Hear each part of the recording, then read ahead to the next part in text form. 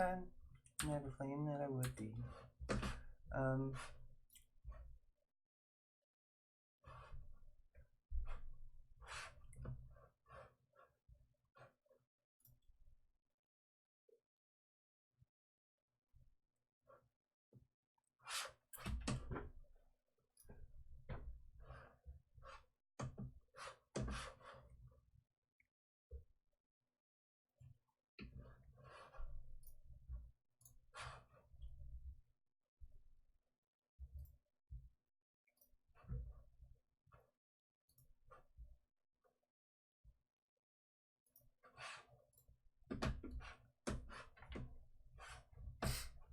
Looks like there's a Hyrule tournament coming up really quickly.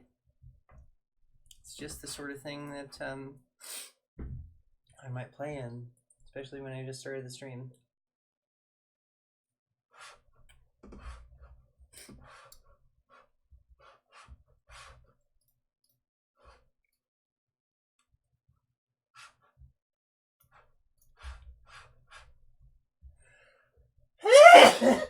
Excuse me. Woo! Really sneezy. Maybe that medicine has something to do with it. That tropicamide. Had my eyes looked at today. Had them dilated. 4, 3, 2, 1, 0. Thank you so much. Ready. Counting me off like that.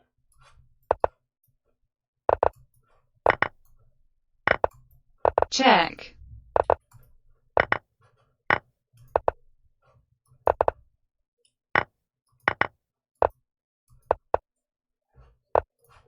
Check.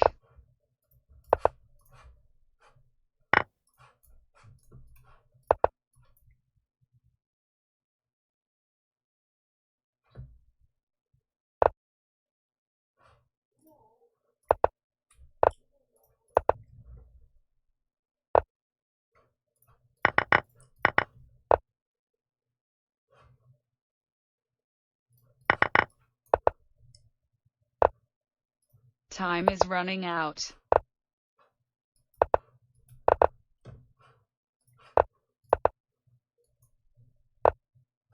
Ah! Check. Damn! They had mate earlier. Hey, David. Ready.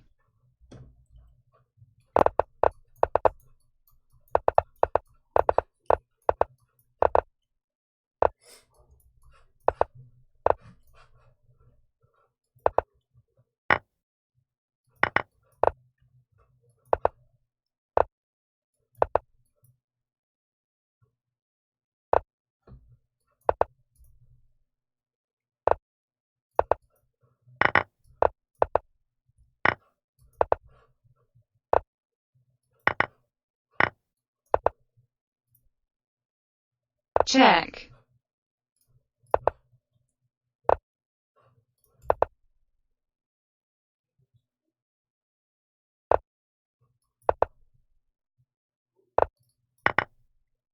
Time is running out.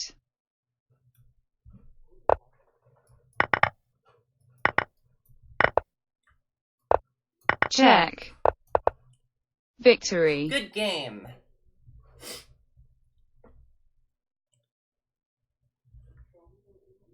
Ready. Check. Check. Check. Ah!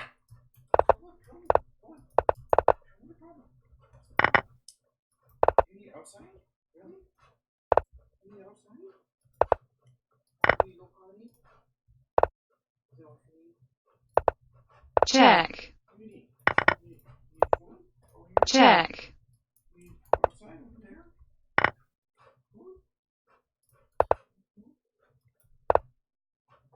Check.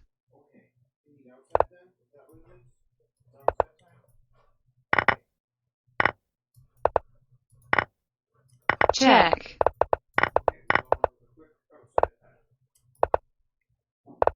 Time is running out. Check.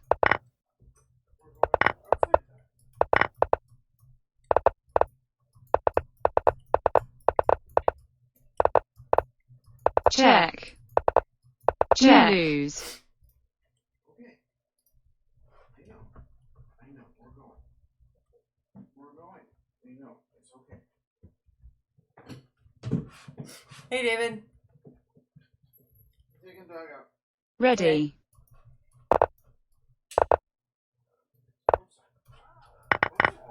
Check.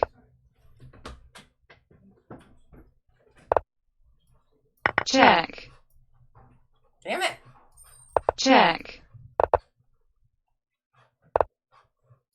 Check.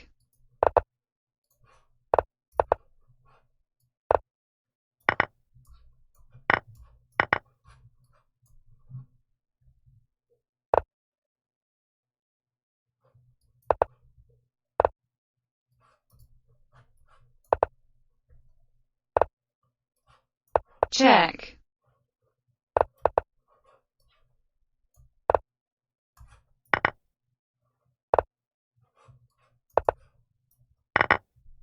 Time is running out.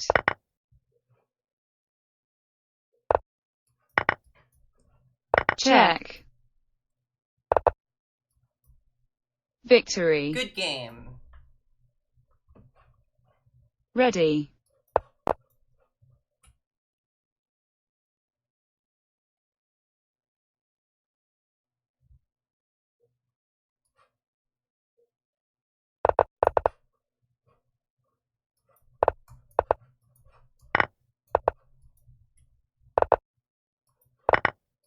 Check.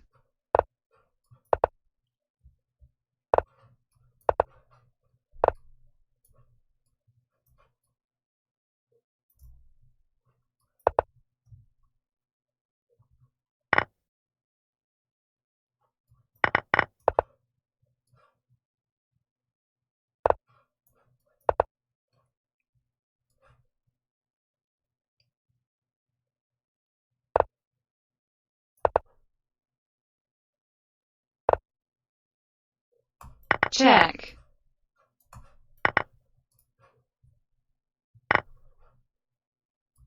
Time is running out. Check. Good Victory. game.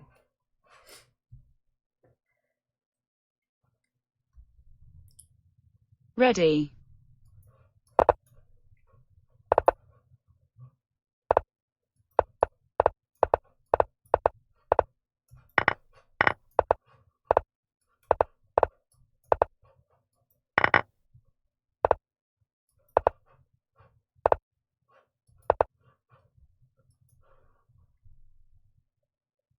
I'm just waiting for that diagonal to open up.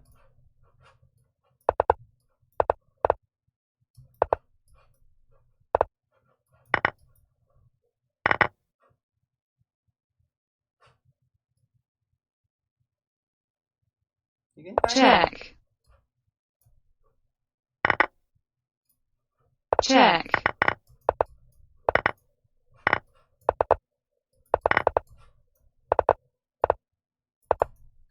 Victory. Go. Go game. Ready. Go game. I didn't even put the D on that one. That's how quick it was.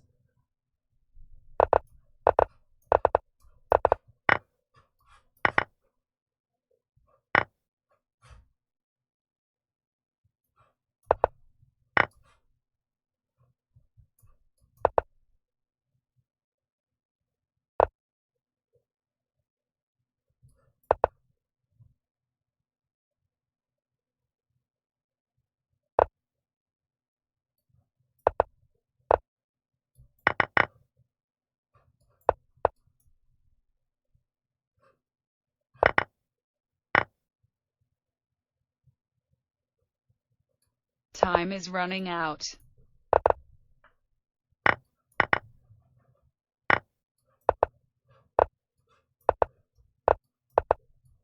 Check. Check. Check. Check. Check. Check. Check. You lose. Damn. Ready.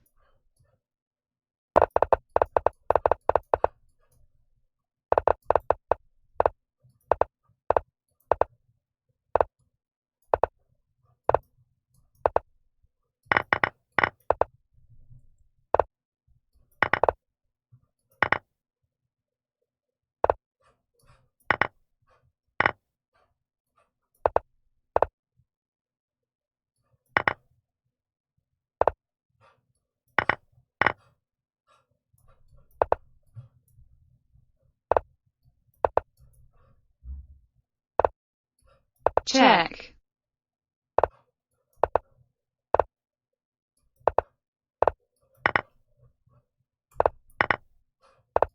Time is running out. Check. Victory. Good game.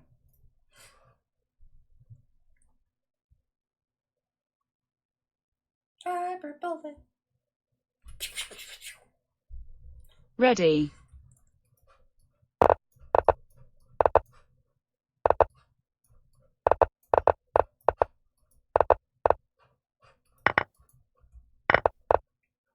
Check.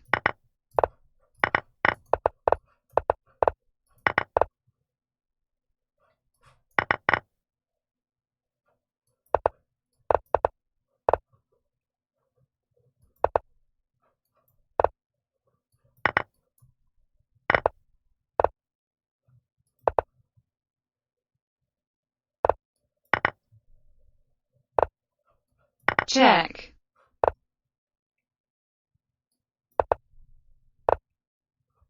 Time is running out. Good game.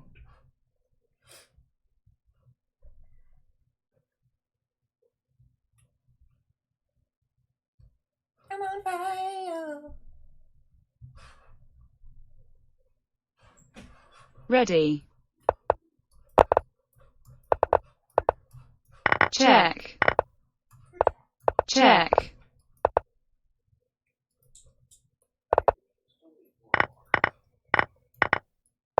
Check. Check.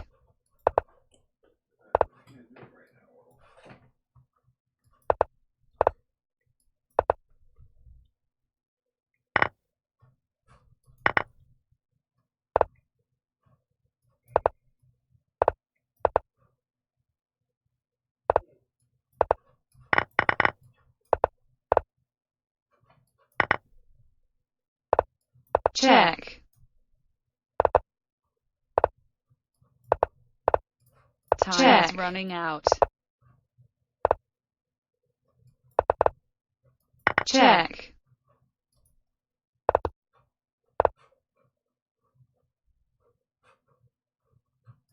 Check. Check. Check. You lose. Damn.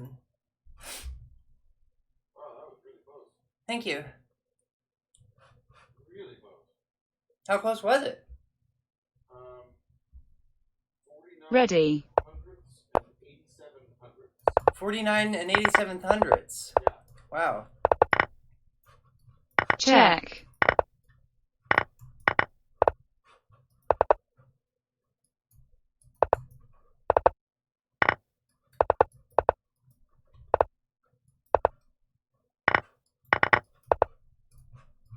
Check.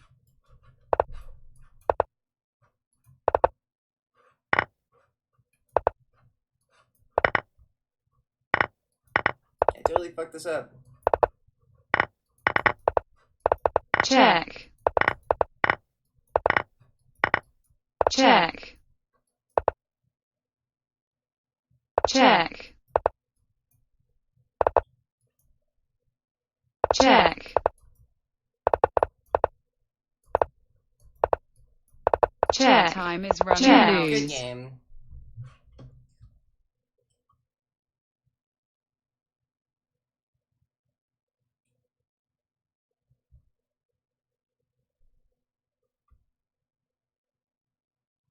Ready.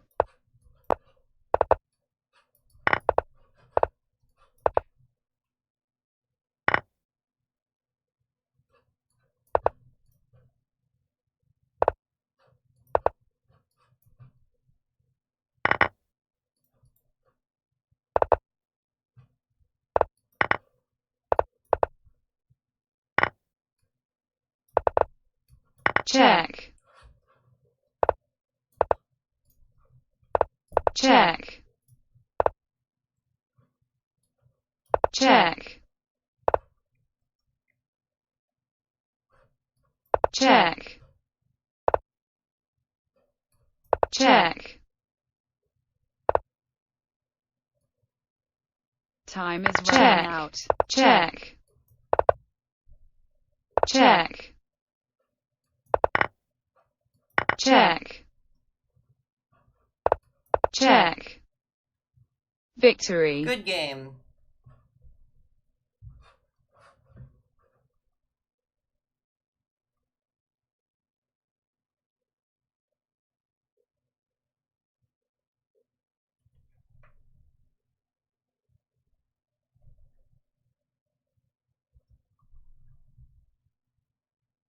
Ready. Ah, I took that thing you wanted. Check,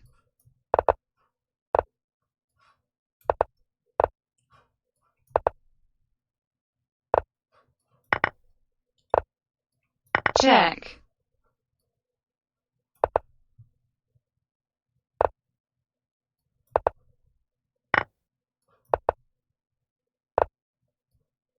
check, check, check, check, check, check. Time is running out. Check, check, check, check. Victory. Good game.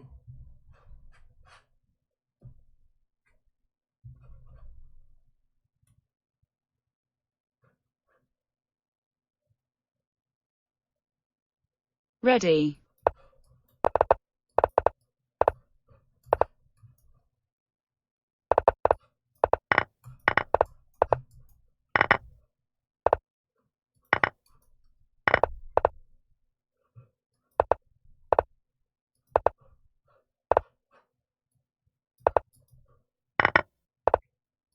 Check,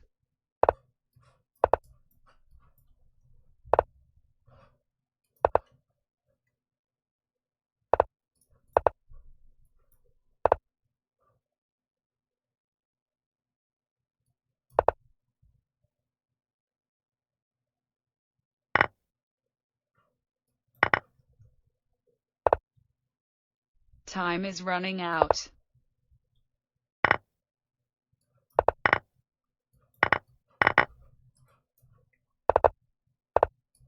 Check, check. Victory. Good game.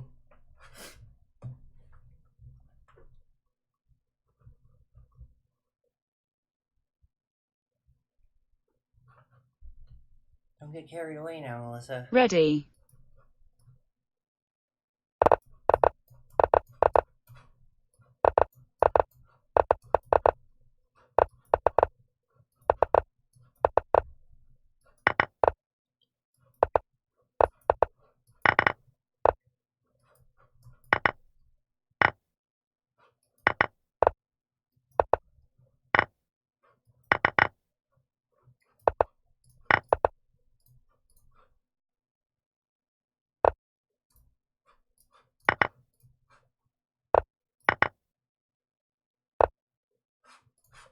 Check. Victory. Good game.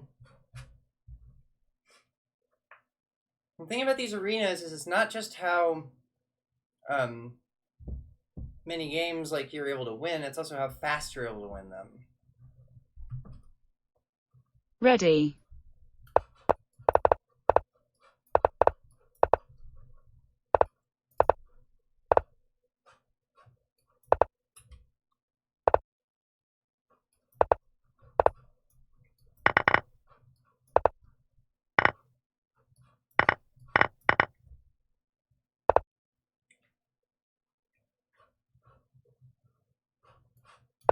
It's gonna come back.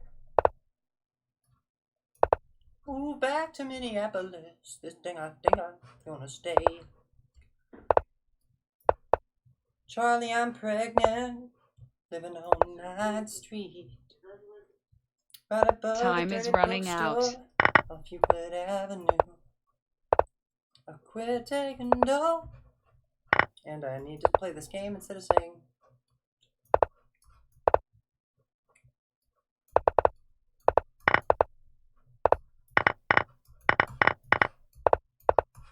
Check. You lose. Ham! Singing and playing. Move back to Minneapolis. This time I think I'm gonna stay. Ready.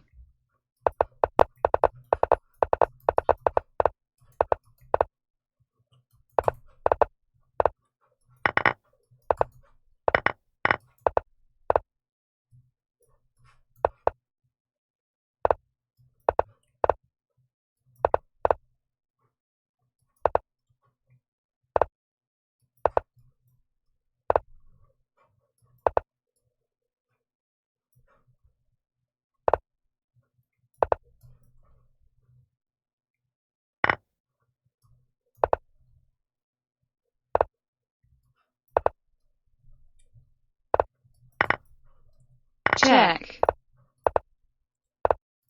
Check. Time is running out. Check. Check. Check. Check. Check. Damn it! Check. You fucking fast moving You piece of shit! lose. Fuck you! God damn it!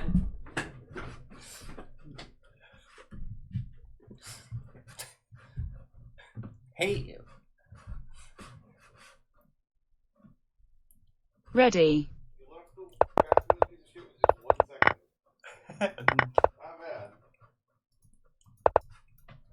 They've rattled me. Feel rattled. Is that a rattle?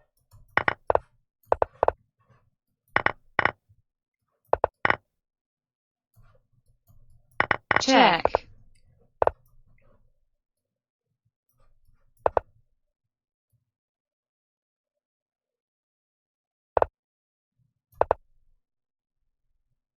Check. You lose. No! I told you they rattled me.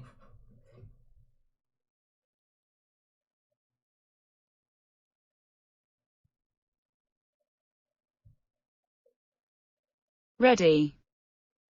Going berserk. Check.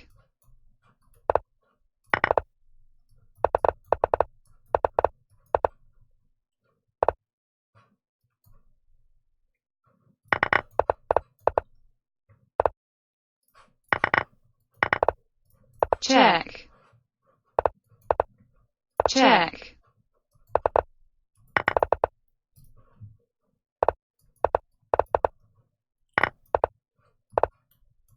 Check.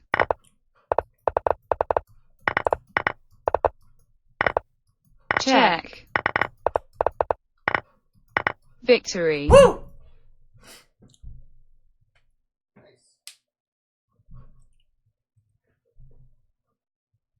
Ready. Ah! Keep on falling for bullshit like that. I need to.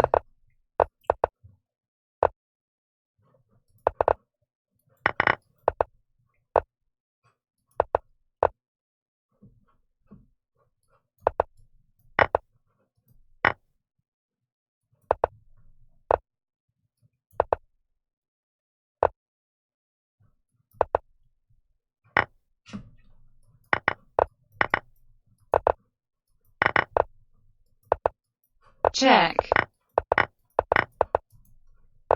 Time is running out. Check.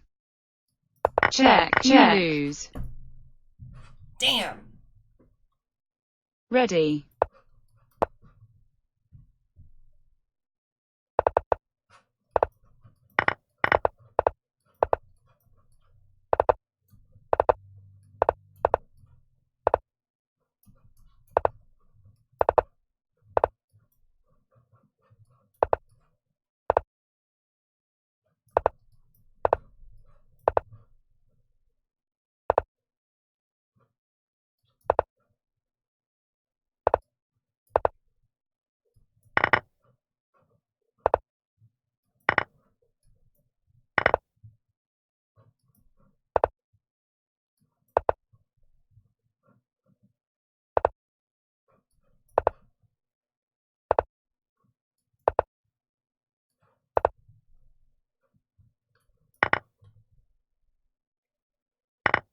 Time is running out.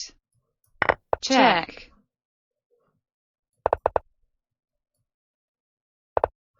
Check. Check. Check. Check. Check. Victory. Good game. Ready.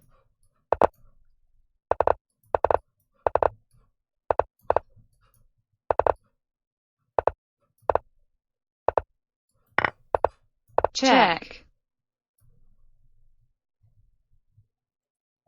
Check. Victory. Good game.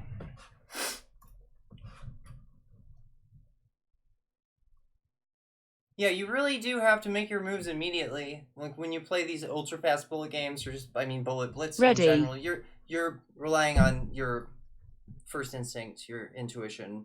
You have to train through long games. Time is running out.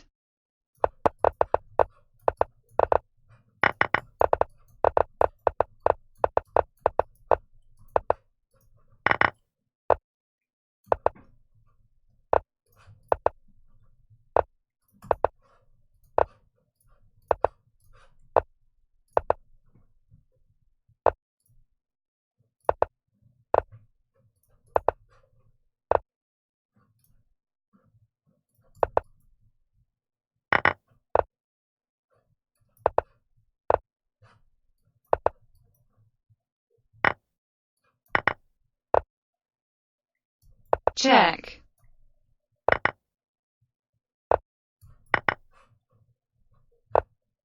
Time is running out.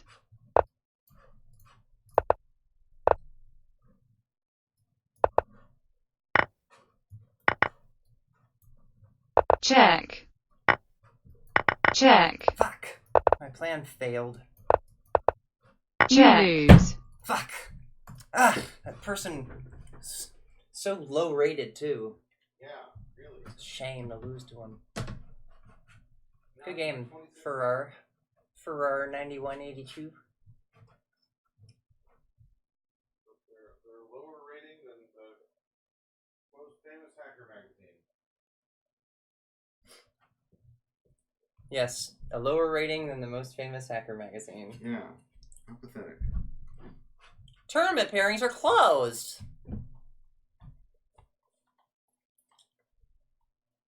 No more chess for Melissa. If anyone hears an echo, let me know. I'm not used to the monitor being up this loud, so it's hard for me to tell sometimes.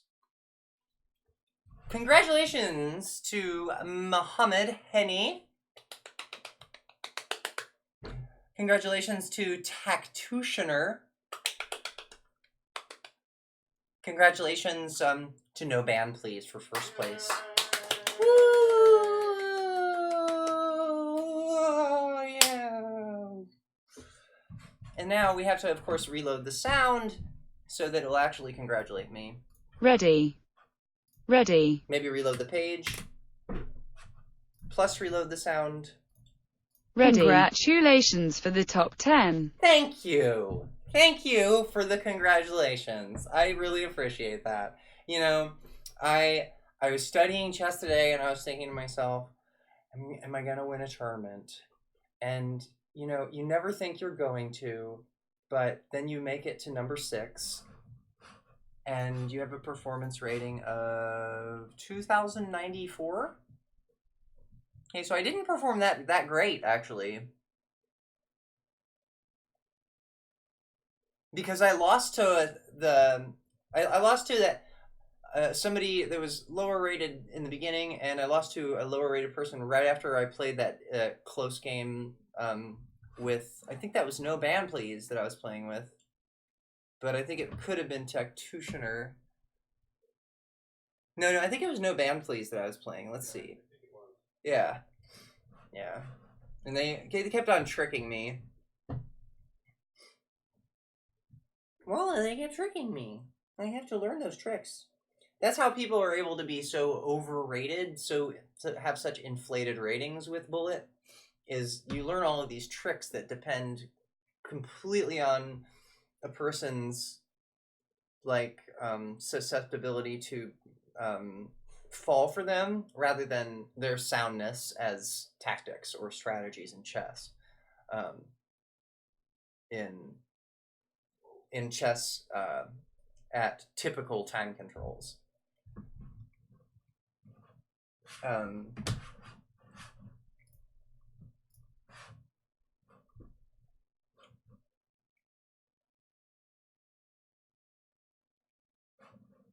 yes, and New challenge. Oh, David. Yes, let's play a 5-minute Ready. game. Absolutely. What? What do you need? Does she need to go back outside? Do you need to go outside? I didn't walk her long enough. You need to go outside. Okay. Okay, I'll take Papa you will back take you outside. up. I'll take you back up. You go back up. Papa will take you outside. I didn't give up. I just had to take a break. Papa will take you outside.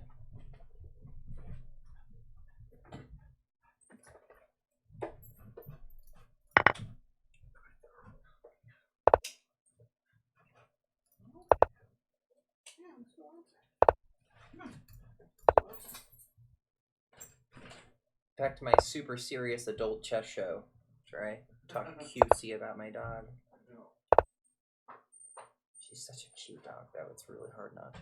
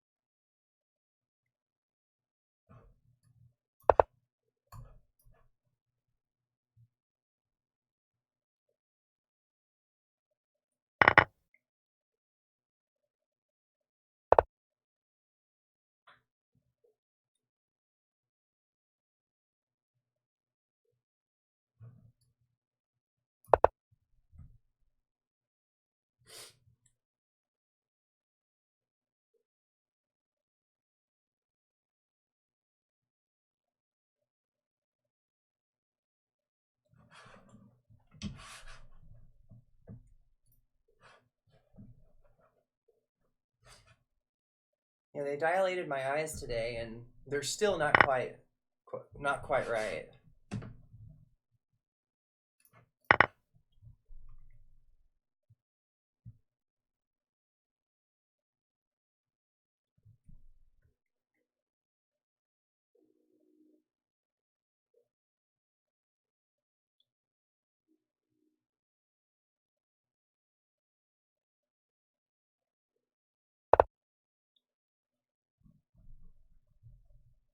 Just don't play d6. If you play d6, then they get their fork. So, because of that, it behooves me to take that. So that I remove my queen from this point where she'll get forked. If I play d6, I'll block the defense of that square, which the bishop is currently in charge of.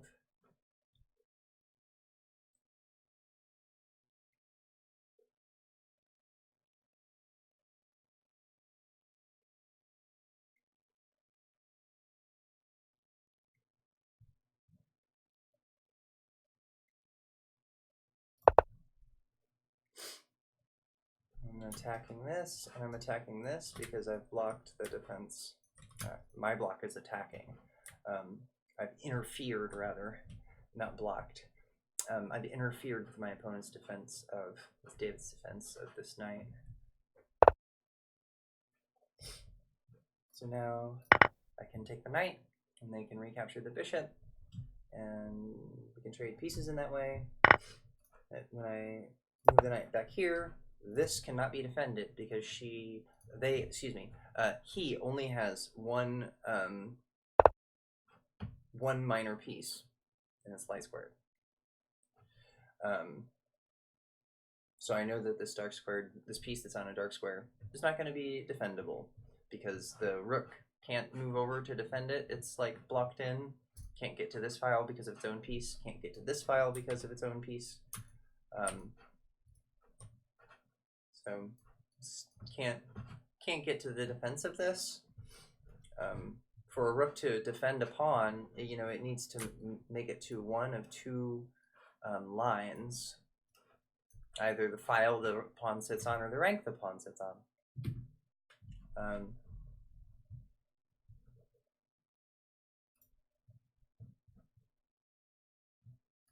Now,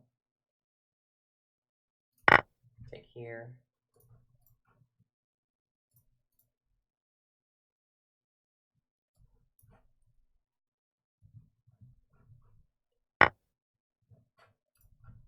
Make sure to take in the right order so I don't hang my queen.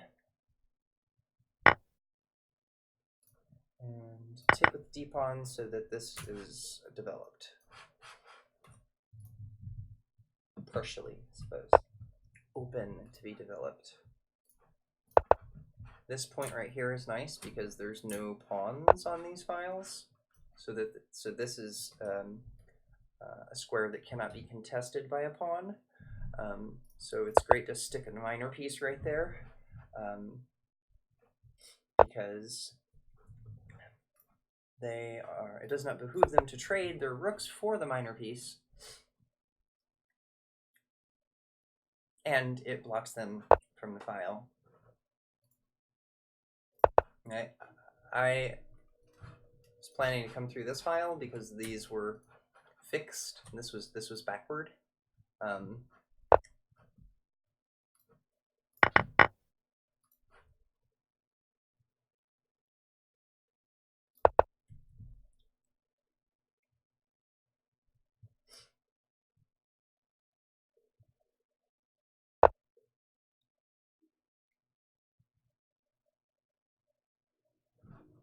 Double up.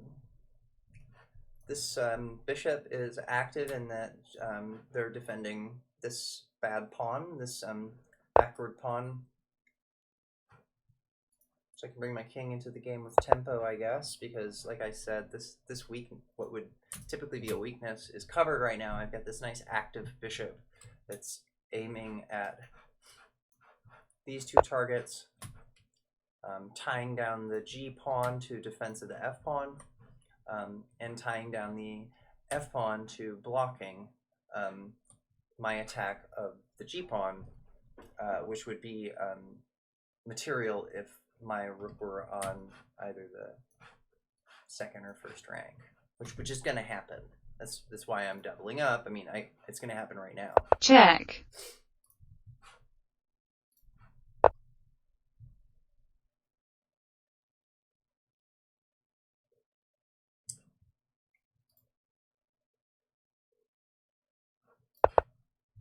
I need to play.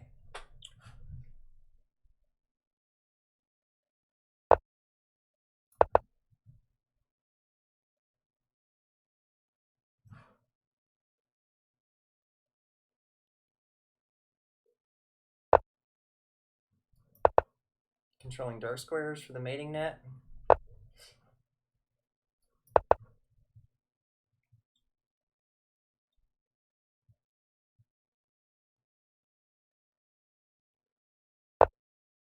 Time is running out. Check.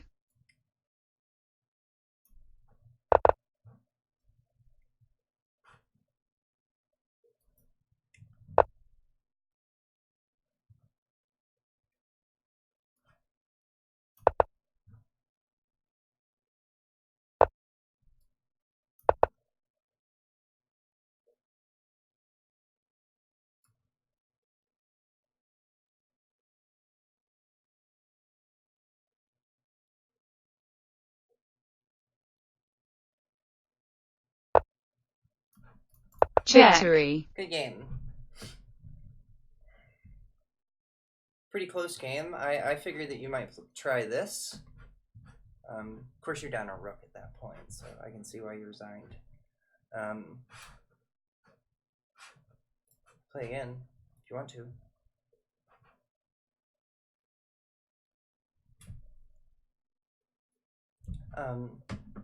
Or it's a good chance for me to oh, there we go.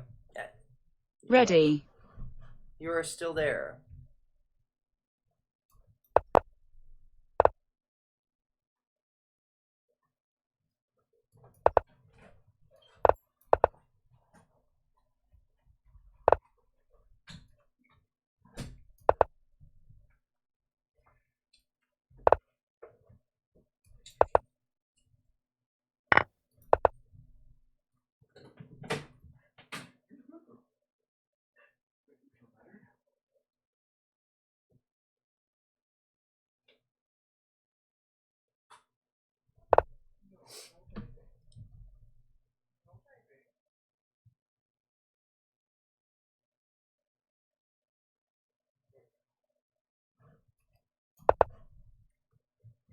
Just defending this. Which prepares for an attack on this knight.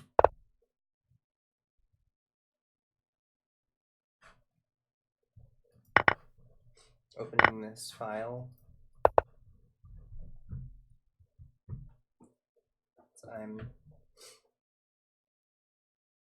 out of ways to defend it that were convenient to tempo.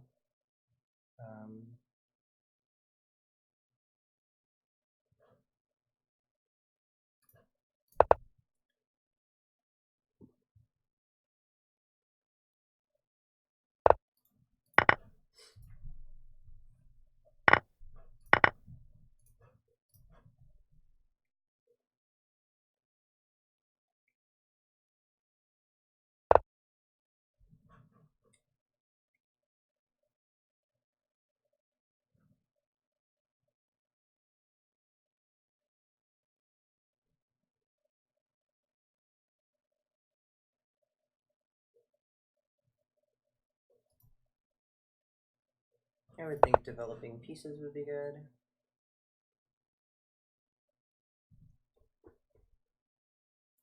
I anticipate that they could play Bishop f6. It's possible to play other things too. Attacking there. This is responsible for defending it. And I'm also attacking it. So that amounts to a threat.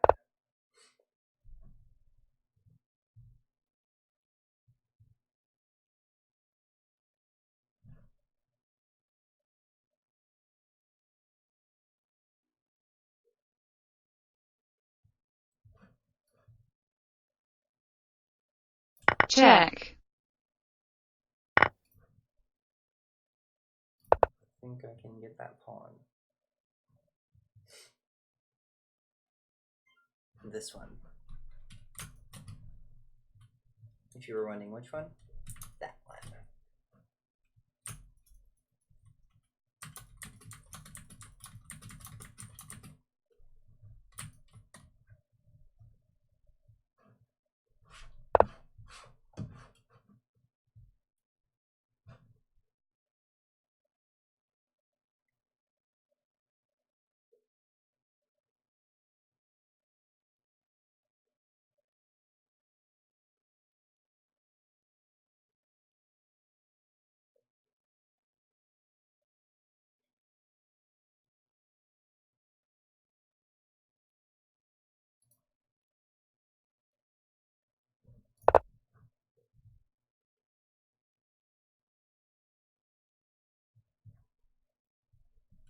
I'm attacking this.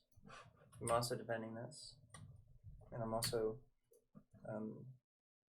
blocking this potential exchange, which would have shifted my queen over a file away from her pressure on that. It all comes down to that, my queen being aimed at d6. I don't want to shift her over and lose that nice attack.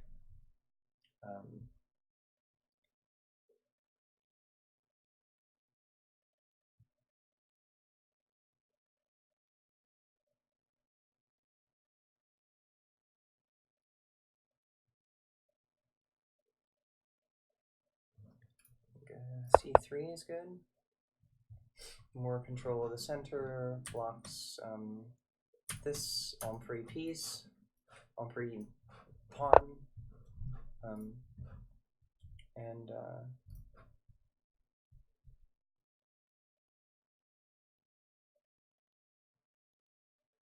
opposite color bishops favor the attacker.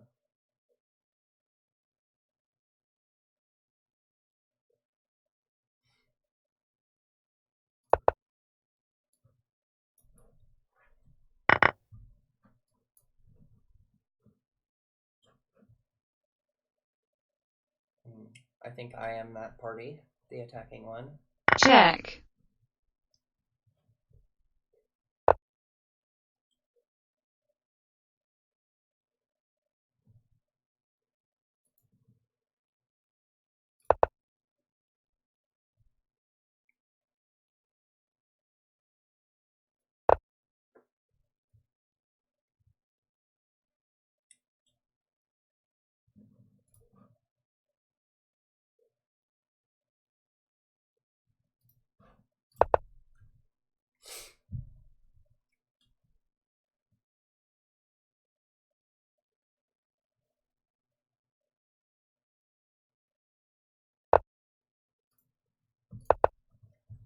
I'm putting pressure on d6.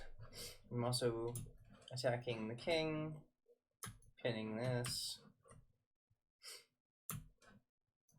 attacking by extension that pawn, which is not being defended as it should be, as it's intended to be by its base pawn.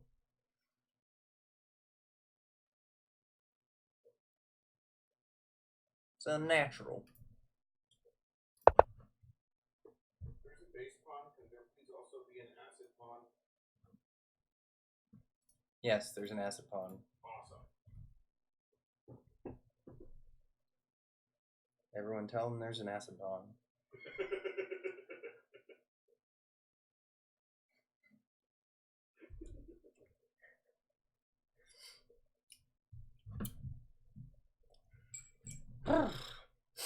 Yeah. Gotta chill. Maybe there should be a treble pawn.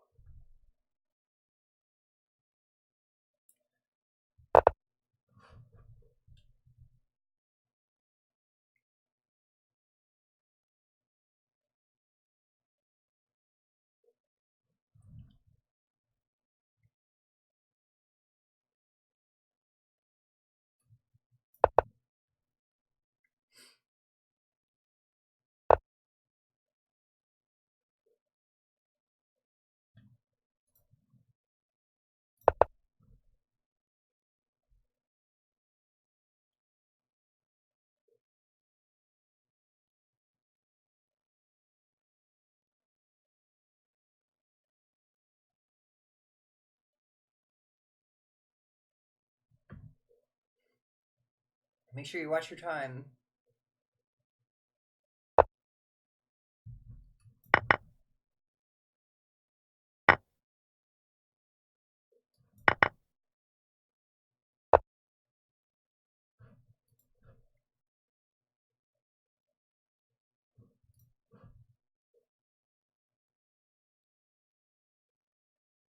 It's a good move.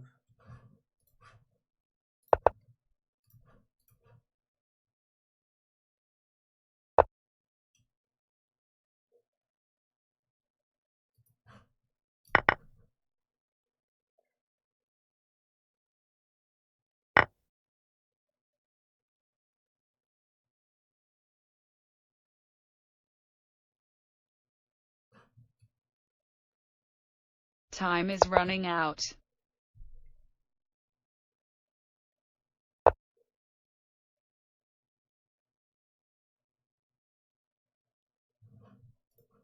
Check.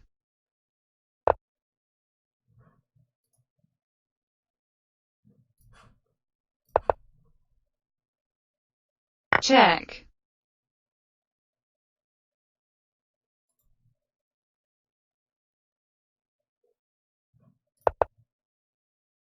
Check. Check. Check. check, check, check, check,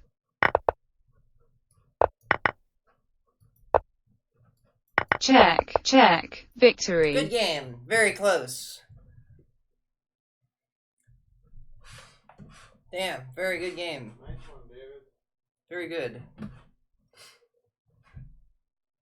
I'm sure the computer will agree. That was a very good game. Oh, did you like that, huh? How we went into analyze mode? Computer analysis. Let's request one. Request denied.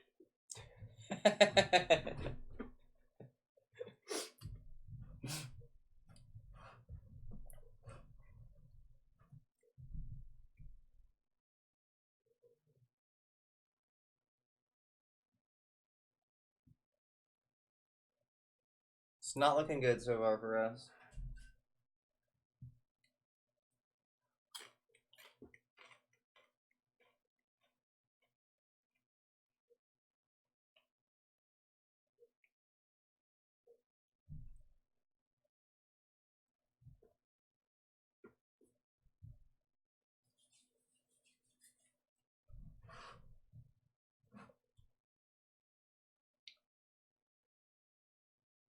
So far, we're both more than 100 centipons over our average centipon loss.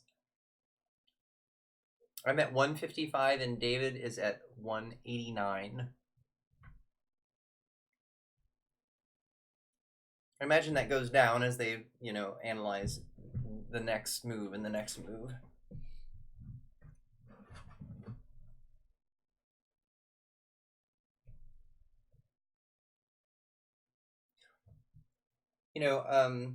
I tried something fun, and while it's chugging away on that, I searched for women chess. Not women in chess, just, well, actually, no, I lie. Chess women, that's what I searched for. Chess women. Okay? So that was more at women in chess than women chess. Let's see if it says the same thing. Let's do women chess. Yes. Okay. We have Women's World Chess Championship, Wikipedia. The second article is uschess.org. It's a 2-year-old article that says, should women's chess titles be eliminated? I think the fact that that's even questioning, especially since usually when there's a question in a headline, the answer is no. Yeah. I think that you are already get to see some really high quality gender equality here. So pros and cons. Here we have percentage of US PhD who are female.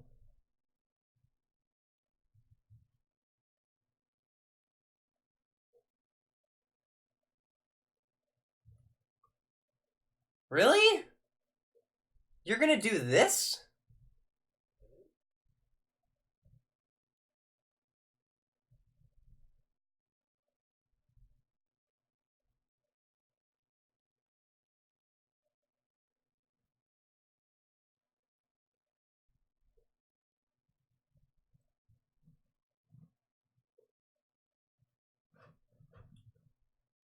Kostinuk asserts that women's chess titles are essential for encouraging female chess players.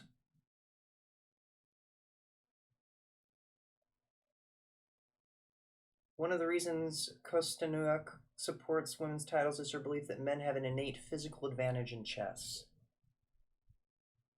So what they've done here is something that a lot of conservative, what would you say, pundits do, and that is they've taken somebody of the demographic that they're attacking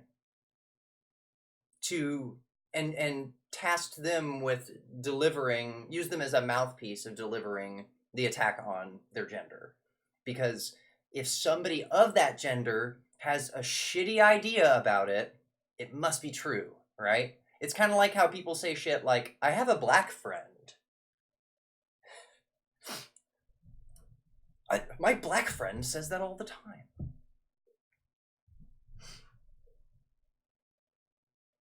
But yeah, so they've gotten a woman who thinks that men are just better at chess than women, and that they need to be encouraged to play and played down to and placated to, even though we've shown that women can play just as good at chess as men.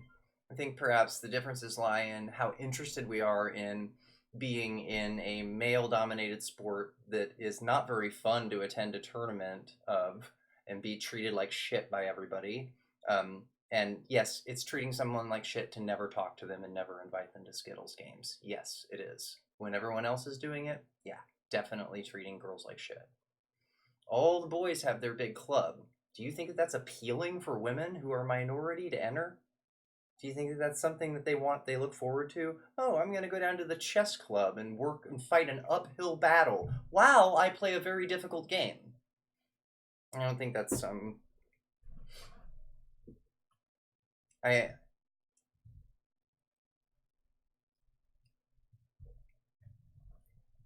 So anyway, this article is just voicing the opinions of a woman who thinks that women are inferior in chess.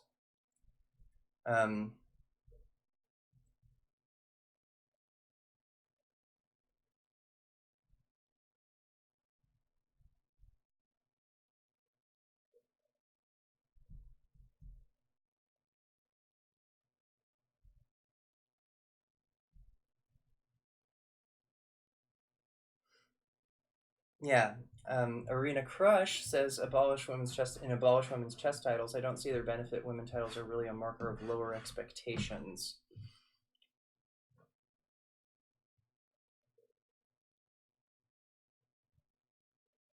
Every great chess player has emphasized the importance of confidence for success.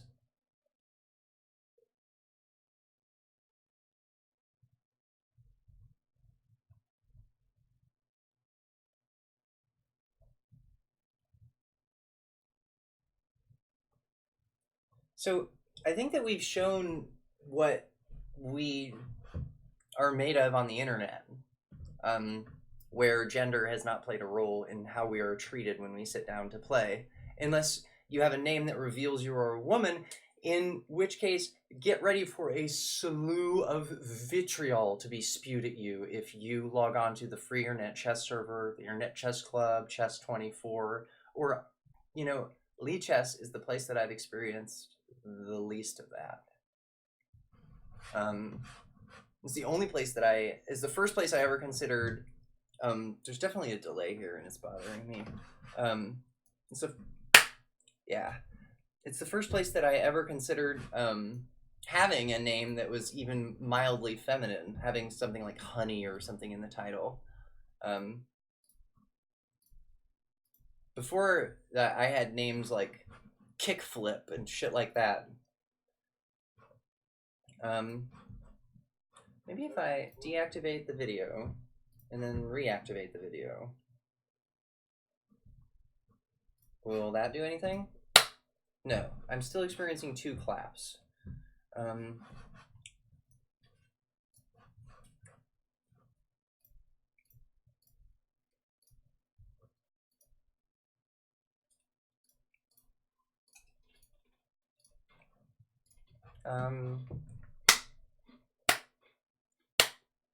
Okay. Am I still experiencing? Okay, there we go. Sorry about that, y'all. Yeah, I think that we've really shown our stuff on the internet. Like, everybody plays on the internet now. There's lots of women playing. There's women that stream chess. All of these arguments about women being less spatially apt or less inclined to do mathematical activities. All of these have to do with somebody wanting to maintain a separate but equal stance. And if you're from Europe and you're not aware, you're probably still aware if you're from Europe, but separate but equal was the Jim Crow idea that black people and white people could coexist separated but equal. And that is intrinsically impossible. You like the someone it's like trying to tear 3 sheets of toilet paper and just have the middle sheet just fall right down. It seems like in principle like very possible, but when you try to do it, you notice that one piece of paper always tears first. You always get one side that has more of the wishbone than the other.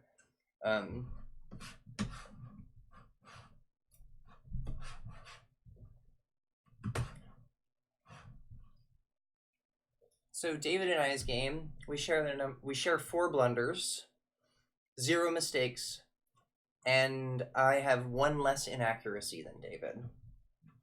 David's a man, by the way. Appears that we're doing well, and actually, yeah, and a really nice guy at that. Chess needs more people like David, who definitely an ally to women.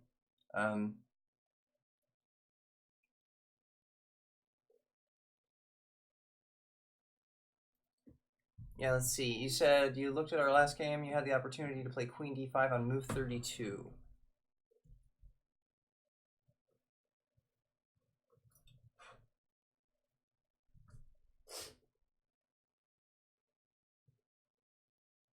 Yeah. That wouldn't have been good for my winning chances. I think if you're allowed to play that, I have to trade. Check. And now without queens on the board, my attack is kind of wavering. Protect my pawn. They protect their pawn.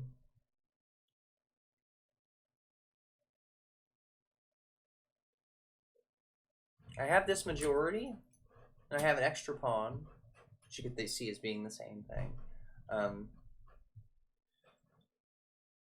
You could like total all of this together to mean that I have a majority because I have an extra pawn, you know? Like, these pawns are all equal, but then this one is extra. You could think of it like that.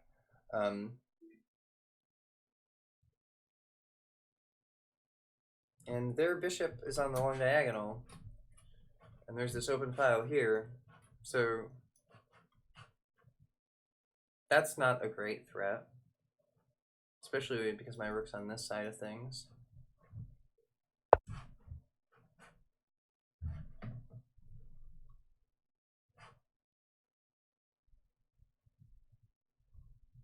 Check. Check.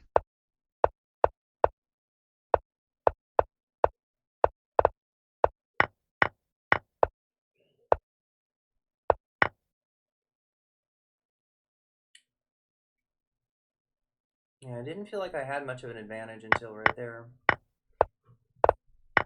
You were definitely keeping up the pressure and keeping things headed towards a draw, I'd have to say. And then when this long diagonal opened up, I actually started to fear that you could perhaps win if I wasn't careful by getting on the open file and taking advantage of those 2 long lines, those 2 long avenues of play to, from a distance, cause me trouble.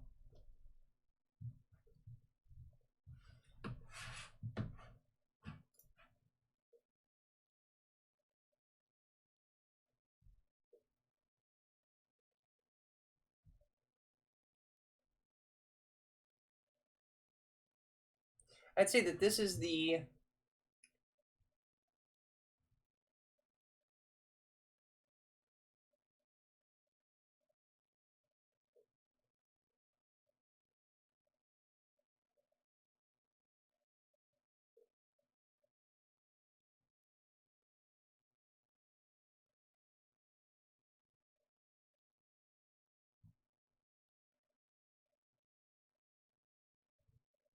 Hmm.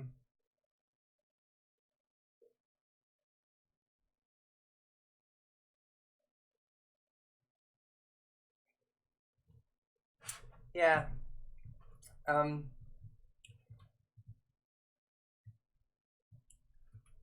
I don't think that. I. I don't know. This probably will happen, but I think that it might ha- take a little more doing for the patriarchy to show its hand so easily as it did when it inspired me to start covering topics about women in chess every single time. Um, my boyfriend also helped me in, like with that. Another person who's nice to women, I think. I think.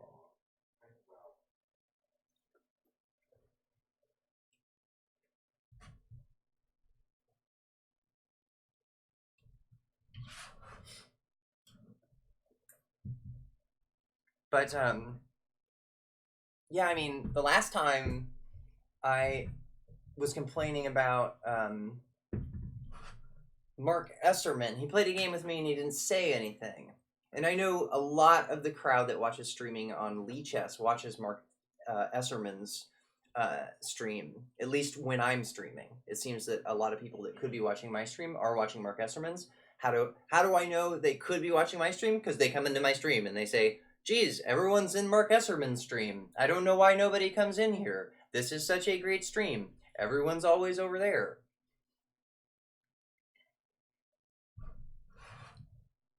Well, I played them and they didn't say a word to me.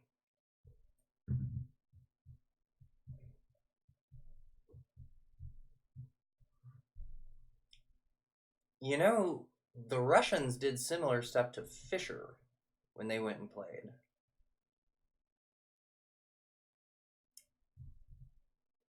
It's just kind of what would foreboding be the right word? Like, let me define foreboding.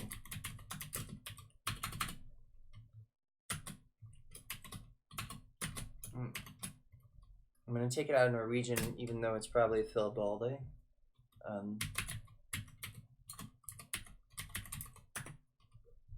Forbodel. Forbodden.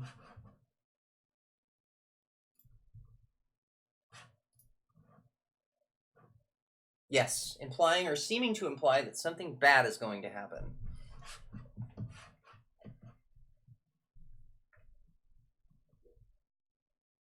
I mean, I got kicked out of a chess club in San Francisco. And that was really hard on me. But when I look at chess historically and just sports historically, I think that I must be doing something right for that to have happened. Um, I've seen men behave like scary people, scare little children at tournaments and not be turned away. Me being kicked out of the Mechanics Institute was just some loud lady that nobody wants to listen to.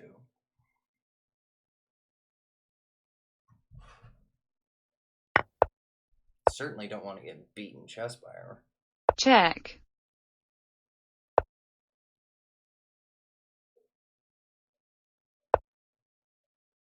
That did it. Even after I play this check, David, you still can play Queen F8, Check. and I don't think much is happening here. Check.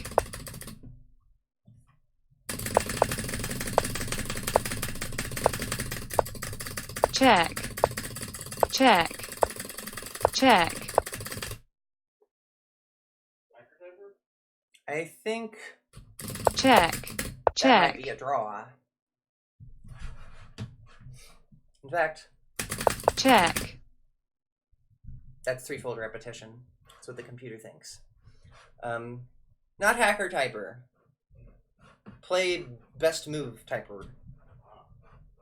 Play now typer, or force move as it's come to be known through chess software, through chess engines.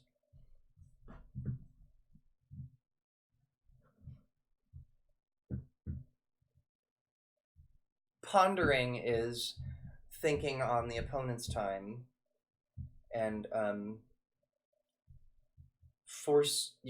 forcing a move, if you force every move, it only ponders. So if there's no opponent time, forcing every move significantly decreases the strength of the engine. But it gives you an idea of where the game is going. And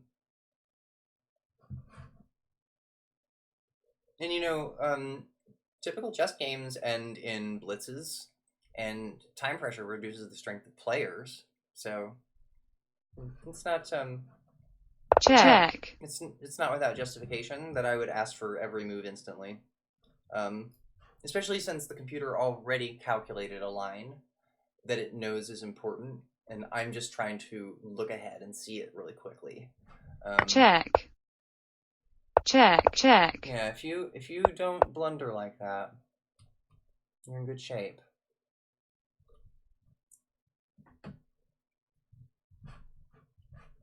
Check, check, check, check, check, check.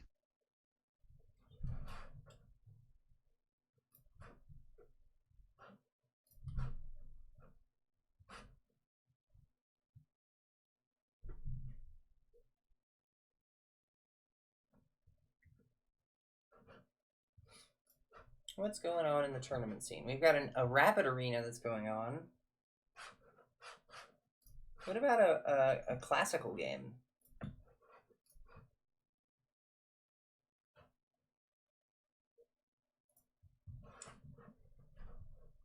want to do a 25-minute game. And the rating range is 2 over 2050.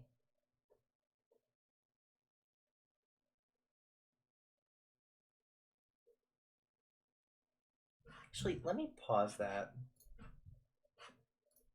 and just take a quick pee break. I'll be back.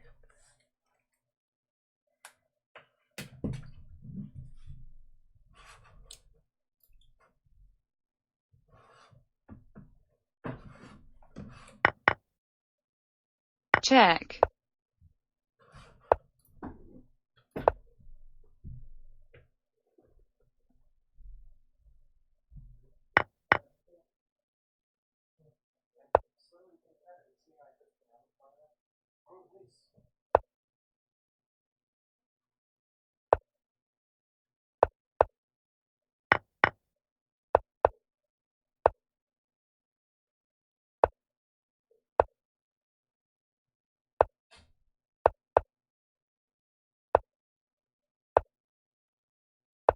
Check.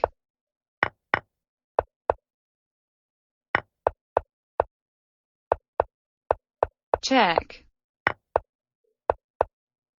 Check. Check.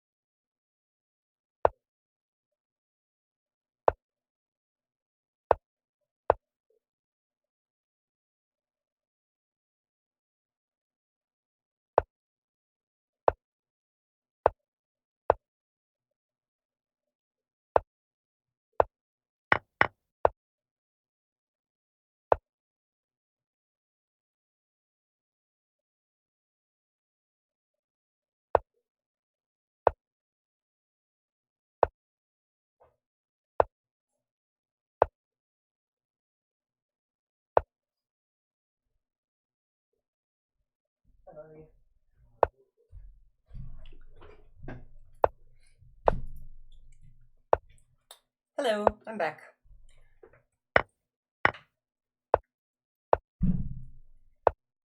So actually, the way that, geez, this echo is just driving me crazy. Charlie, could you give me a sound check? I swear it's an echo, but maybe it's just that Check. is my mic just up really high or something?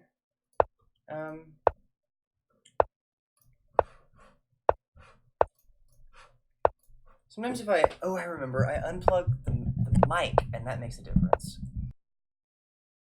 Check.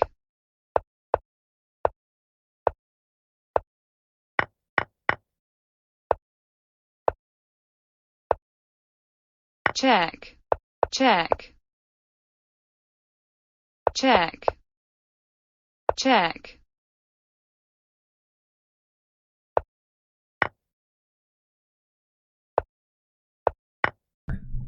Echo gone. Check.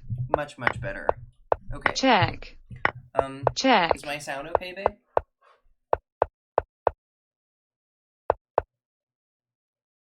Check. Okay. Sounds like I got it fixed. I'm glad you got it fixed. Oh, was there something wrong Check. I never got to hear it. with it? Oh, okay. Check. Check. They fixed it by the time I got my screen started.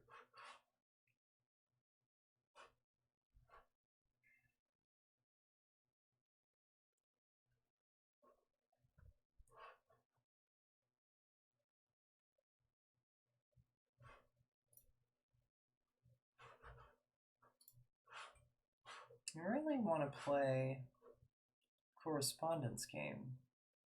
I mean, a classical game.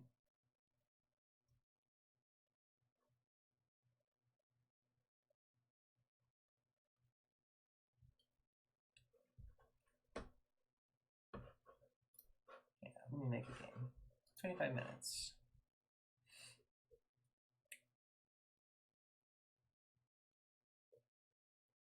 I was doing chess tactics today, and I'm coming to the realization that we're coming to terms with the fact that I need a steady endgame. I'm just so much in a tactics routine ever since I started doing chess.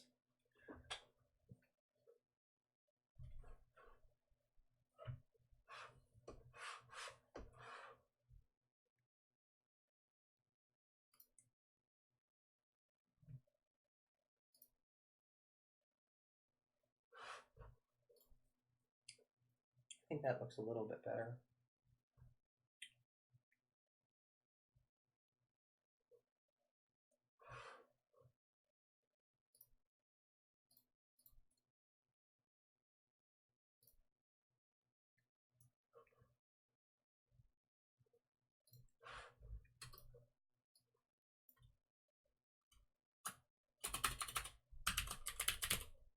Thank you. Somebody just did something.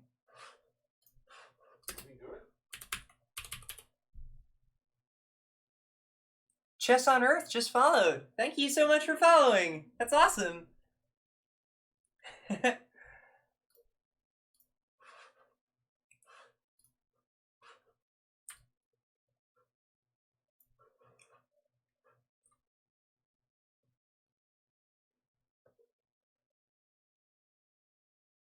Oh, you returned from Mars to play some chess on Earth?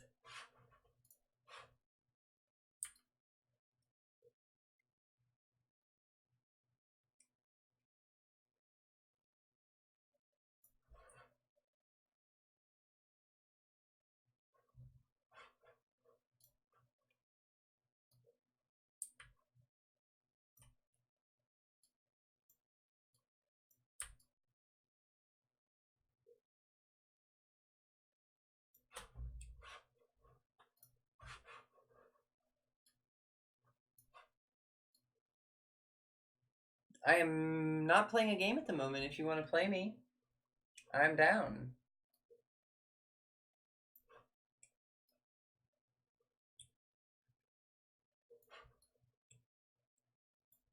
I'm down for Game Town.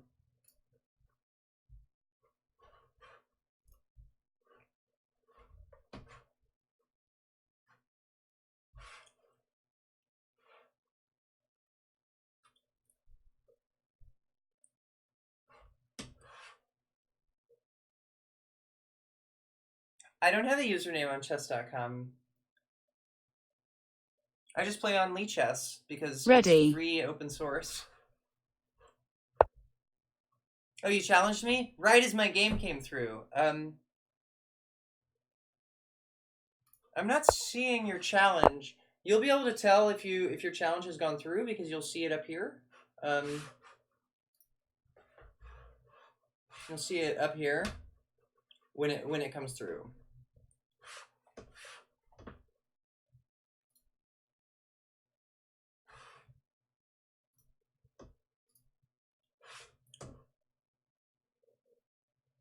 Oh yeah, it's absolutely. It's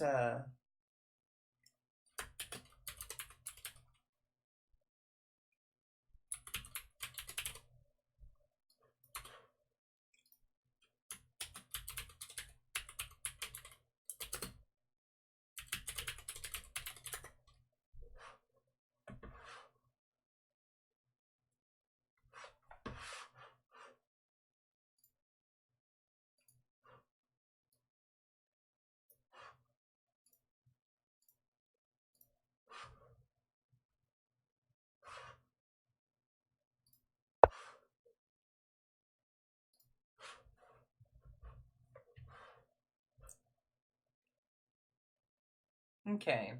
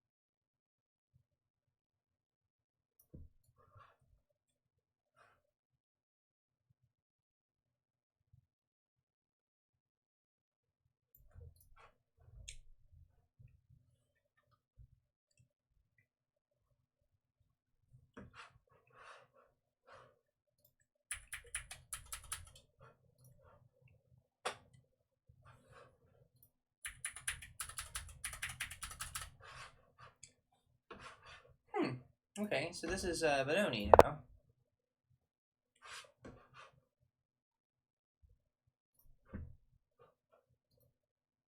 I I just added that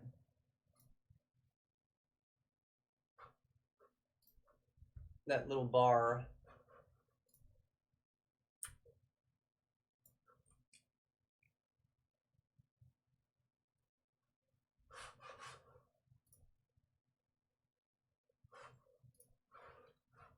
So you'll be able to tell if you've challenged me because you'll see it on screen in the top right.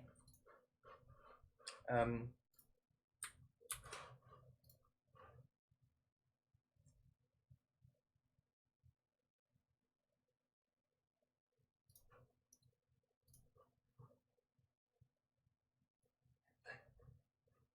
why on earth would she slap you?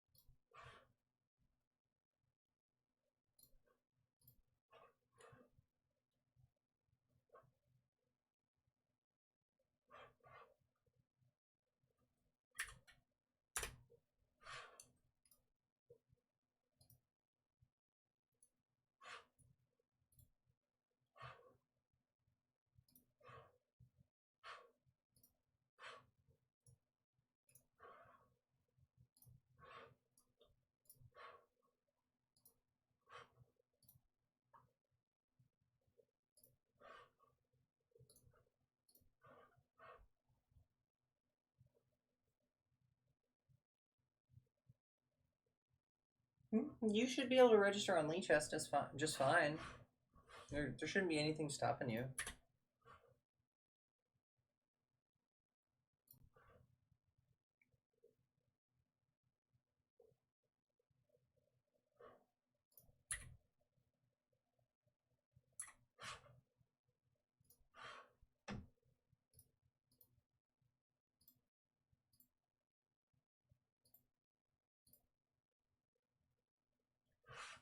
Yeah, I can use the link to join.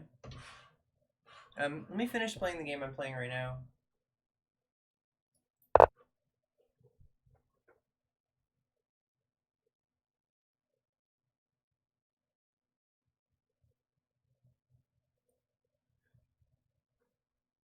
You wouldn't mind bringing me another Fentimans, Not at all. two 2 milligram strips, And drink. gabapentin. Okay. Yeah, so gabapentin, Suboxone, Fentimans.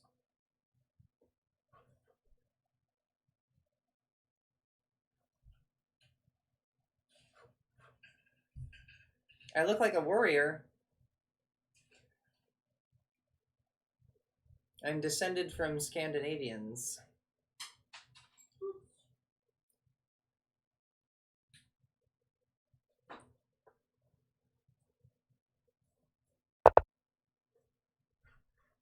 And Spanish.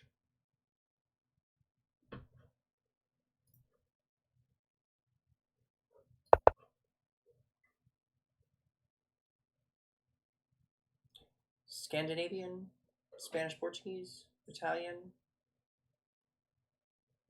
Those are the tinges of the world that I have.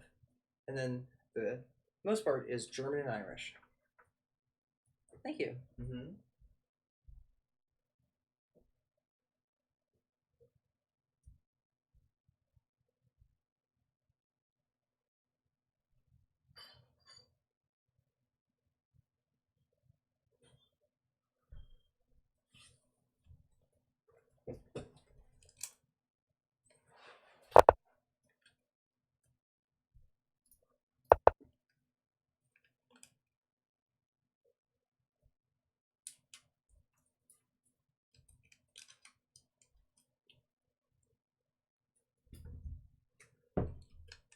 Thank you.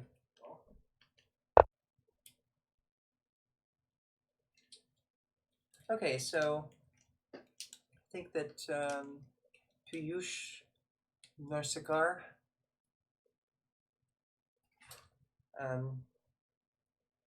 Narsikar,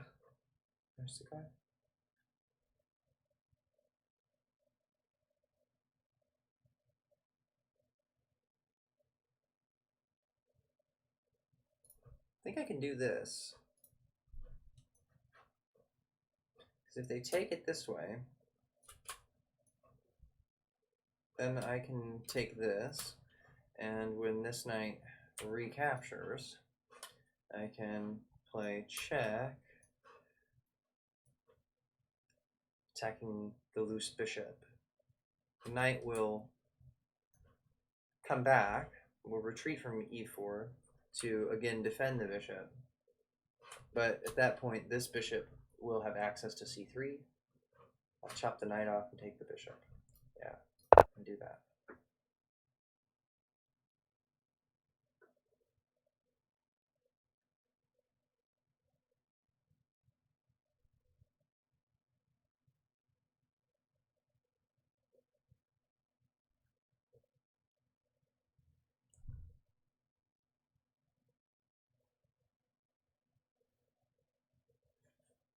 I did it in the wrong order. You're supposed to let the stuff that dissolves in your mouth do that after you take the pills. So now you have to do this thing where you're like,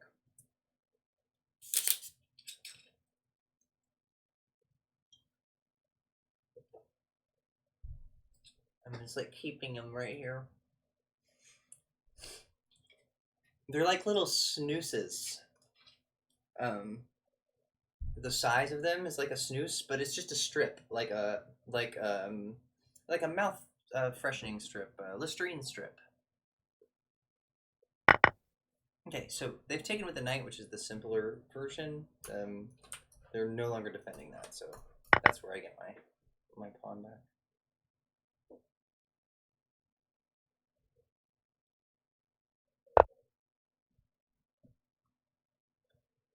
And then I guess there's some candidate moves. It's a pin, pinning it to the bishop. It's only a pin if the knight moves certain places. If the knight moves here, they'll defend the bishop as they discover it. Discover and defend the bishop to this bishop's attack here. But any other square that the knight can move does not work out well. New challenge. This is the only path towards, if I am to pin it with bishop to a6.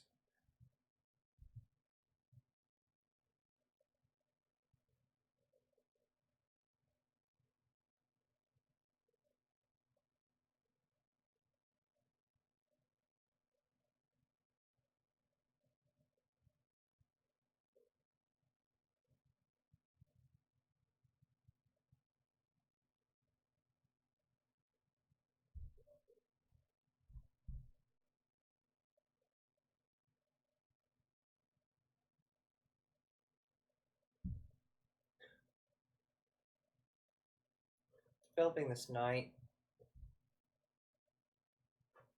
seems safe. It'd be good to make a move. Now I can ponder, which is think on my opponent's time.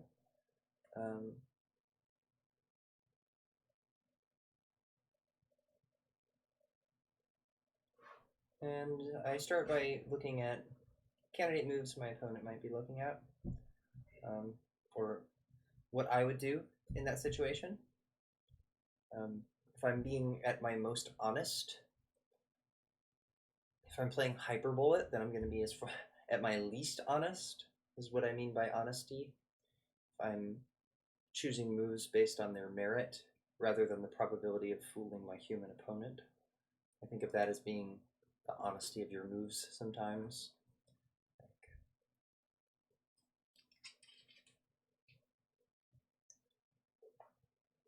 Is how well do the moves hold up to best possible play, would be another way of thinking about it.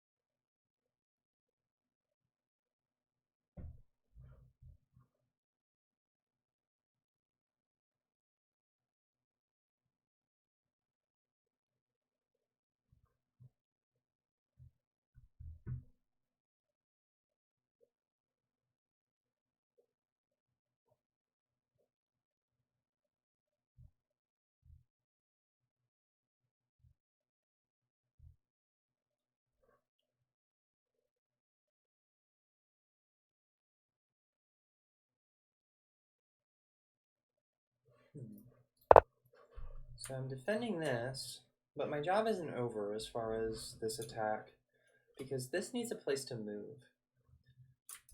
It's blocked from moving there, there. This, do it by square instead of by arrow. That square is attacked, that's attacked, that's attacked, that's attacked, that's attacked, and I can't move there.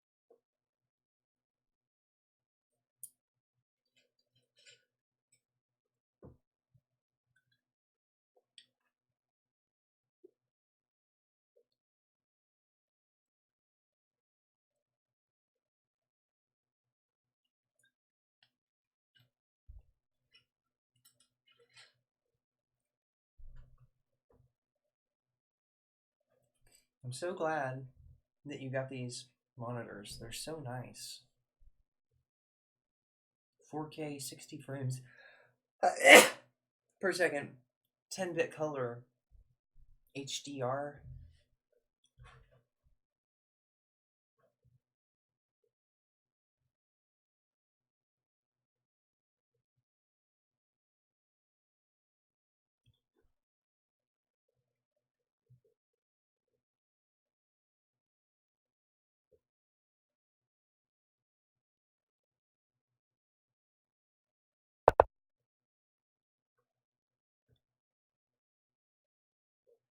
Is this a Punjabi name? Chess on Earth? Or some other dialect of Indian name? Excuse me, dialect of India name? Huh? Piyush, yeah, that's what I thought. Piyush Narsikar.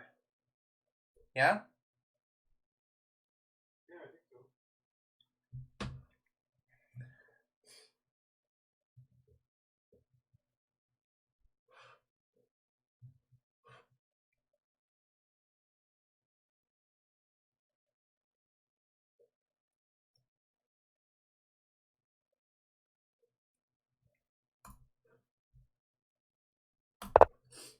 Looks like bishop's going to a6 after all, in order to help defend this knight. Who would have thought that the piece over here would be affecting this over here? But it's happening. Looks different, doesn't it, when you see a tactic with an New arrow message that for leads you. from its beginning to its end? Or something tactical or strategic with, seeing arrows that don't represent moves is not something I see notated on the board, although it can be helpful.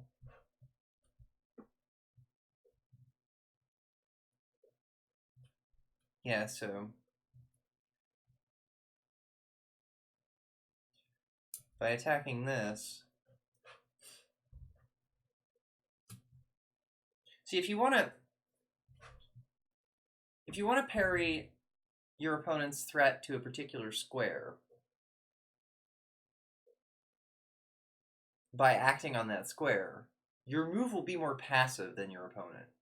It'll be defensive in some way, responsive, because there's only one square and they were there first. But if instead you respond to your opponent's attack of a square with the attack of another square, you run the chance of playing a move which is far less passive, perhaps more active than your opponent. At least you have a chance at all of doing that.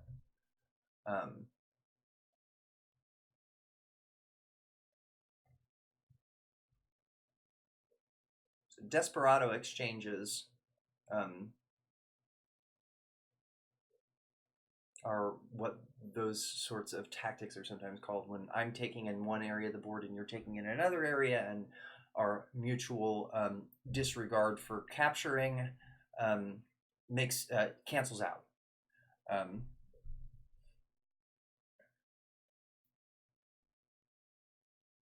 So yeah, to defend something in a desperado way, you attack something else.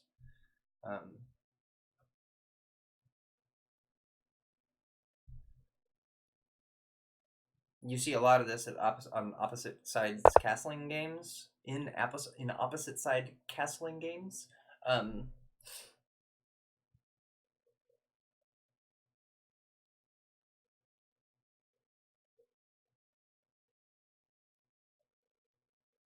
Yeah, I think I messed up here, definitely.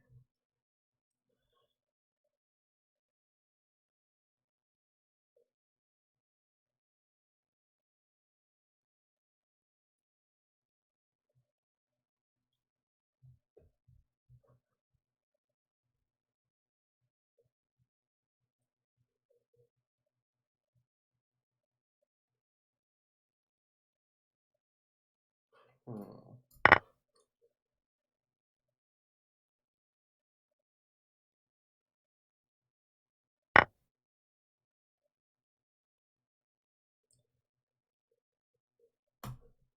Yeah, that piece is trapped, just like I said it would be. I should have paid more attention to my own observations about the problems with the move.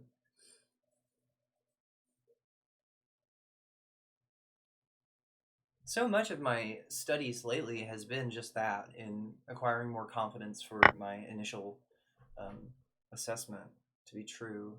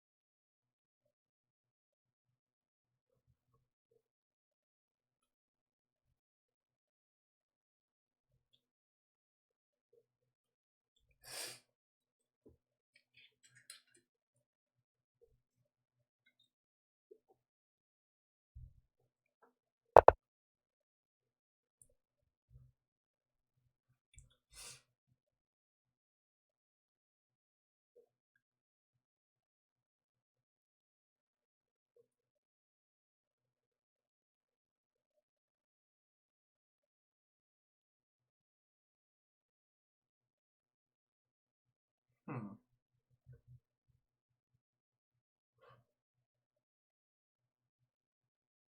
I'm in a kind of dangerous place right now, as I don't have a lot to lose.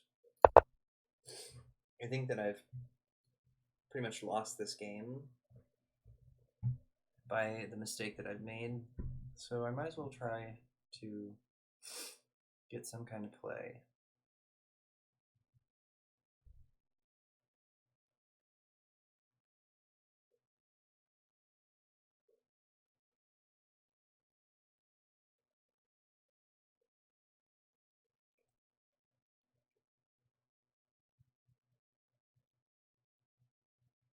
Hey, thanks for following.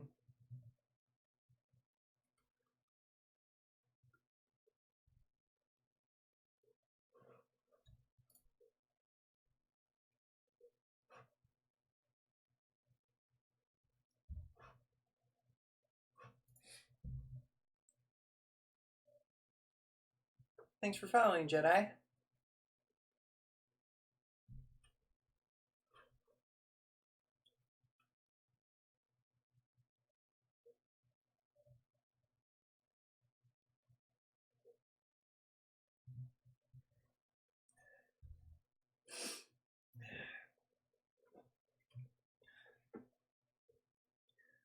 My back is hurting me.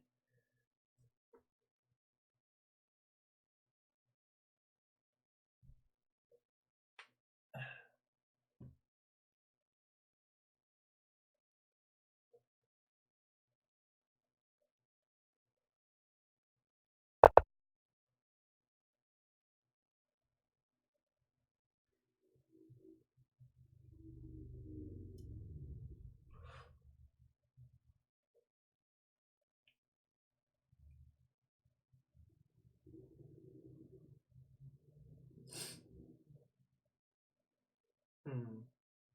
Well, I think my best chances would be to close this off. It most nullifies this extra piece that my opponent has.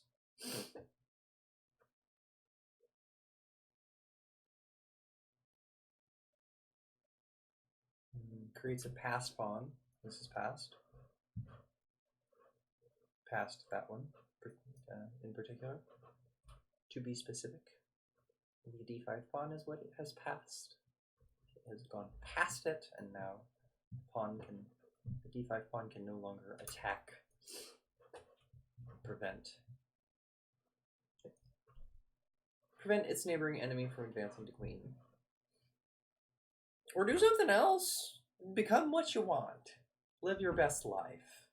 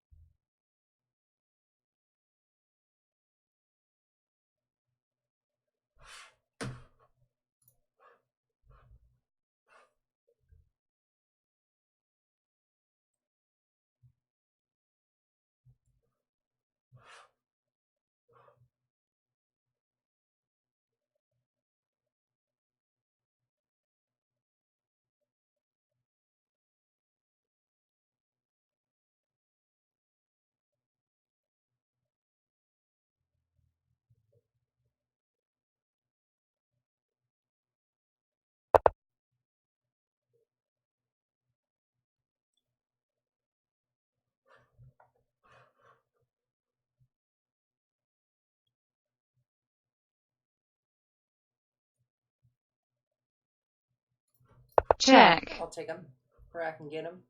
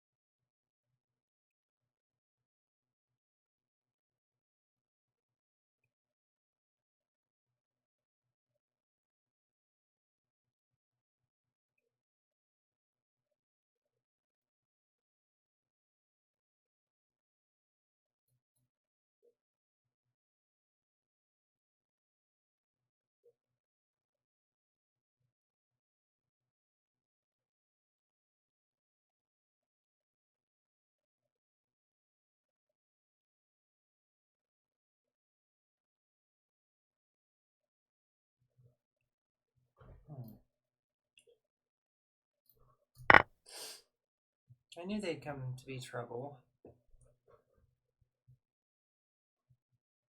That knight moving to g5.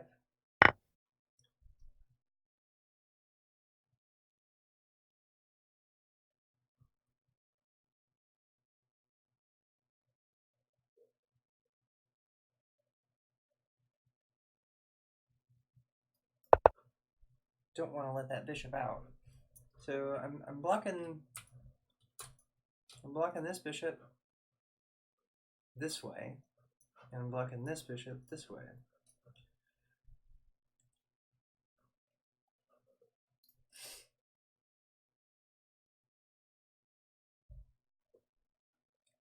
Or you could say here they're blocked behind their own pawn, and here they're blocked behind my pawn.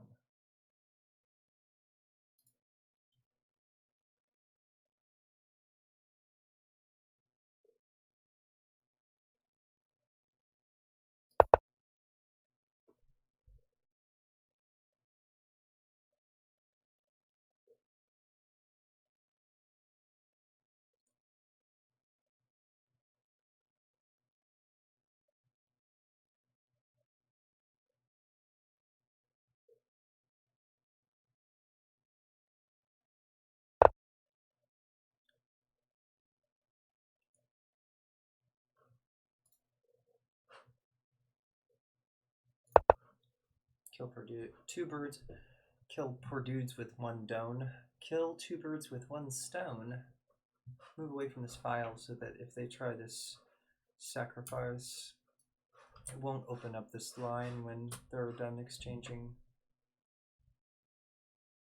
away their sacrificed pawn.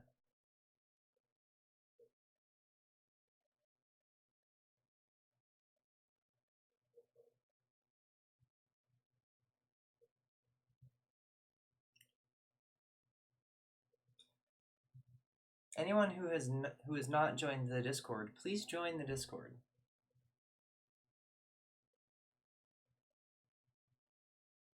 I would like to have people call in, so to speak. I'd like to chat with people while we play sometimes. Viewers on the stream that challenge me. And even my opponents in the game. If the Discord becomes popular, then my opponents in the games will be, I think, more likely to challenge me.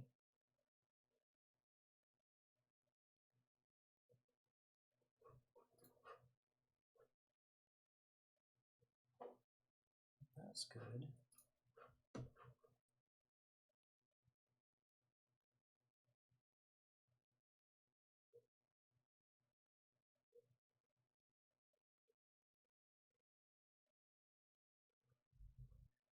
Made a good move there.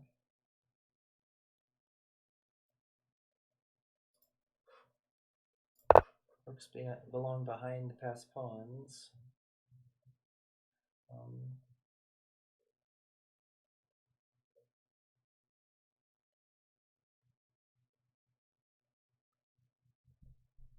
This pain that's in my back Check. is really bothering me. Yeah.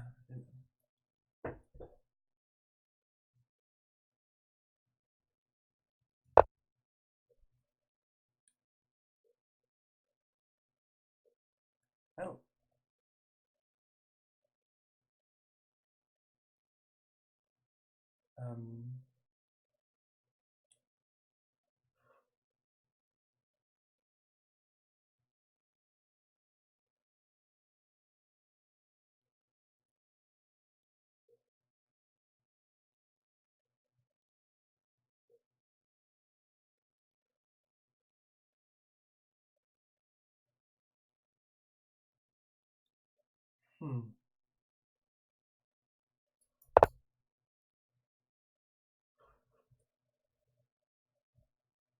Play this F3 move like I was hoping to play earlier.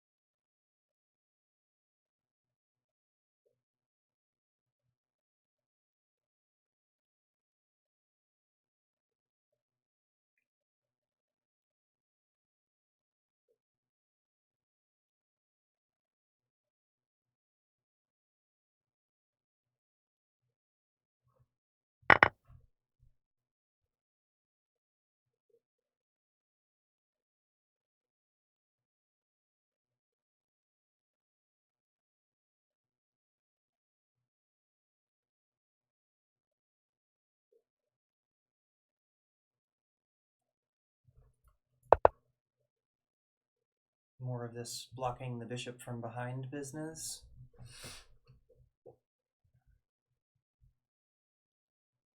Something that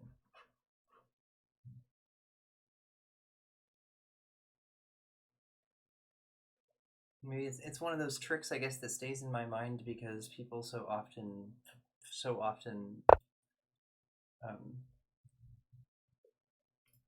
leave it out. People so often forget it.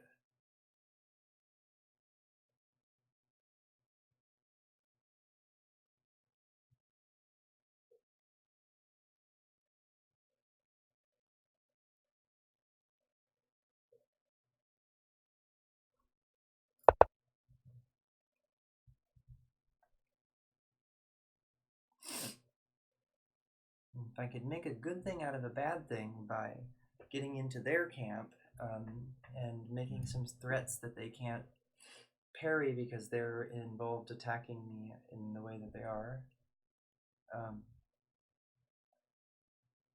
that'd be awesome. They so far just steadily taking advantage of my problems. They've played just good moves.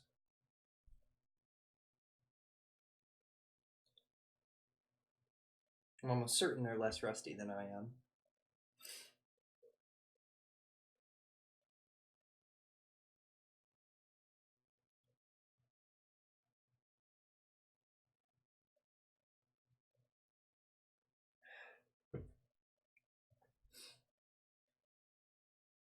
Yeah, my shoulder,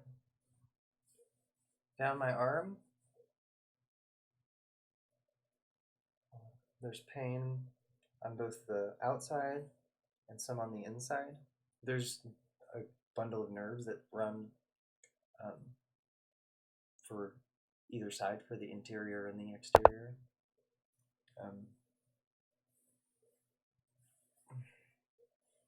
And the problem's in my neck. The cable is getting pinched and sending sending pain signals to my brain when it shouldn't. It thinks that signals are coming from the arm because it's getting pinched right there and sending extra signals, if you will. Cool. Okay, I got that pawn. Awesome. Okay, I got rid of that frickin' pass pawn. That is good. That is definitely good. I'm somewhat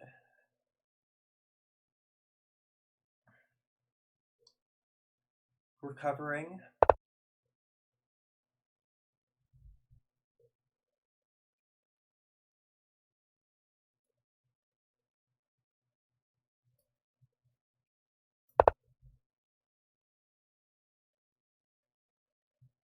Something that is helping also is that this is opposite color bishops, so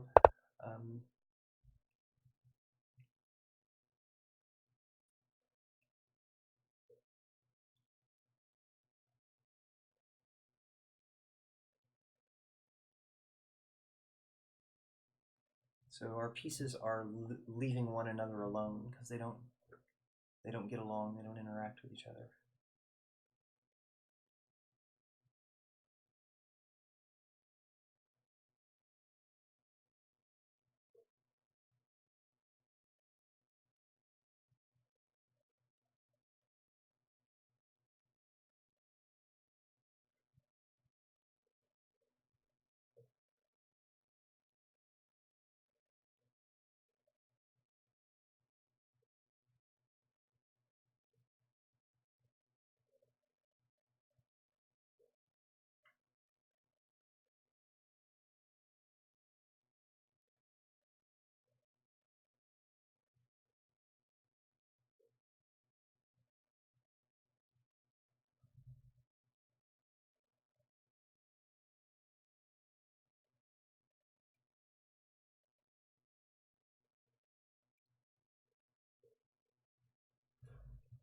This is an interesting move.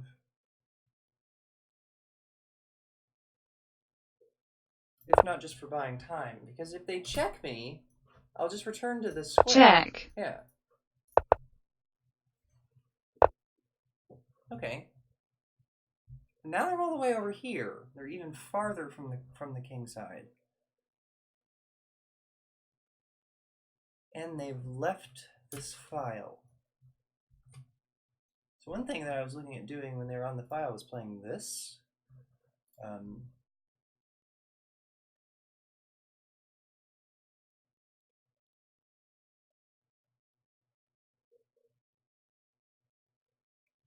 course, this pawn seems to be a lost cause now.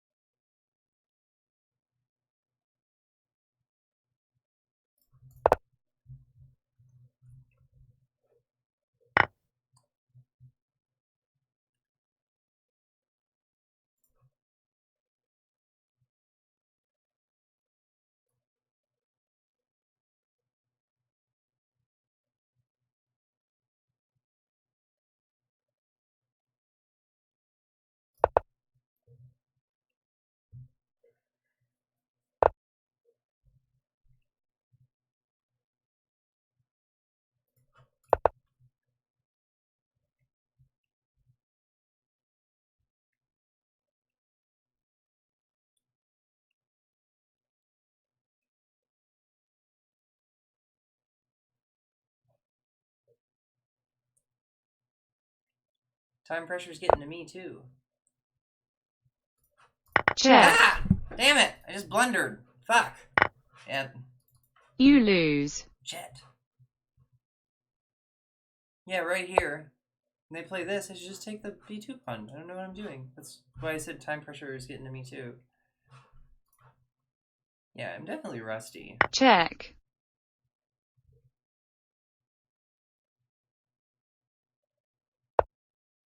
They're winning pretty hard the whole time, you know. Everything that I'm looking at doing is dubious. You know, it relies on time pressure and psychology.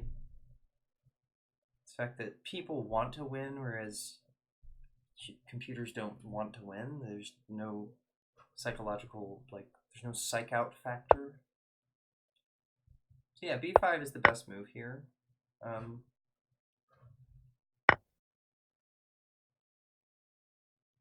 Where do I diverge from book? 97 seems to...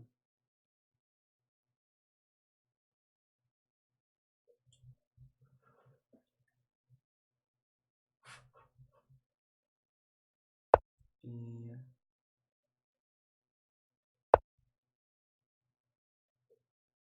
Okay, so this is a game where a master spanks another master who's much higher rated. They could be a IM or GM. Yeah, they're 100 points higher than the master. So here, the stronger players has the black pieces. They make a mistake that I made, which is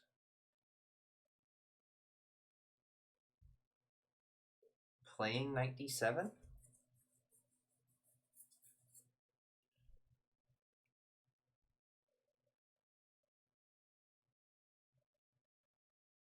Let's request a computer analysis.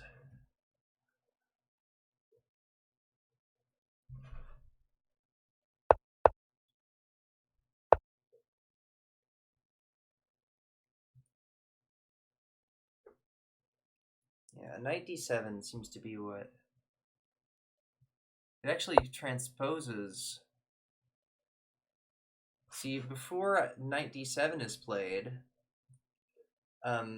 Sarkoi is not on the list.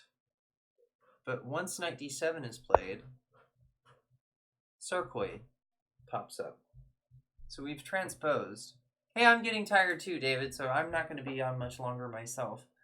I appreciate all of the support, and especially all of the support that you give to women at tournaments, and especially how vocal you are about men acting poorly, because it's really great to esteem women and not say anything about men being dicks, but it's another thing to call people out, and that's really nice. So thank you.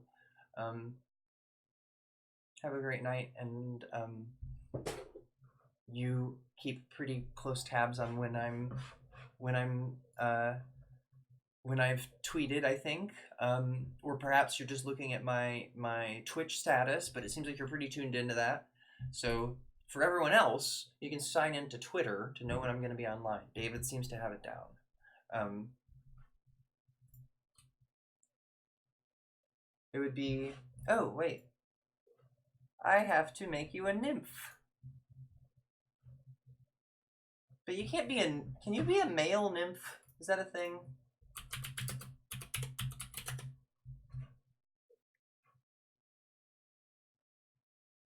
Satyrs.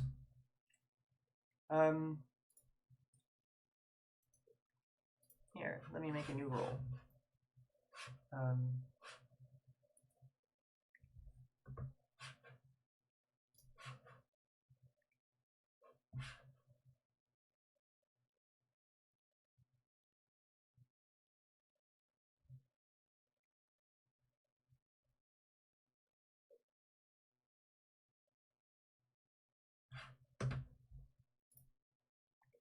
Add roll.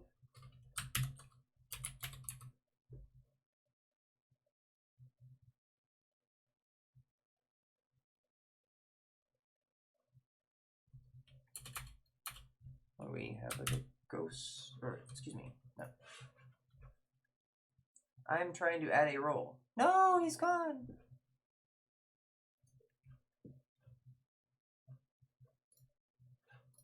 How do I add a roll?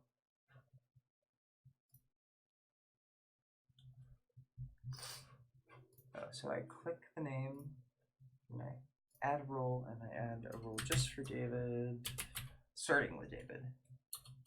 I want a goat to represent satyr. Is there maybe just a satyr to represent a satyr?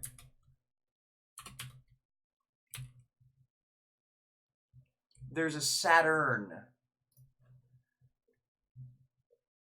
Close enough.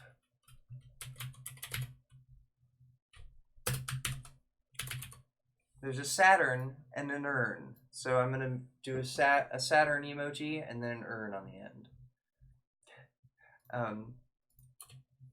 No. There we go. That works well.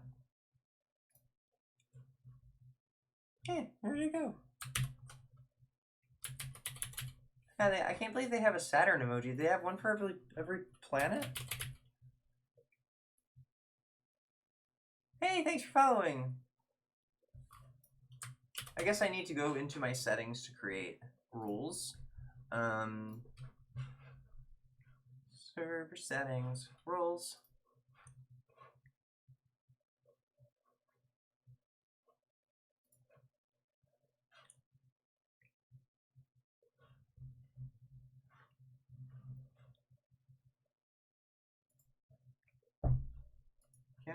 Can't I make a rule?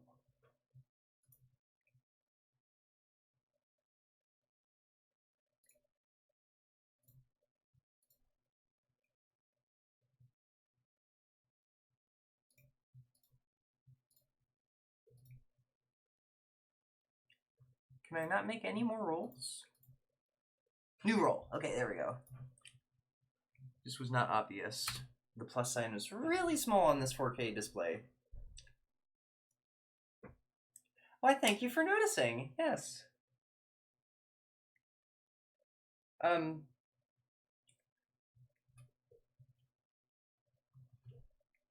last name is Crow.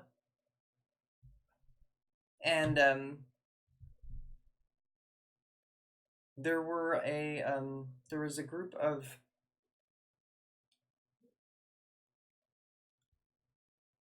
people from Ireland and England. My dad is probably where I get this nose, but it could also be my grandpa. It'd be nice to have their DNA done.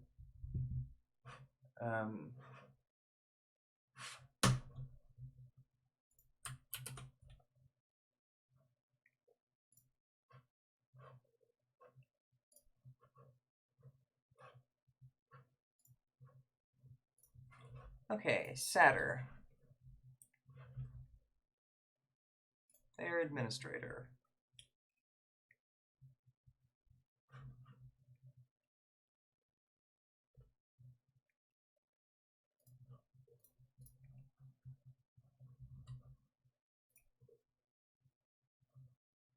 Manage webhooks, manage emojis, ban members, kick members, manage channels, manage roles.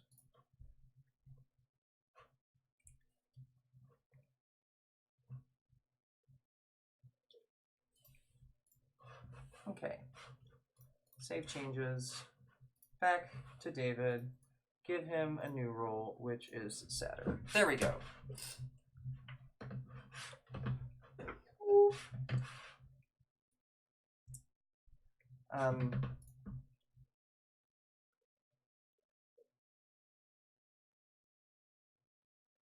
Oh.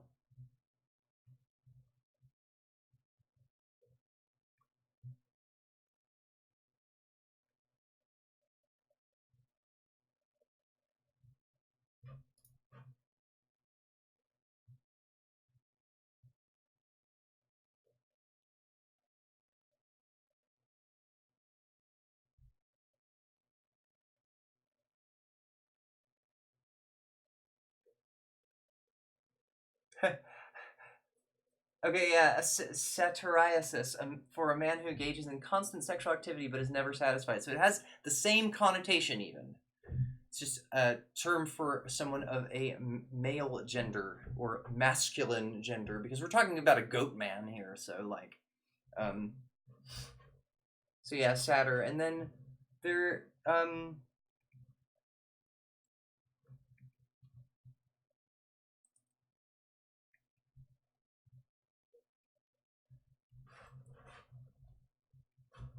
is there such a thing as like an ent or something? Or what about a Niels?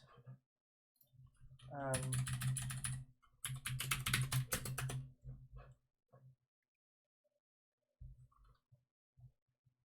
yeah, given to anyone who's awesome.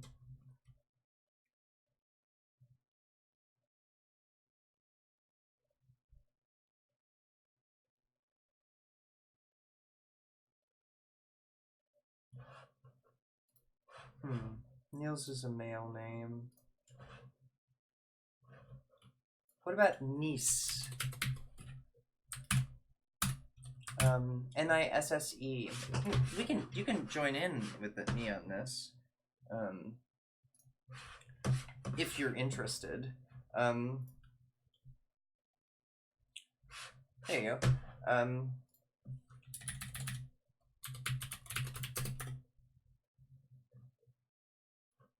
A friendly goblin or brownie of Scandinavian folklore that included a Nisse.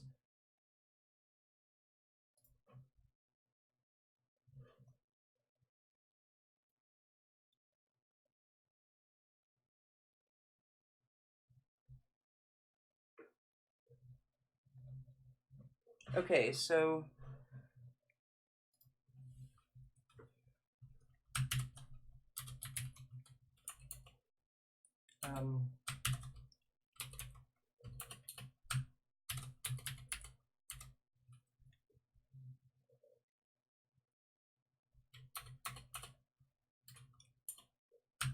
a niece.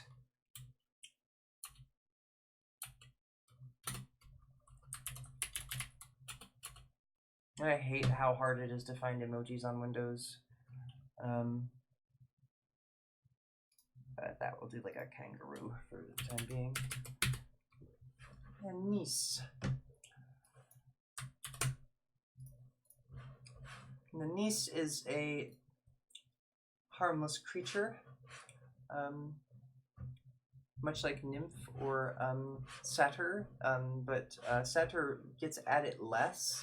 So I think that what we'll do is everyone will be nieces, and there will be no more nymphs and satyrs and nieces, because yeah, we don't need to do all of that. People can gender themselves in other ways if they'd like. I'm pretty sure.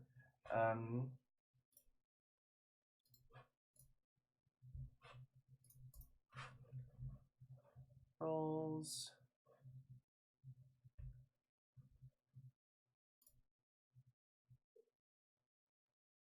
But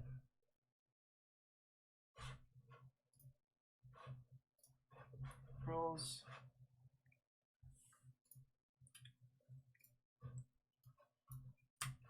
We're gonna change the name to niece. I'm going to save changes.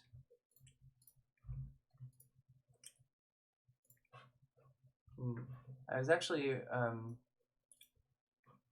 I thought of this because of Apple's recent update, or no, it wasn't Apple's. It's just I was seeing it on Apple. The recent update to emoji, which like really concentrated on lots of non-binary representation. So I make sure that make things easy for non-binary people. They've certainly made things easy on other transgender people, and I think that they often get used as a stepping stone to to passing and integration for like binary trans people, and then they got kind of get left out, like some dude's girlfriend while he's going to med school. You know he's gonna get a new one when he graduates. Like,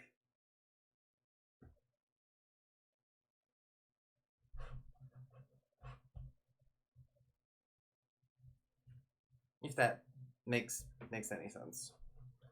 Um,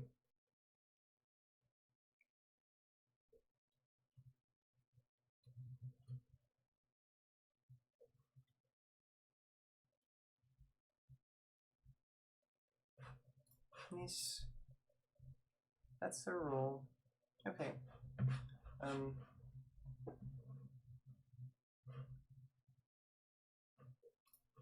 Messages, band members, Spanish nicknames. You can do it all.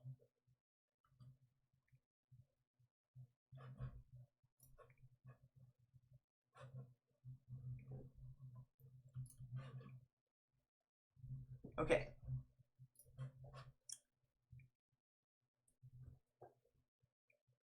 Um, yeah. NB people often get used as a stepping stone because they're very visible as far as a person looking for a trans person, or a trans person themselves, that is looking for a trans person, or somebody that they can talk to about gender. Um, People who are androgynous they stand out. They don't always have a choice as to whether or not um, they live as male or female or androgynously. Like, I knew somebody named Lee, and they were extremely androgynous by way of their race. The combination of many different, many different races. They had very ambiguous gender to them, and it was kind of like, um, uh, Deus Mano is. I don't know what to make of that. Um,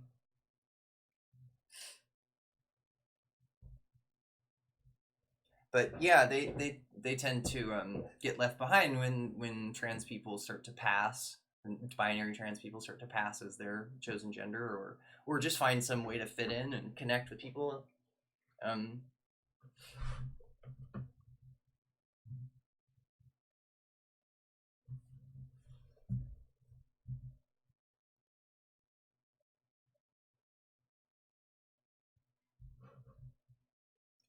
so 4 blunders by Sarkozy and 5 blunders by Sikora.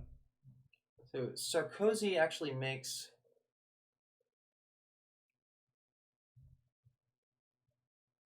yeah, one less blunder than their higher ranking opponent, who is playing the system that I was just playing. So the higher ranking opponent made a mistake here. So I think that, and the master made them pay for it. So I think that this should be quite instructive, because this is a 2385 player that makes the wrong turn here, and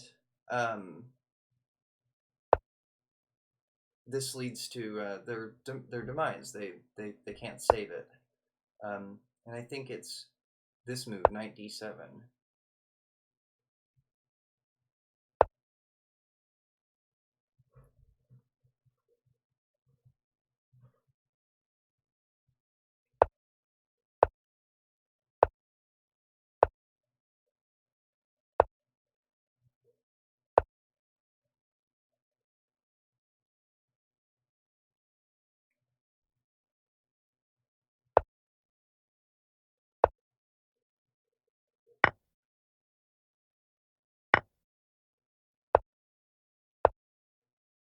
So black's playing this much better than I played it.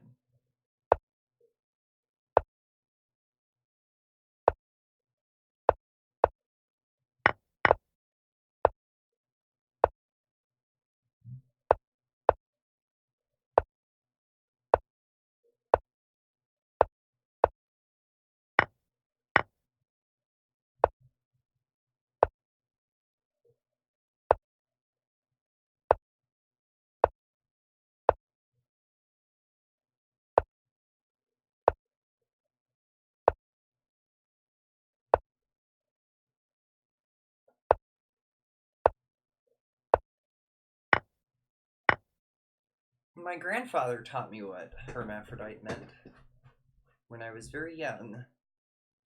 He said that the myth was that Hermes and Aphrodites were joined together as they bathed in a pool by some kind of magic, some kind of mythical magic. They were joined together and they became uh, hermaphrodites.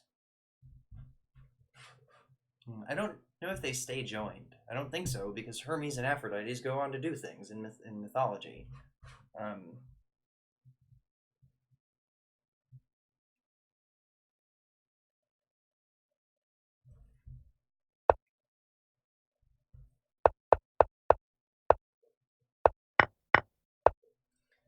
So, if I'm not mistaken, they've had a similar imbalance to the one that I had, and that is, we go to my game. Eventually, they have this light scored bishop, and I have a knight. Check.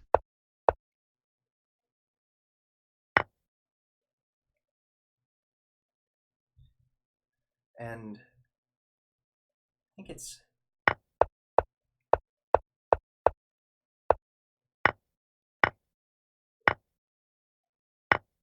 yeah. So the knight that I just sacrificed, I think you could look at as that being the same knight that um, black that Lurch keeps, or that Sakura keeps. So they don't make the mistake that I make of playing knight f6.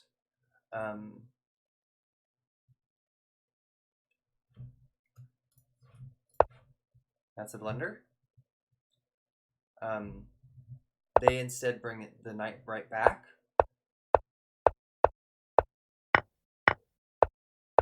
And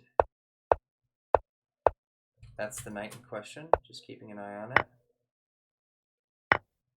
Okay, so it's not the actual knight, but we could think of it as being.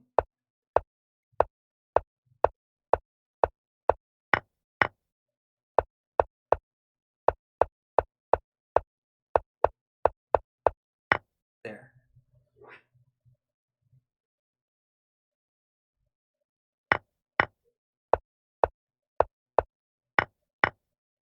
So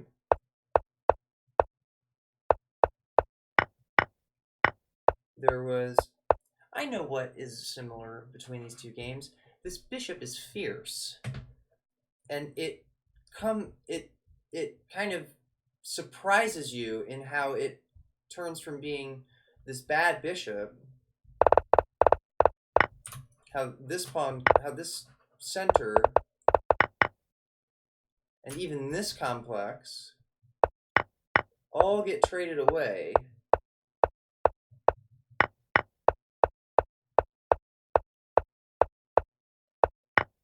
And the bishop ends up here.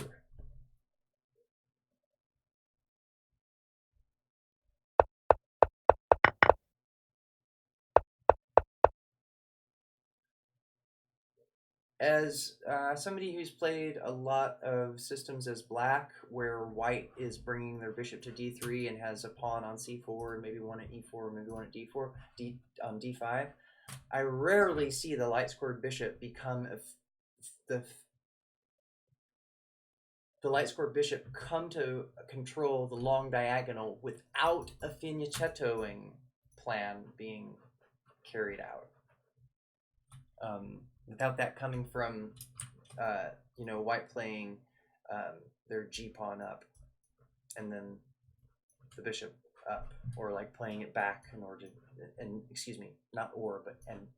A lot of times, white will move the bishop out so that they can castle, so that white can castle, and then they'll move the bishop right back, and then do this this move g2 g3, and then bishop f1 to g2. So for it to just pop it out into play like this is surprising.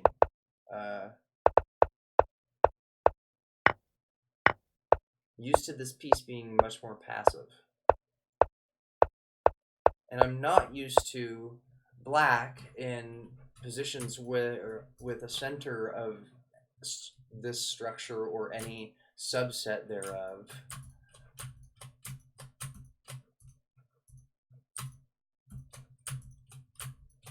There, to list all the subsets. There were 6 of them.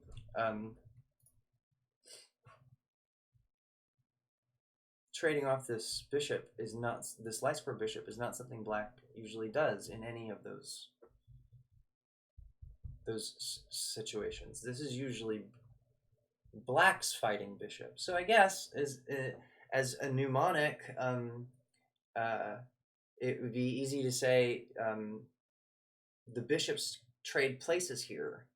I'm used to the light squared bishop being black's fighting piece, and instead here it's white's fighting piece, and black retains the knight.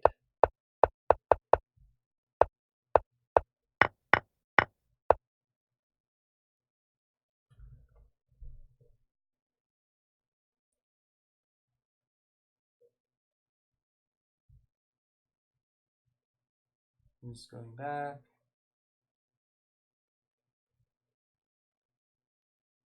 I can trace all of this advantage all the way back to knight fd7. Or excuse me, knight bd7.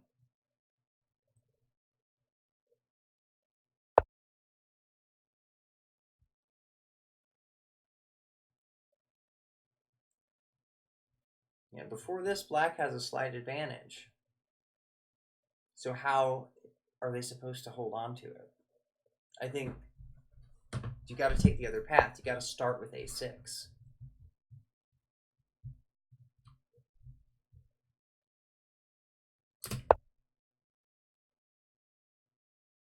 And now we're looking at statistics that favor black.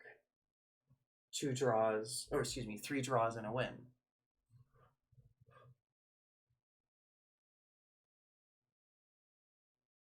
And we never,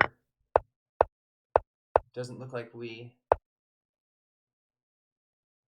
if we play a6 here, it looks like we leave our Sarkoi game, this one, this one, it looks like we leave it behind. So back to my game here. And let me go ahead and put this, like I always like to put it in a study. So the study is Rusty Games. I still feel like I'm rusty from all the drama that's been going on in my life, all the life that's been going on.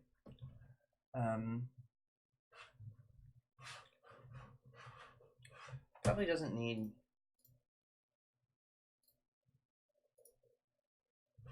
this on it, does it, you think?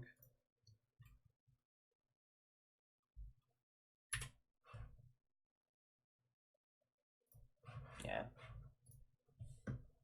It's redundant. Didn't need that. It's like a belt and suspenders.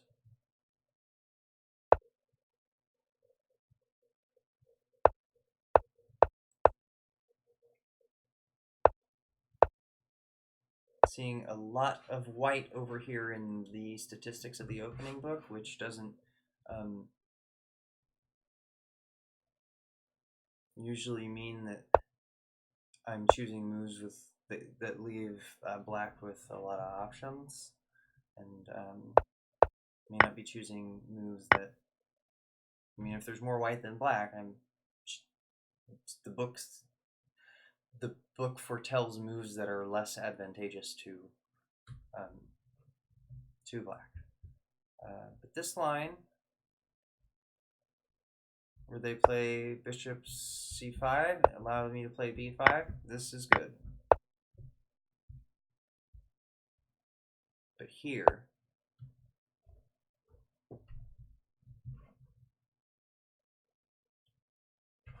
we'll actually make a note. Actually, we'll insert this game.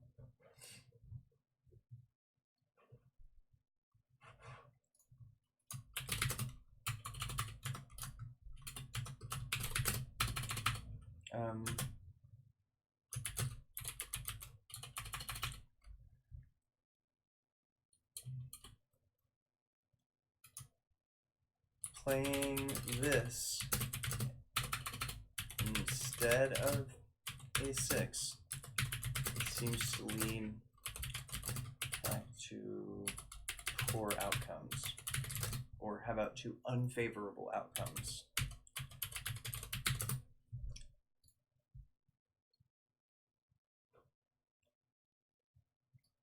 Or seems to turn out unfavorably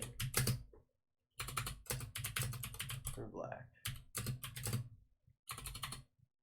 as shown in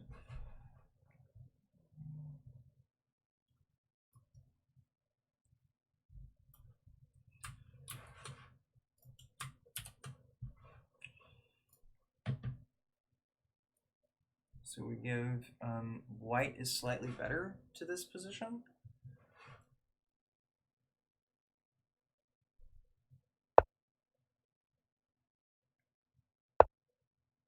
Whereas if we would have played a6,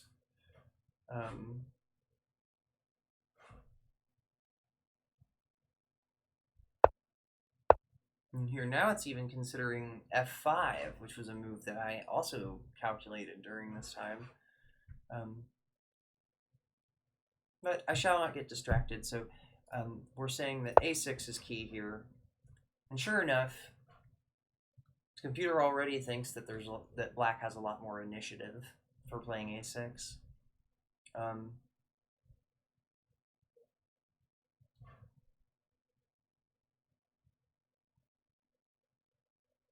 Yeah.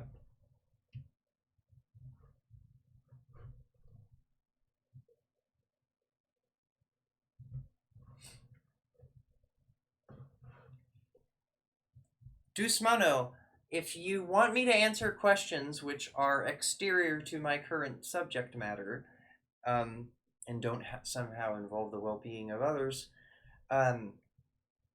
please tip.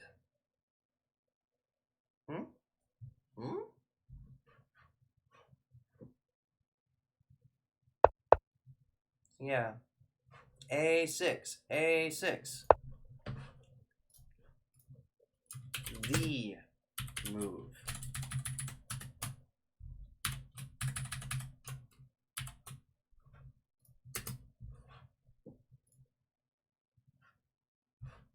So this maintains advantage. We can look at the latest games from 2012, and black actually wins this game.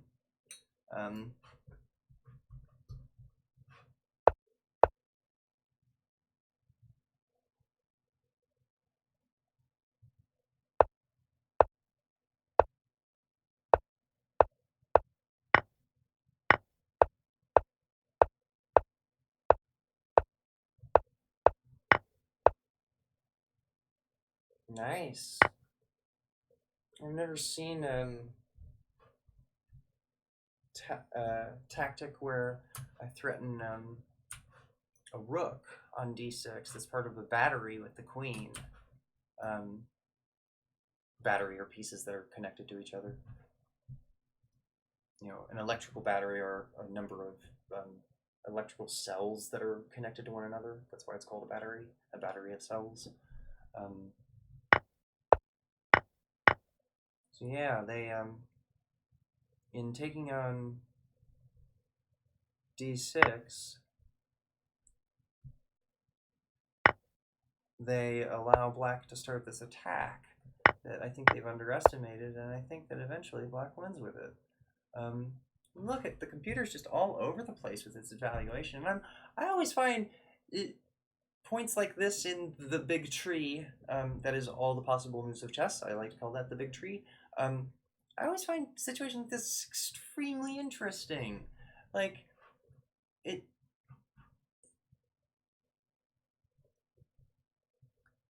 what about it makes the computer think it's a great move and then a bad move? You know, what leads to that kind of bipolar behavior?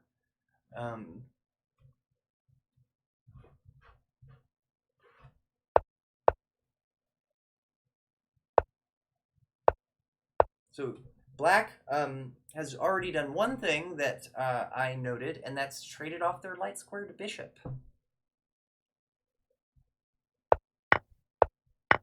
And they've done it with a win of material. But it's still gone. These squares are still not controlled by a minor piece. Check.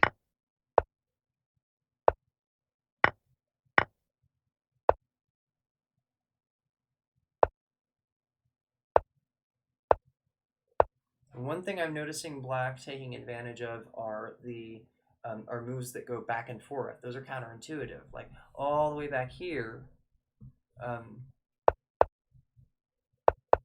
at the move here, white moves to a3, and black's move is to move the knight back to f6.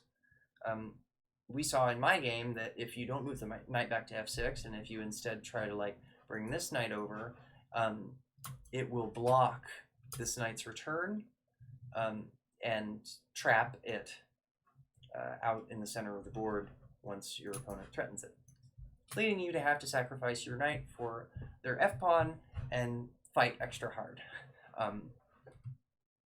I think that the dearth of play that I experienced leading up to that could have been remedied by not playing knight d7 here and instead playing a6, as this game illustrates. You play a6, you move the knight back, you fall back, you trade off the d-pawn, that is you play e6, which is classic Benoni e6 move.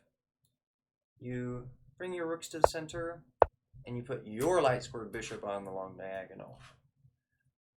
Yeah, this is move 18 that black gets their light squared bishop on the long diagonal. I wonder if it's around the same move number that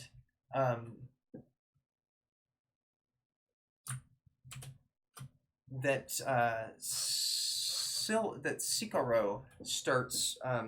That Sarkozy puts their light squared bishop on the long diagonal. That is, in this game, white won and put their bishop on the long diagonal, their light squared bishop, whereas black traded theirs away. So I think that they probably put their bishop on the light squared long diagonal around move 18, because I think that maneuvering a light squared bishop to the long diagonal in this game takes about 18 or 19 moves for either side. Let's see if I'm right. Let's go to move 18, bishop d3.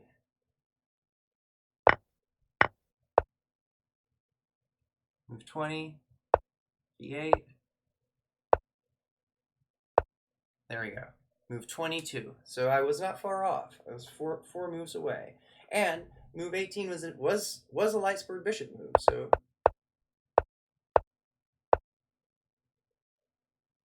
white goes like this to make it onto the long diagonal.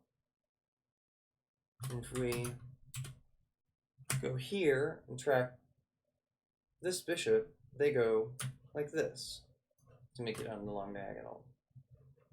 So both of them take 2 moves to get to the long diagonal. Once they're able to move there, they need the pawn in front of them moved out of the way, and they need these squares to be cleared out and all of that. And so I think that since both sides start with very similar piece arrangements, both sides take about 18 or 22 moves to do that. And whoever makes it there first is the better. That's what I think about the light squared bishop in this particular case.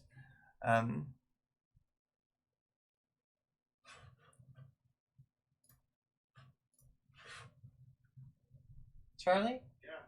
Are you monitoring the chat at all? No. Would you mind taking a look at the chat? I'm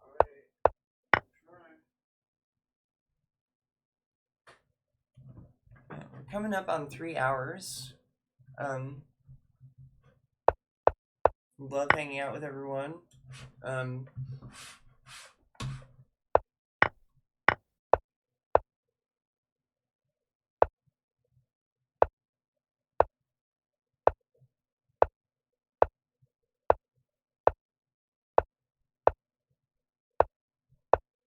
check, Yeah. So white does end up in this game with their light scored bishop on the long diagonal.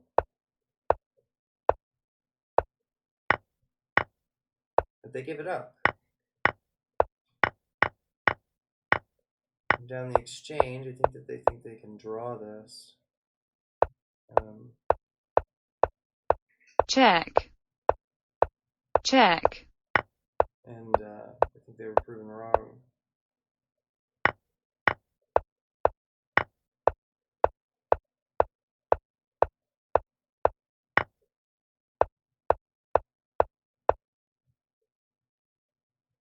Yeah, black's in front of the pawns, guarding the key squares. And this is a pass pawn, so I can see why white resigned.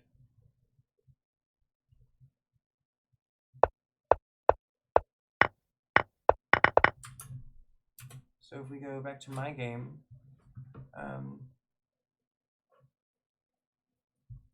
we can insert that game too. Wait. I did not mean to do that.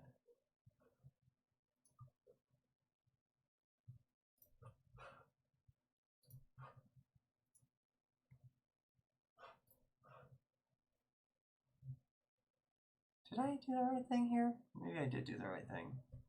A6. It's just blending it in a way that's weird to me. Okay, yeah, A6 begins the move. Okay. And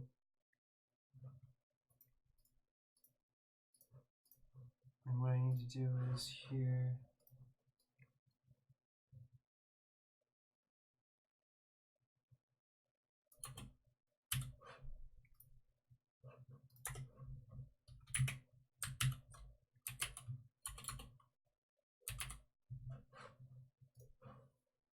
Put a little do not enter emoji for moves I'm not supposed to play.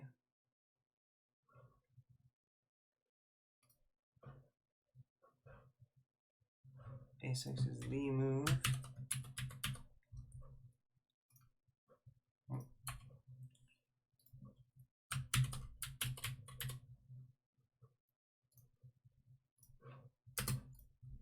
Put like a starry-eyed face.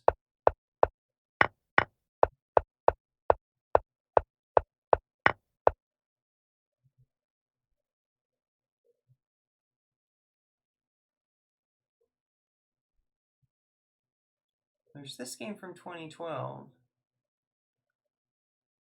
And they play really well, but it intersects a game where white wins. So let's take a look at that game.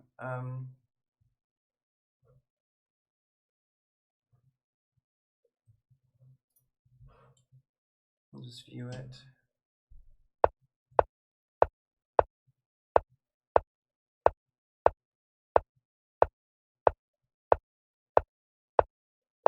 Black seems to be playing more passively.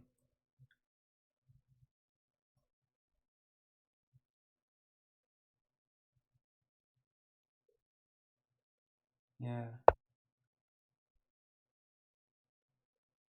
Overextending themselves with a premature push of their e-pawn.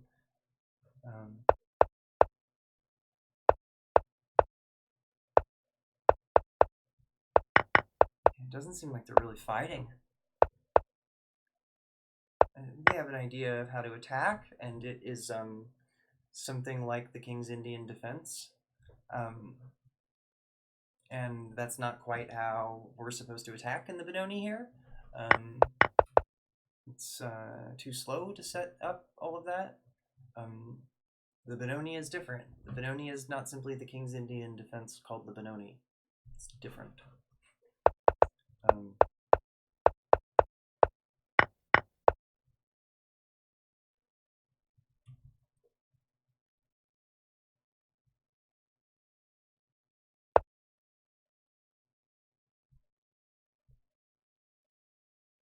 These two squares, e4 and d5, are of super importance in these games.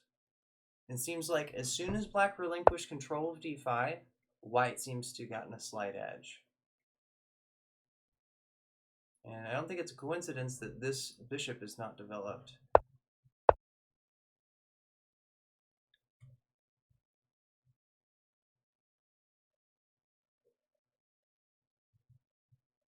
Really?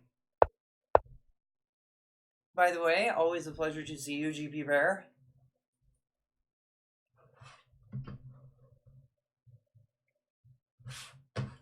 Please do join the Discord.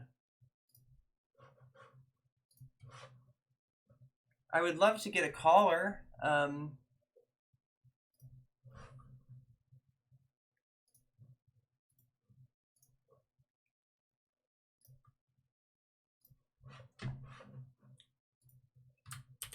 Yeah, there's the Discord link.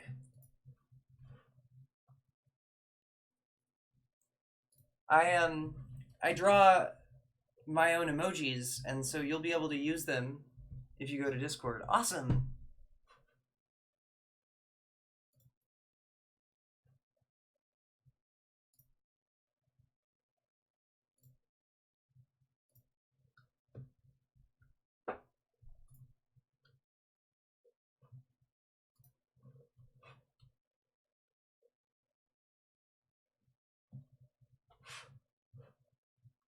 Thank you.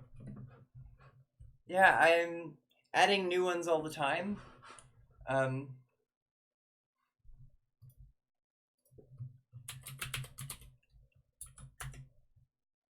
open to feedback about them or suggestions on emoji that or emoji that you think I should put on the server.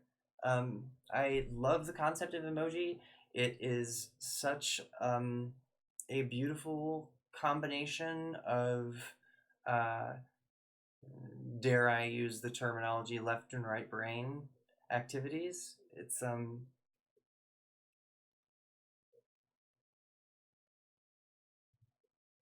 know, the world turns, wars are fought, nations are plundered, but we're still all agreeing on which emoji we should add.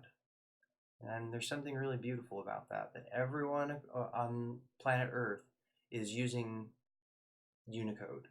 And inside that Unicode, there's extra space, and we're all agreeing on things that, little pictures that we would like to represent human concepts.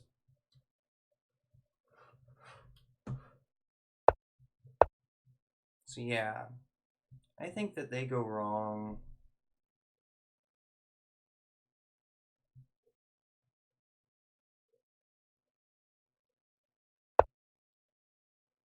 when they play e5.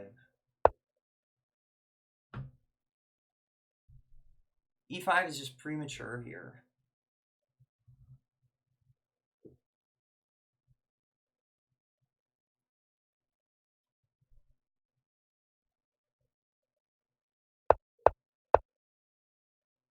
Okay, so in this case, black did not play their knight back after white's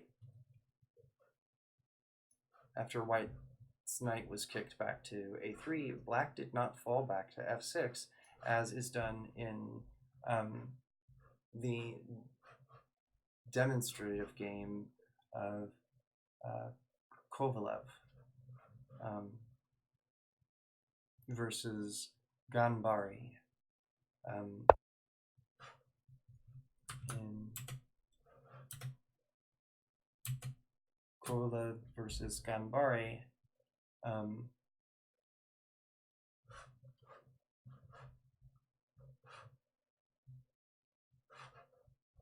this is another case of like for the stronger player is beaten by the weaker player because the stronger player makes an erroneous move. So I'm thinking that however they're beaten, however the weaker player takes advantage of that erroneous move would be demonstrative or demonstrative.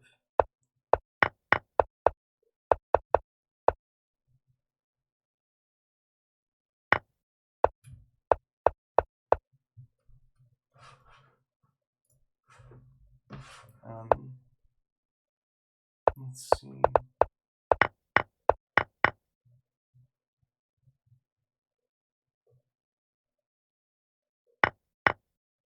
Yeah, so what black does that differs from the game that we just saw from this. In this game, black plays knight d7, and it seems like this move is, since this is an important game, I'm gonna go to my study.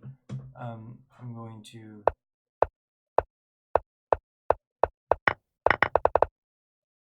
where is it? Henley.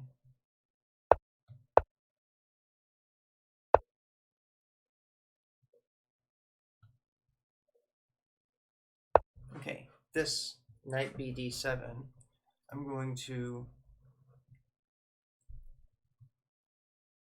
insert this and say this move, knight bd7, serves as a passive encumbering mistake in a number, and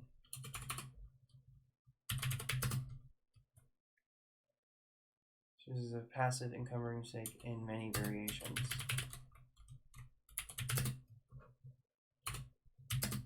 So is it that we're covering up the bishop with the knight? Is that why it's so problematic? Knight vd7?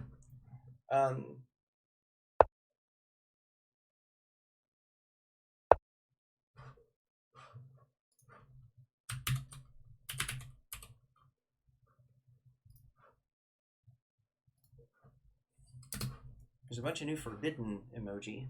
That's the circle with the X through it, with the cross through it. That's the forbidden sign. So knight bd7.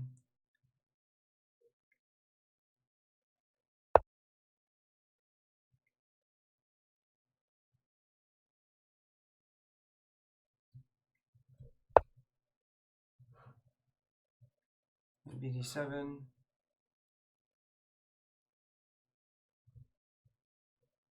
So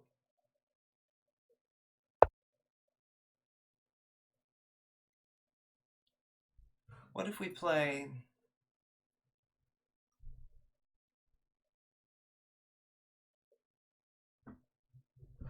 bishop f5 is probably not wise.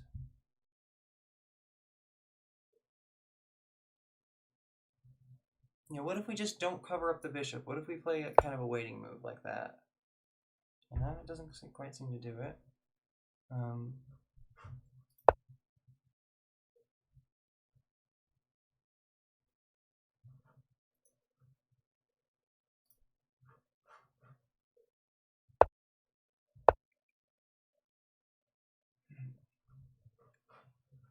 computer chooses this move, but I think it might be playing rook e8, which is kind of a quiet waiting move like I just played, that does develop somewhat. It moves the rook into play.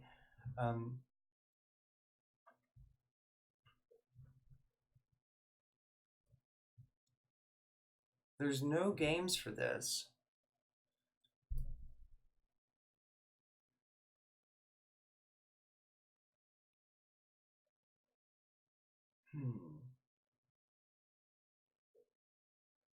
But it says that it's dead even. And as it analyzes more and more of its lines, it finds what it thinks are dead even moves. I mean, we're at, look at this, 4 out of 5 moves is 0 now. Did I tell you there was something significant about this point in the game, or what? Black's development of their light squared bishop seems to be key in determining the outcome of the game.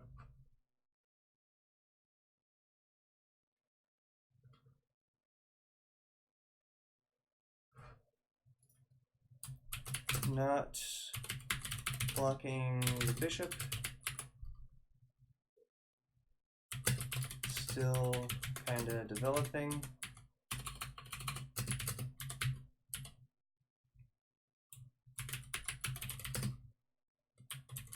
And waiting.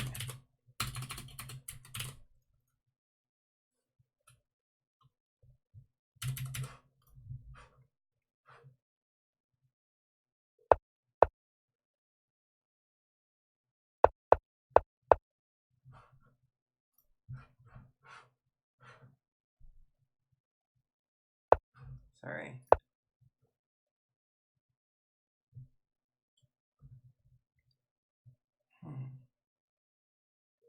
Five of the moves are claimed to be equal. We can play bishop b3, bishop g5, bishop b2, rook b1, or bishop f1. None of them does the computer claim advantage over any of the others. So that's probably more significant. Let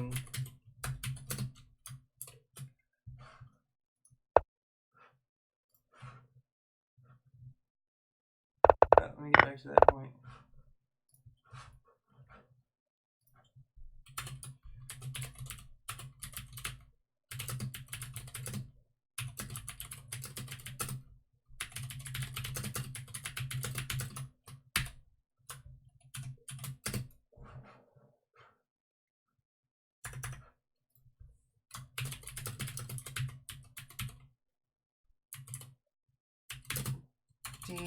Definite, nightly. There we go. This is definitely an important point in the game.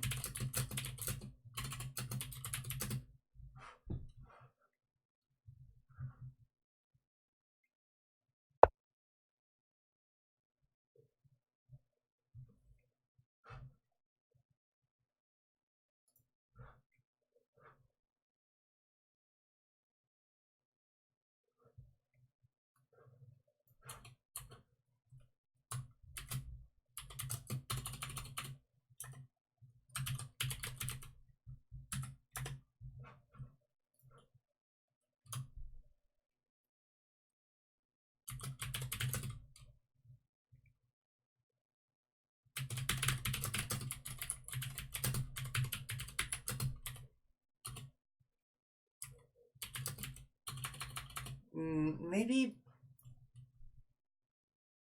both sides are waiting for the right moment to develop their light squared bishop.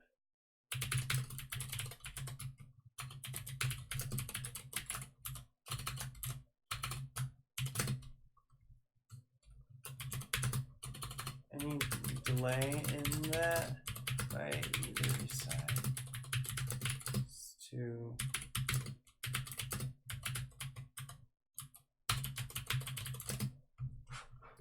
okay. Yeah.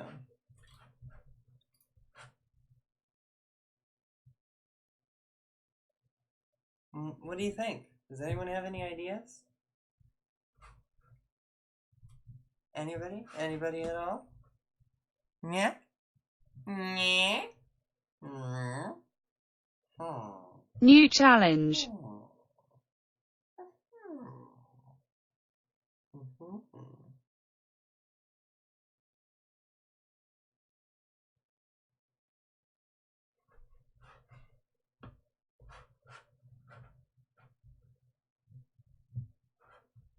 That's what happens if I'm thinking and it turns 12 o'clock.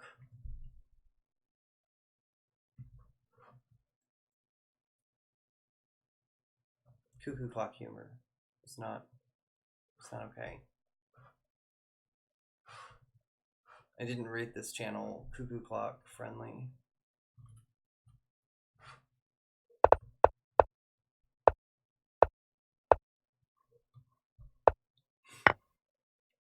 Oh, thank God somebody's amused.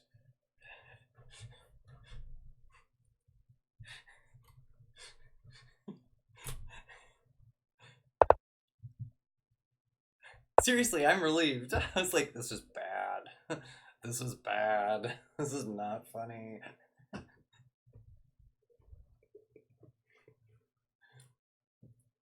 guess I was too hard on myself.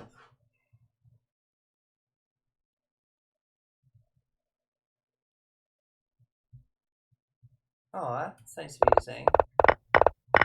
Check. Okay, so let's see.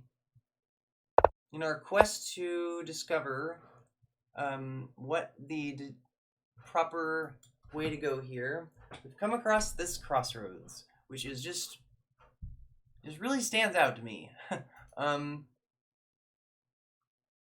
gonna promote this variation once, so now it's a subvariation of the subvariation. Maybe promote it one more time? No.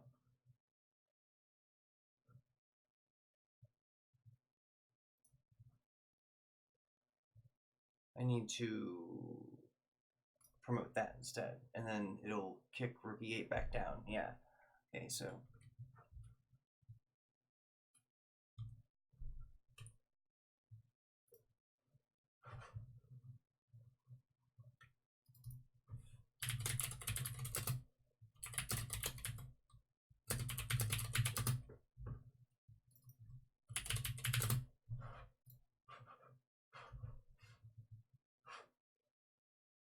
New challenge. I wonder if we do a position search for this, what we would come up with. Share, FEN.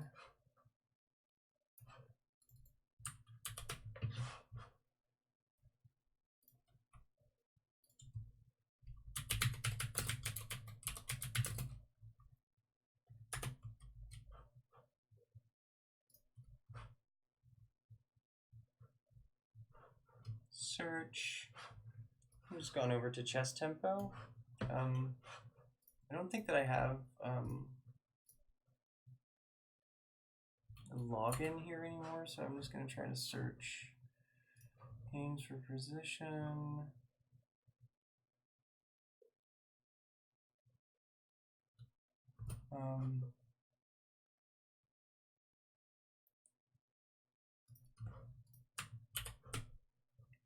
Okay.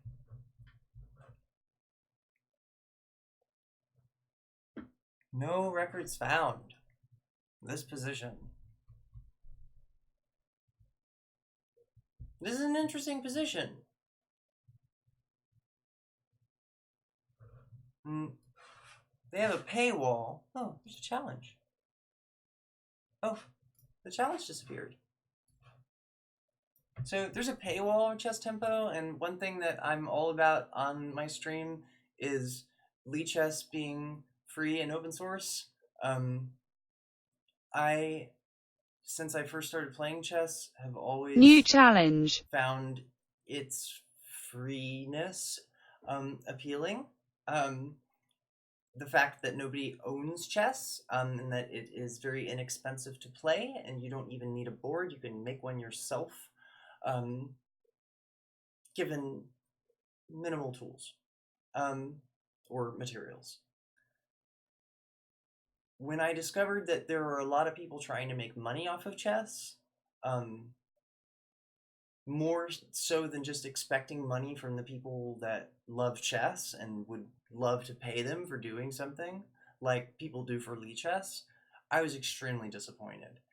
And I found that there seems to be, at least especially for me, so I think that kids now have it easier. It's becoming better, but there's definitely a lot of misunderstanding being woven in because of the expense of certain things. Um, and there's also questions of like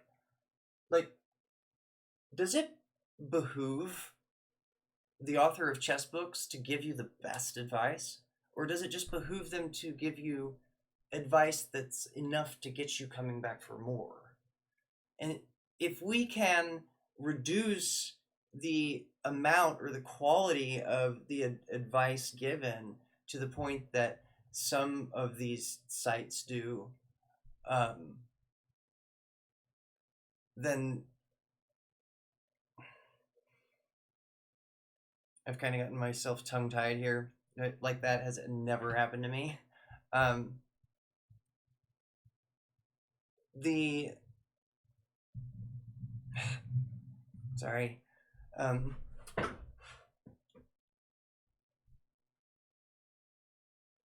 People's need to make money and the objectivity of chess, I'd get it confused, and I wouldn't understand adults' behavior because they would be acting um, according to an invisible influence, and that is money or payment or something. And I found that um,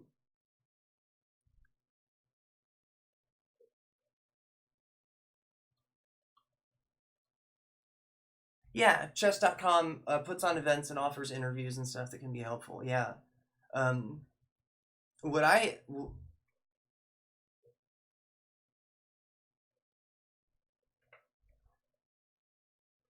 Oh wow. Could you tell me more about that, please? Um,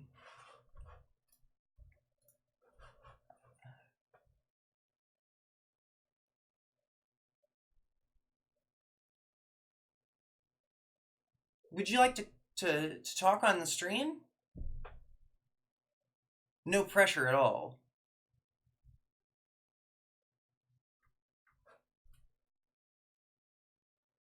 This is exactly the type of thing I would love to talk about.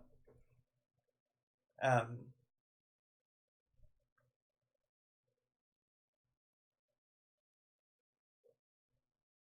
what?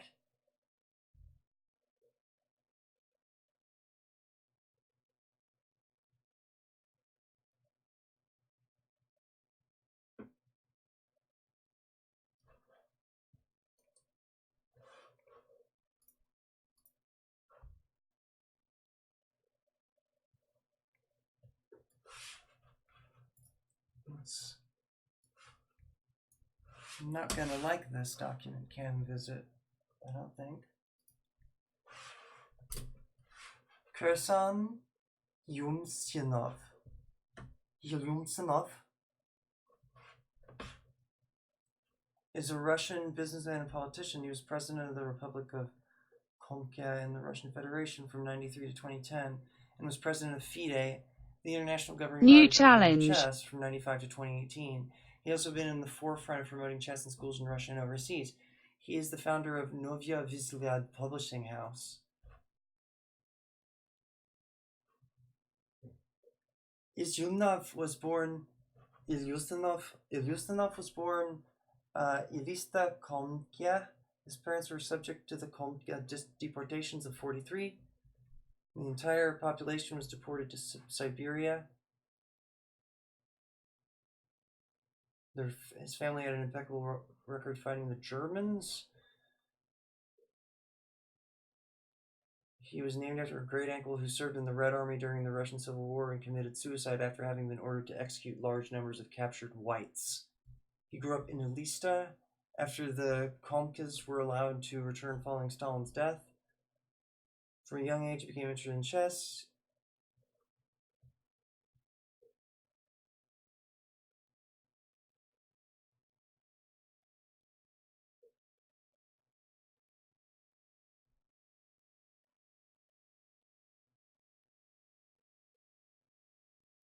Wow.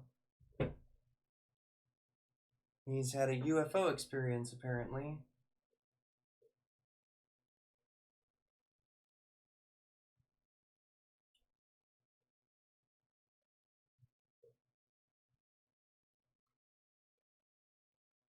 Wow.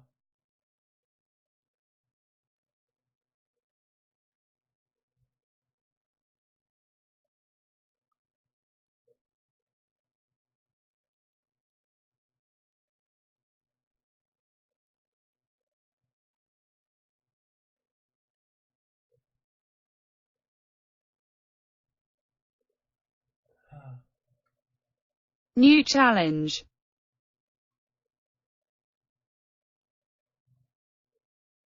Wow. Well, no wonder.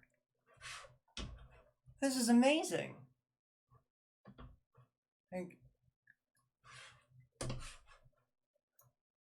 You see, I've been saying to myself and people that will listen to me rant, which thankfully now I have you guys to do that. I've been saying that we're way overdue for a World Chess Federation, a free World Chess Federation, or hell, it shouldn't even be in English. I mean, it should be in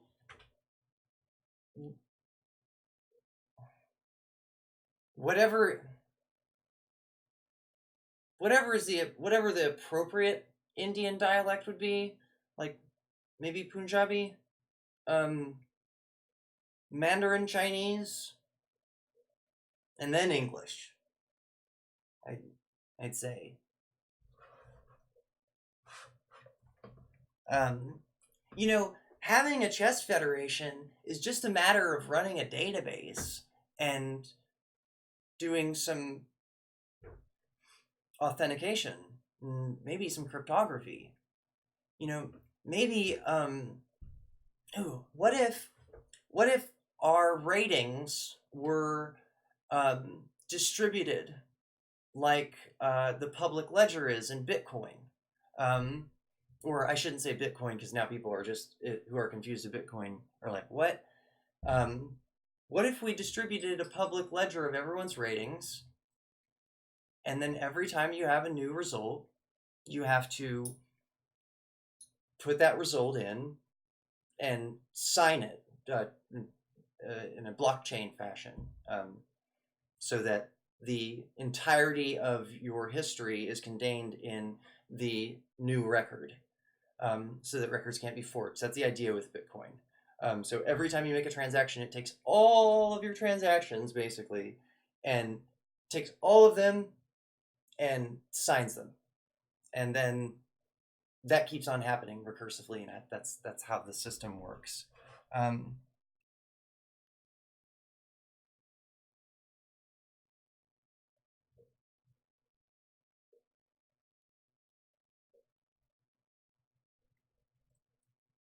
Yeah, you're right. The whole concept of rated hierarchies and champions is Eurocentric. You're right.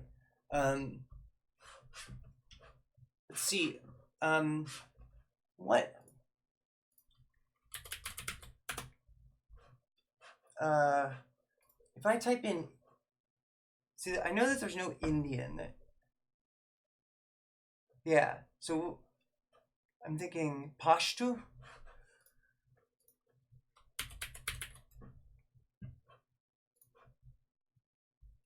Whoa. Oh, sorry. Right to left script.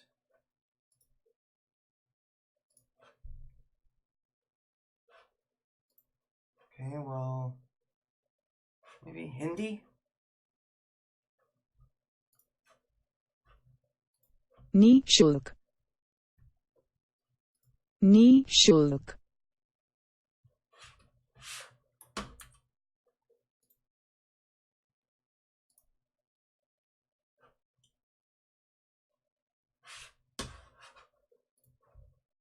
Free. Huh, why isn't it making Nishulk. sounds?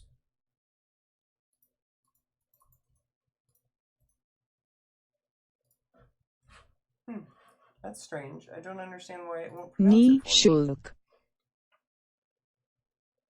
Yeah, a lot of people are surprised when I tell them about the whole situation with gendered titles. And then I have to explain to them what is a not nearly as informed viewpoint as I have now, that, you know, chess represents it's played all over the world, and so the way people are treated in it represents the greatest common denominator of how people are treated all over the world, and that is, you know, people are shitty to women and people are racist towards one another. Like, that's New challenge.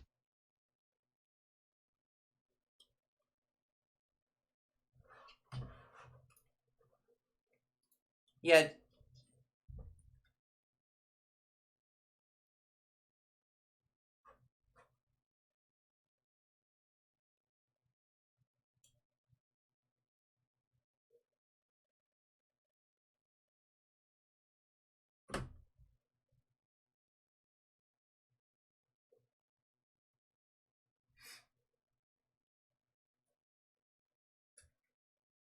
Well, yeah, I mean, it's surprising that there's gendered titles because it's so behind. It's so far behind the times. That's why I think Twitch is so surprised by it, and why it's so exciting to be playing chess right now during this growth out of bondage from the internet, where the internet used to just be a way for us to barely be able to play games together and get charged for watching lots of content and stuff. And now it's become a way for us to take chess back from these oligarchical federations and crooked federations and just the biased status quo, allowed us to take us back and put our moves where our mouths are and get ratings of all different levels for all different people. It's obvious that people are just as capable as one another.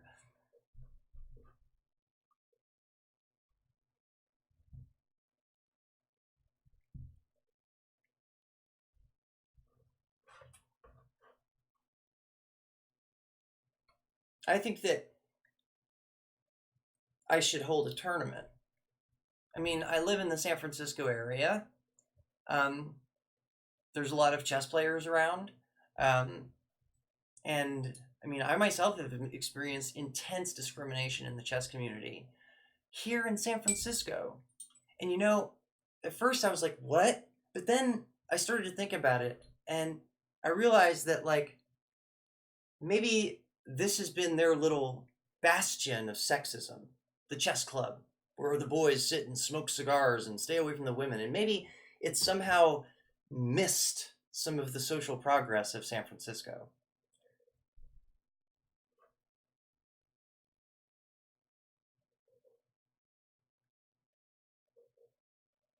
Yeah, the Mechanics Institute, they were horrible to me. They banned me from their club. They were just awful. I showed up there to play a tournament. People were very rude to me. One man refused to move out of my way. Um, like he was blocking my path and he refused to move. Um, sit down at the table with my opponent. Start putting up my pieces. I have the black pieces. I put my clock down. With the black pieces, you get to choose your own equipment.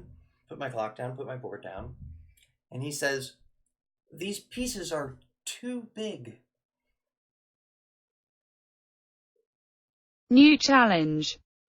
If anybody is watching that is not familiar with chess, this would be like saying that the tennis ball is too green. It's not something that you ever hear. It's, you hear that these pieces are too little. Not too little. You hear that they're too light and that they fall over easily. But I'd never, ever heard someone say the pieces were too big. Furthermore, by regulation standards, they absolutely were not too big. The set I was playing with, I have right in the living room. It's called the world's greatest chess set. It's a quadruple weighted chess set, nice and heavy because my hands sometimes shake, and they were especially shaky that day at the tournament. I was kind of nervous. No, he has a problem with it. So the tournament director comes over, who's a woman. The tournament director is like, the pieces are fine. Her pieces are fine. She has choice of equipment anyway. Play your game. There's nothing wrong. And I'm like, thank you. Maybe 10 or 15 seconds later, a man comes out. Abel Talamontes.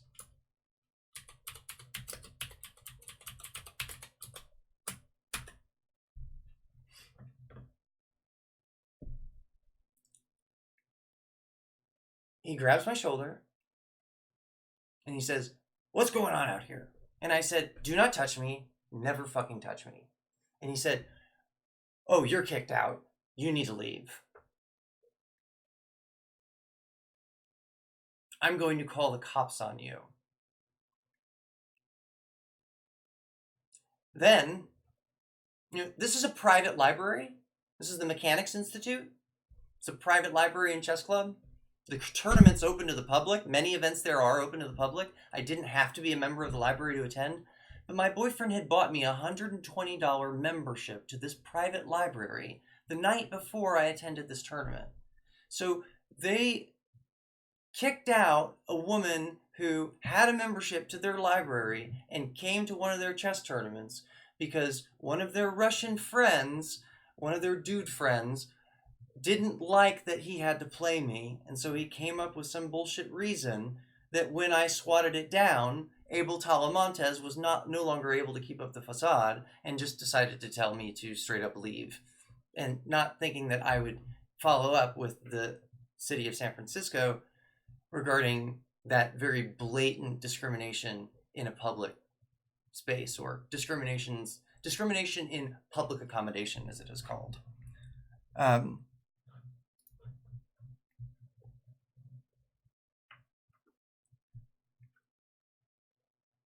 A few days later, I got a letter in the mail that said that I was banned from Mechanics Institute because I was high on illicit drugs.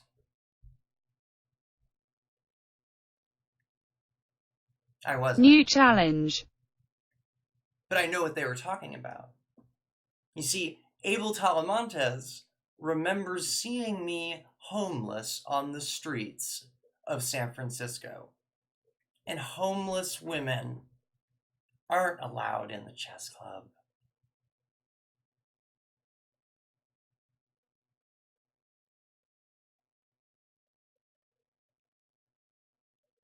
The Mechanics Institute.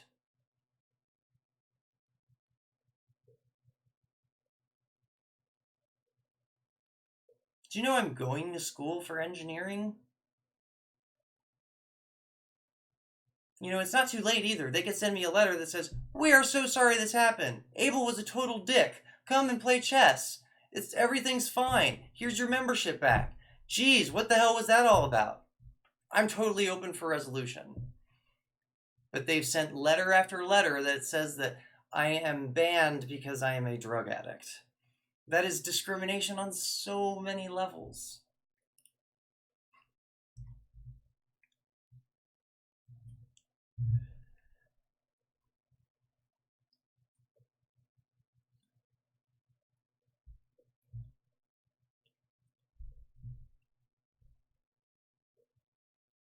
People that are addicted to drugs aren't bad people. Not at all. But, that being said, I'm sober. I've been sober for years. So it really hurts to get a letter in the mail that says, "You're a fucking junkie and you're not welcome in our chess club. Because I saw you homeless on the street 3 years ago."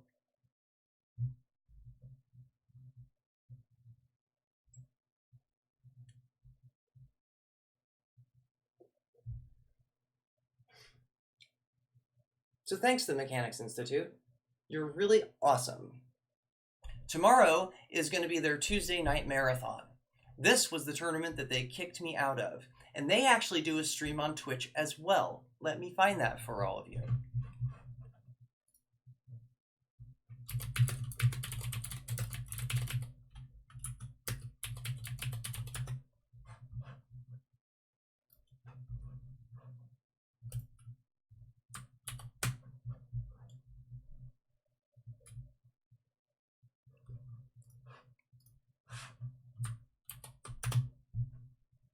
It's really horrible because even during that night's broadcast, the Tuesday night that began the Tuesday night marathon series of tournaments, they were broadcasting that night.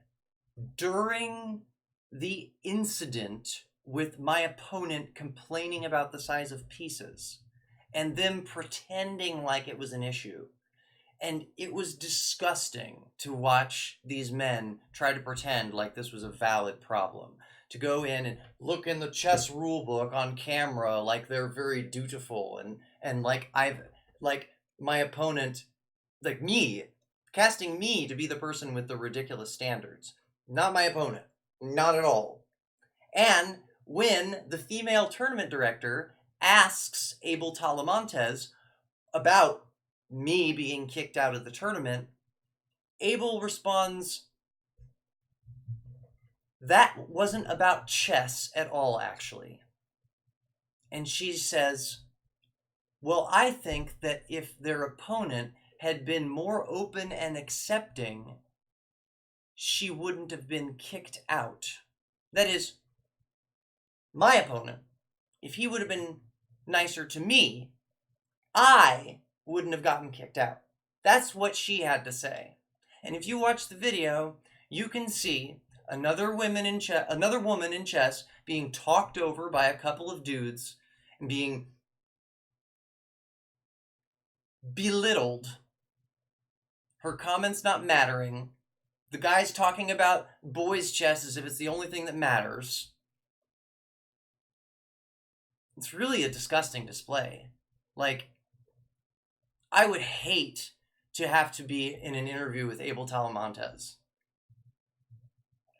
I would hate it. And I would hate for my kids to be taught values from a guy that touches women without their permission, and when they complain, calls the police on them because he knows that she used to be homeless and can give her a really hard time about that.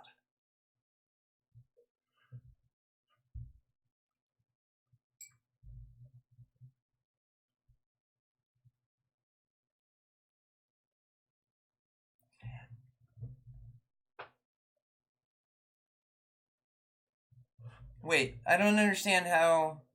Oh, many shots.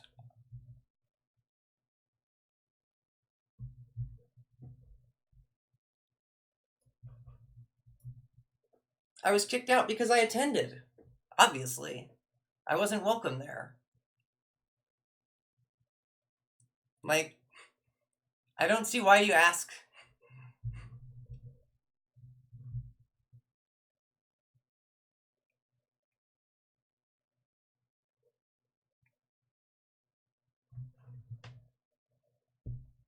Because I'm not a man. And when my opponent did something shitty to me, I didn't just take it. I didn't let them have their way. They said that my pieces were too big, and the tournament director came. We called the tournament director over, and she came over and said, no, her pieces are not too big. Everything about the set and the clock are fine. Please play your game. Then her decision was overturned by some dude that's friends with that guy. They don't like it when women stand up for themselves. They don't like it even when they have to not interrupt women. Like, if you watch the show, New and challenge. if you watch the show, which I do not, but I have caught some slivers of out of just necessity, it's not friendly to girls when they appear.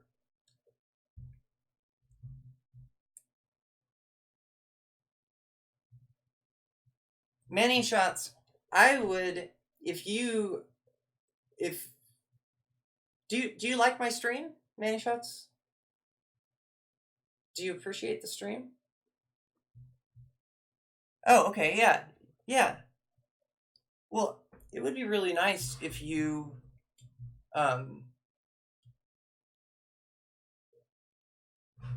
let's see if their Twitter's active. The more people that confront them about this and say, hey, there's this woman. She has this stream. She's called Honey Nymph on it. She plays chess. She's pretty good at chess. And she likes advocating for it. And she's big in the scene. Why is she kicked out of Mechanics Institute? What the hell? Why is that? You know, the more people that can say, hey, we're looking at this. We see that this is wrong. The more likely it is to be resolved. The whole reason that Abel Talamantes did this in the first place New is challenge. because he thought that he was just dealing with garbage person, and no person is garbage. He's going to learn that.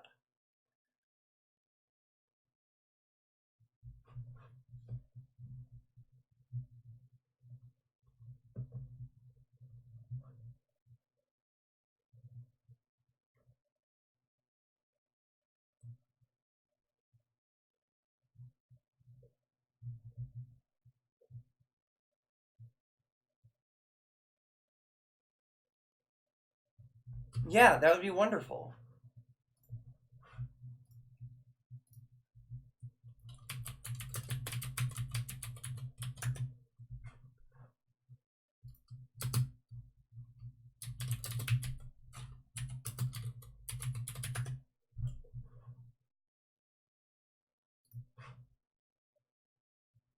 This fucking guy. New challenge.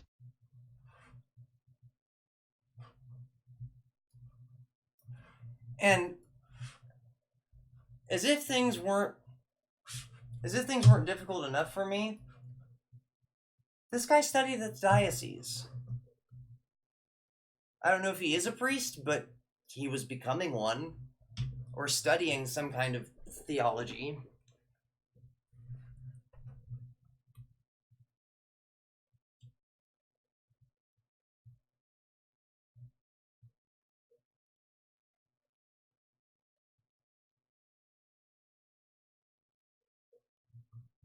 Yeah, this is the classic chess asshole, and I met these guys while I was growing up, learning to play chess as a teenager. People would ask me, these types of assholes would be like, "Hey, come work as a chess tutor for me. I have a bunch of programs, all these schools, and then I'm working for like really shit pay, driving my own car all over the city of so the city of Kansas City, which is a big sprawling city, giving lessons to kids at all different kinds of schools, like, and I'm walking into these schools and they are multi-million dollar private schools. I know that I could be paid correctly. And I'm wearing New clothes that challenge. haven't been washed, drenched in sweat because my car's air conditioning isn't working, teaching these kids for like $10 an hour. And that isn't strict time either. He would just be like, "Oh, so you showed up for one lesson. That's 1 hour. Here's $10."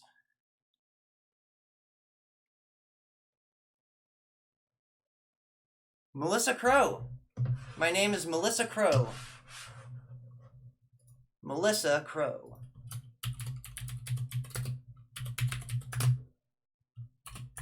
That's my name. Honey nymph refers to Melissa. The name Melissa comes from the myth of the nymph that fed Zeus honey in the forest.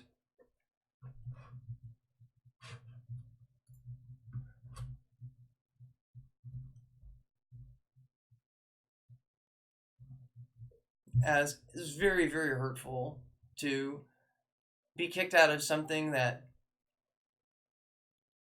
you love and have dedicated a lot of your life to, and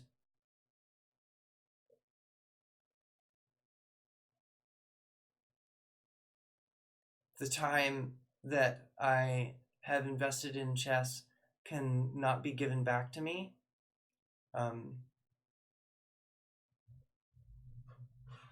Oh, Abel Talamontes. Here.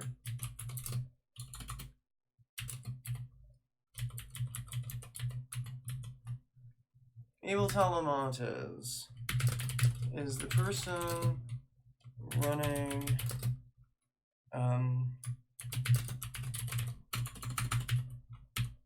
mechanics. I'm gonna make a pinned note.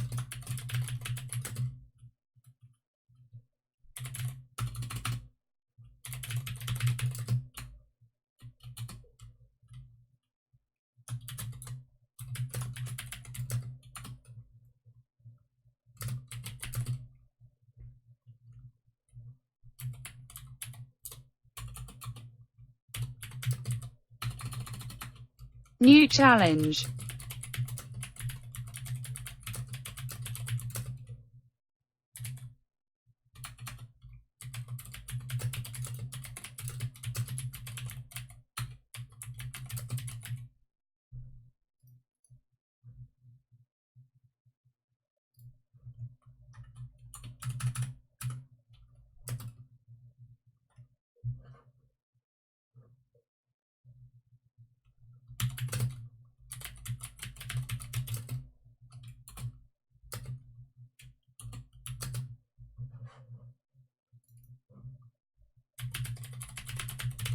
Okay.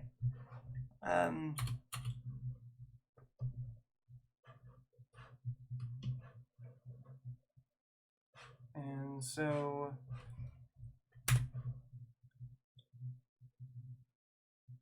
I'm going to pin this. It's now pinned.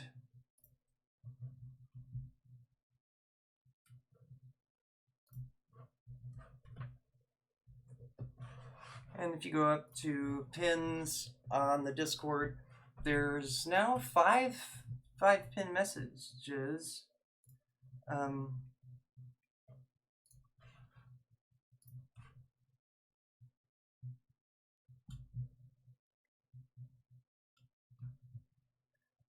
gonna delete that. Okay, yeah, we've got a few pins.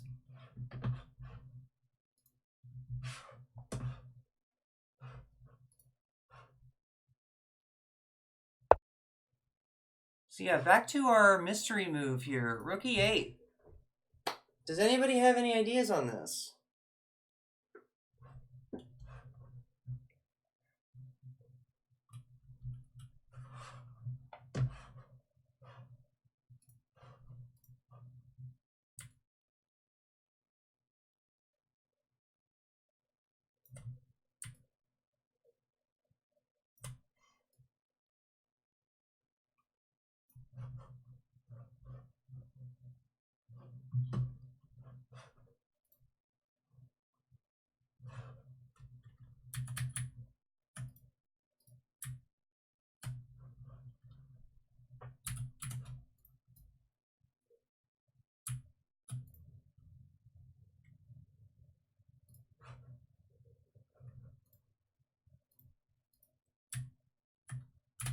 Sorry, I've gotten a little bit obsessed about something.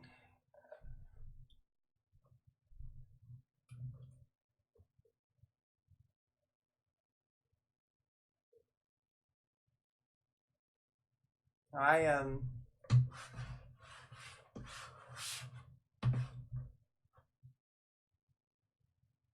spent my adolescence playing chess at cafes.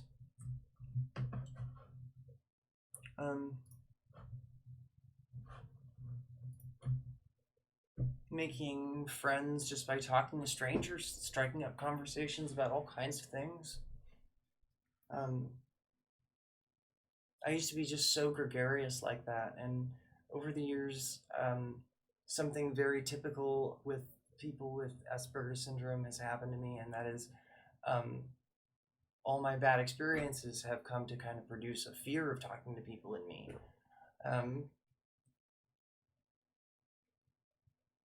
So this really helps with that, I have to say. Definitely helps with that.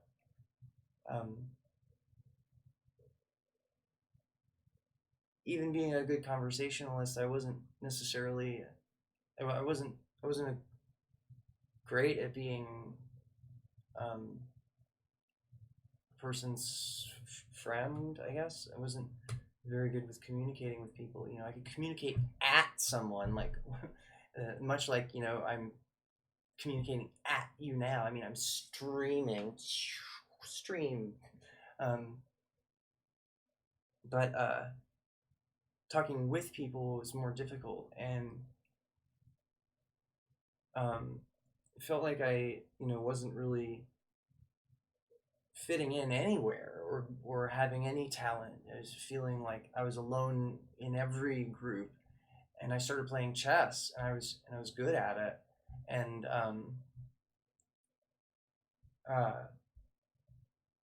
I was able to help other people and teach them and like have community and like friends and some respect, and you know, I grew up being raised by drunks, and that was constant hell, and it was really nice to go to chess club on Tuesday nights, coincidentally, to go to the Westport Chess Club where I felt like, you know, people thought I was someone.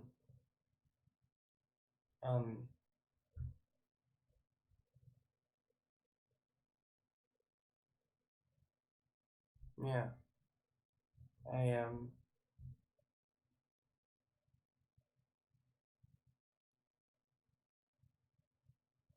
I mean, it's unfortunate to say, but it really, really hurts me deeply when my chess playing is somehow harmed or something. Like, I deal with just so much trouble getting along and fitting in the first place. Like, for this to happen with chess, it just, when it happened, it just destroyed me. It was, and if you think that I'm melodramatic, you have not experienced exile or social isolation.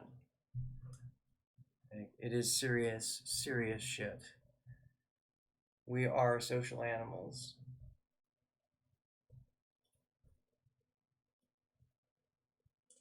I just became that girl who played chess. Chess girl. I don't even know my name.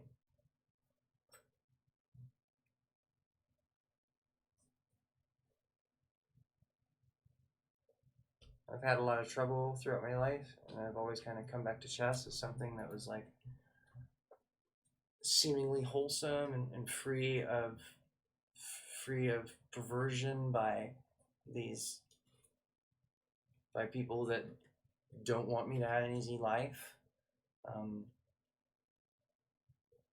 And Abel Talamontes changed that. Single-handedly, he decided to take away a source of peace and confidence and humanity.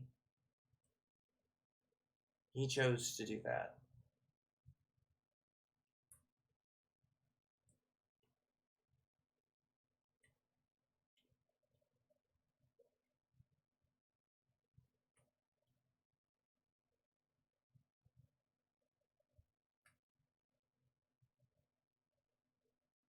Yeah,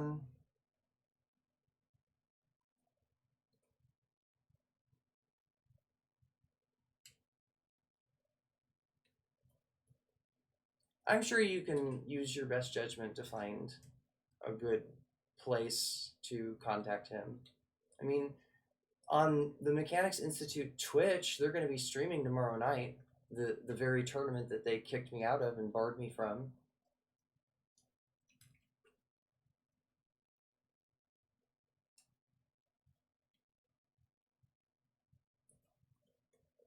New challenge. I'm not interested in doxing Abel. I'm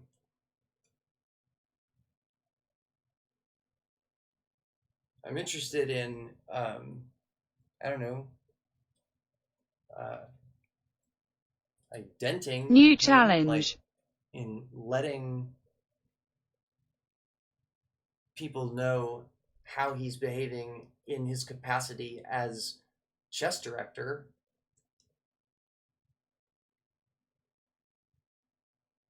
And I think that one of the big reasons this is being allowed to happen is that the only people that know it's happening are people that support discrimination.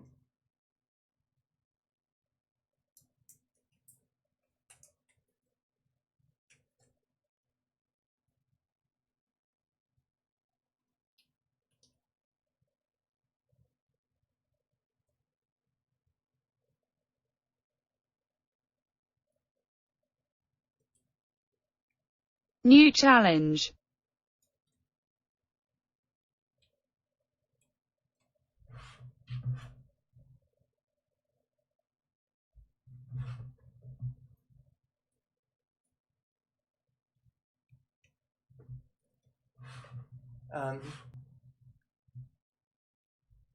Geez, GP Bear, your information about the FIDE chess oligarchy is very illuminating. I wasn't quite sure where to get started on reporting on chess, but I think that that's definitely where is just to like frame generally who is this global organization that claims to represent chess? As a child, I believed altruistically that they were this, also altruistic organization that was just concerned with promoting the most sportsmanlike chess possible in with as many players as possible, creating as many tournaments as they can, being chess advocates and allies, I guess. That is not what they are. They are.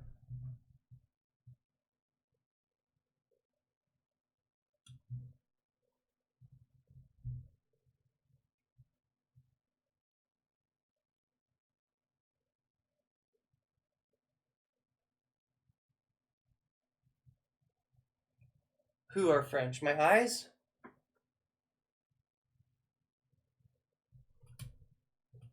Ah, tak!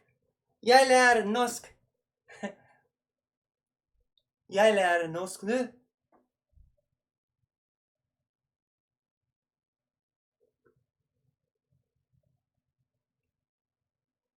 Jeg lærer norsk nå.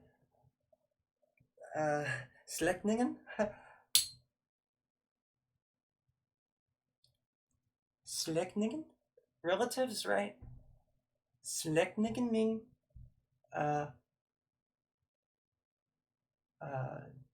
For farslektningen min er dansk og norsk. Scandinavian.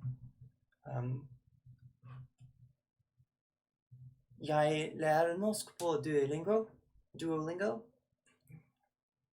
Min kjæreste. Jeg har en kjæreste. Jeg har en kjæreste navn Shetland. Ja, slektninger. Yes, slektningen. Ja, slektningen. Ja. Min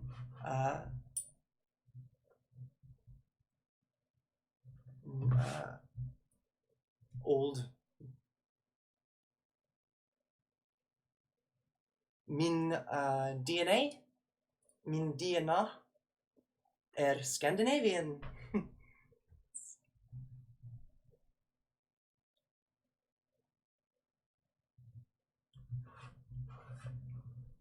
What do you mean, you people? I'm also Spanish and Portuguese and Italian. What are you saying, you people? I assume you're one of those.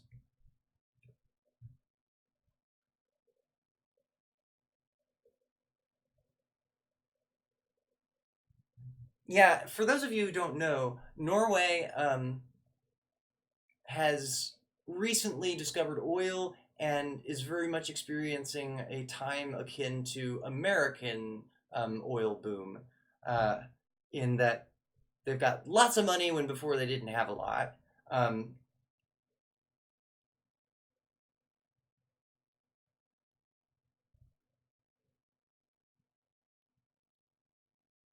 Hopefully they can remain,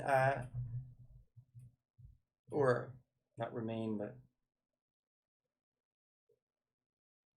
hopefully going forward, Norway does the right thing with all of that oil and doesn't just burn it and put it into our atmosphere.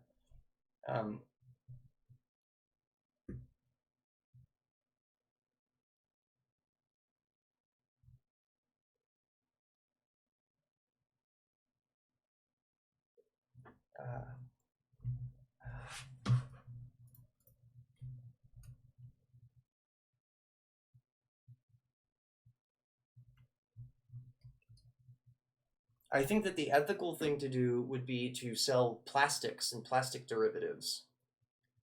I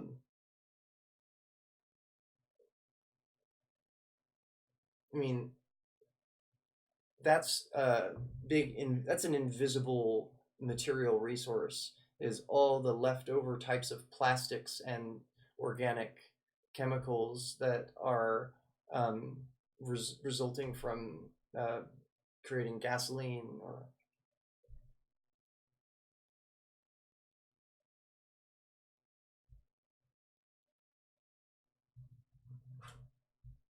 Oh, I'm talking about my DNA. Here.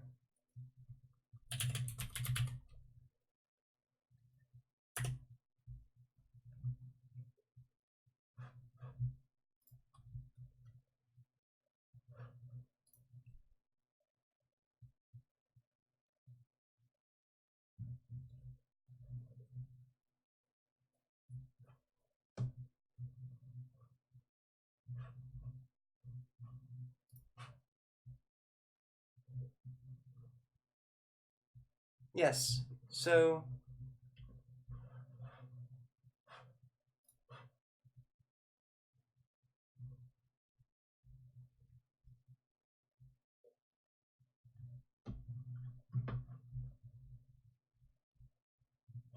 um, let me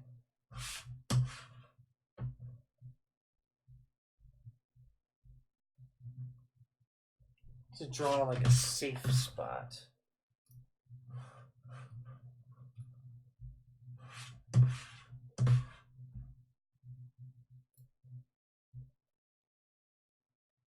There we go.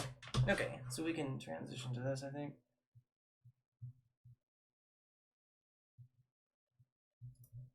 There. There I am.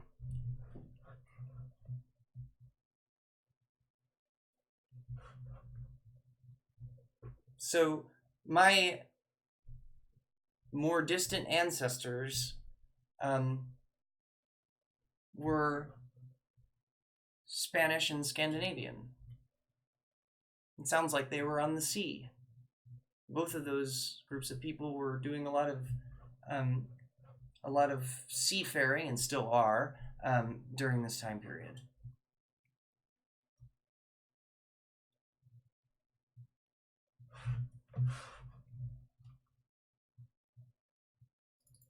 Gui? Gui? Is that fun? Joy? Gui? Gui? Gui? Gui? Yeah, gui? Gui? Gui? Gui?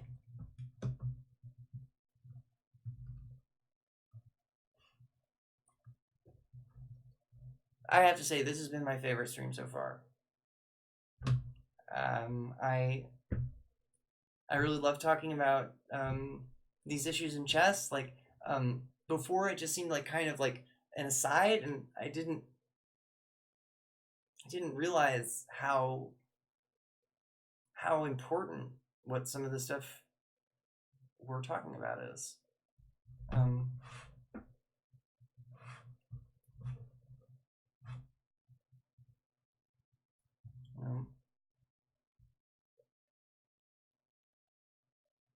I don't want a little girl to turn into a woman and then only then find out that there's a whole bunch of things that she can do.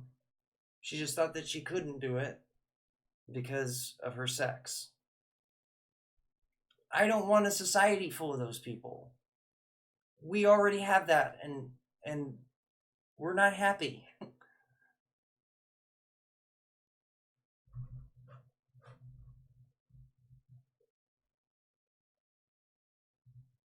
I'm coming up on the 4-hour mark. It's probably a good time to call it. It's 3 in the morning here, Pacific time.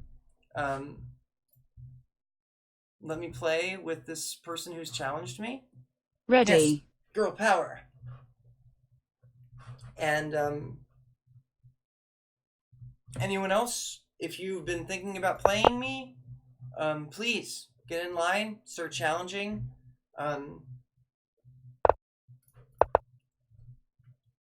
I try to accept any reasonable challenge to a reasonable degree. So I try to play at least one rematch if there's no one else in line. Maybe we can do 3 out of 5, but usually we do at least 2 out of 3. And it's really nice because on Lee Chess, there's this match counter.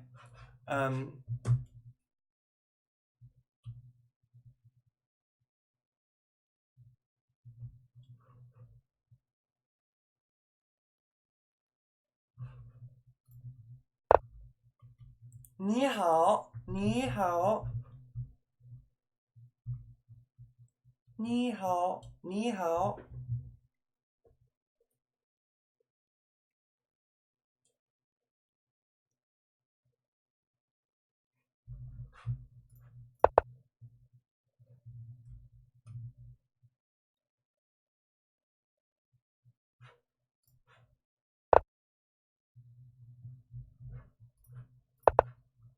I'm doing the Max Lang attack. One thing that's nice about this attack is that it enables for a pre-move that will occur in a surprising way. Like a lot of people don't expect you to pre-move a pawn moving forward, but it's possible because we know the only way for this pawn to move forward is for this pawn to move here. And so we know that there's only one case for it to move forward, and in such cases we can make a pre-move, just like we know we will recapture certain pieces if our opponents take them.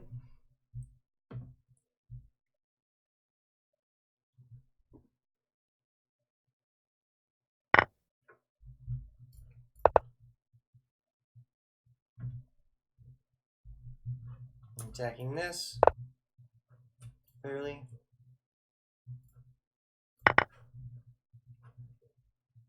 Opens this file. This is interesting. So right now I'm looking at this sacrifice. Take check there. That will place the king on that square. So then when I move here, this will be check, and this knight will be pinned, not able to take me, because it's pinned via this rook. So I'll be able to check, and I'll also be threatening that pawn, which is on pre. So I'll give check, and they'll step to a safe square, perhaps at a check. Perhaps they'll step like here. Then I take. I've gotten 2 pawns for a piece, and remove their right to castle. Is it enough? Let's find out after they respond to c3. This opens up this line with tempo.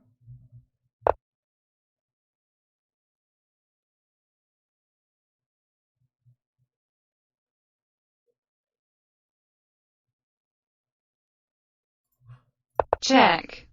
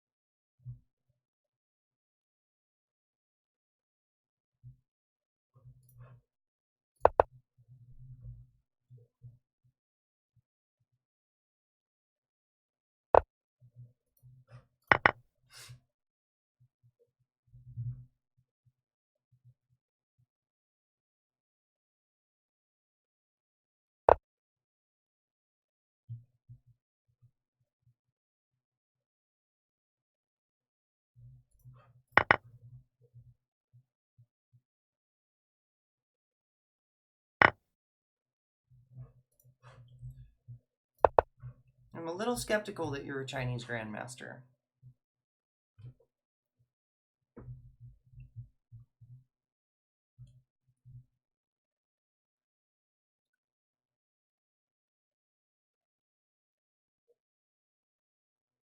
Yiga Nanhar Zaitzo. What did I just say? If you're Chinese, what did I just say? 一个男孩在走。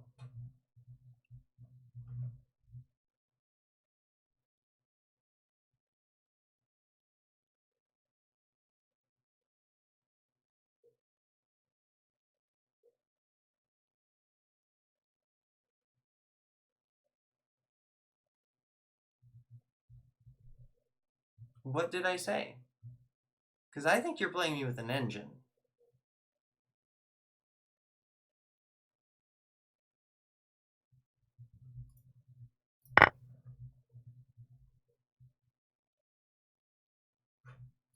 What's your history? This is your first game.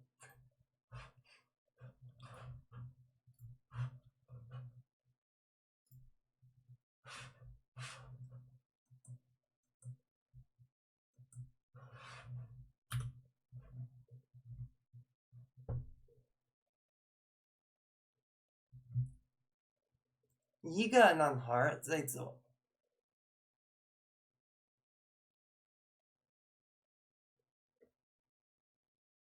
I see a symbol for. Oh my gosh.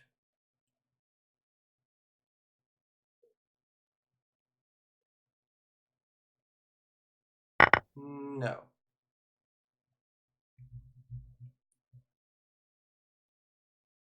I really don't think it's your first time playing chess. I think you are using an engine.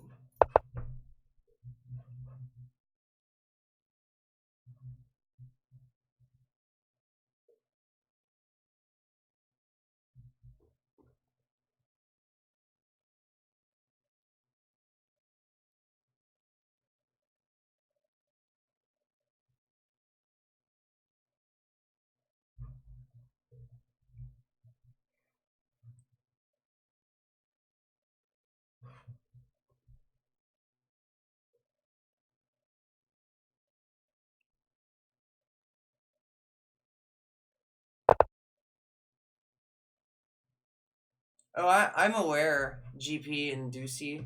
I'm aware that they didn't play Rook FD8. They Check. probably did it on purpose to try to throw me off the trail of them being a bot, or them using an engine, rather. They're not a bot, they're using an engine. There's a difference.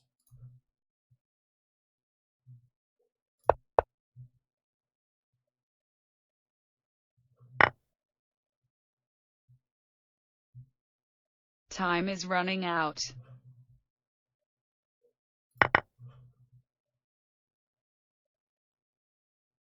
Check. No.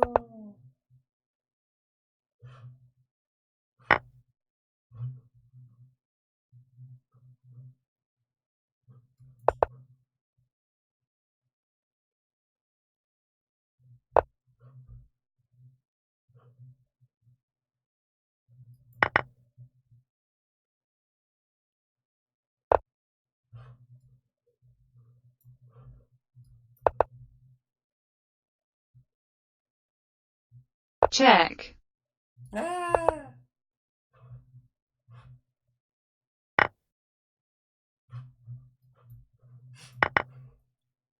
Check. You lose. Okay.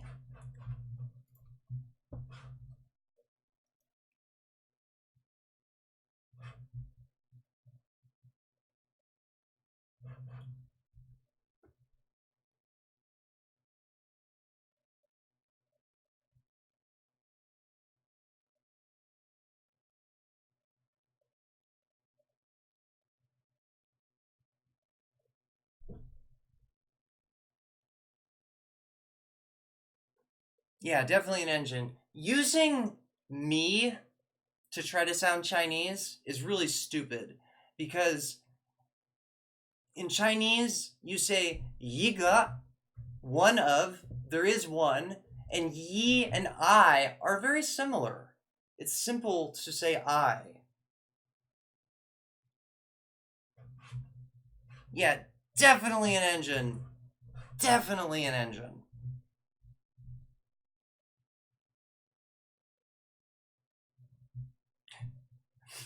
Seems totally legit. Yeah, and it's their very first game. They've never played another game.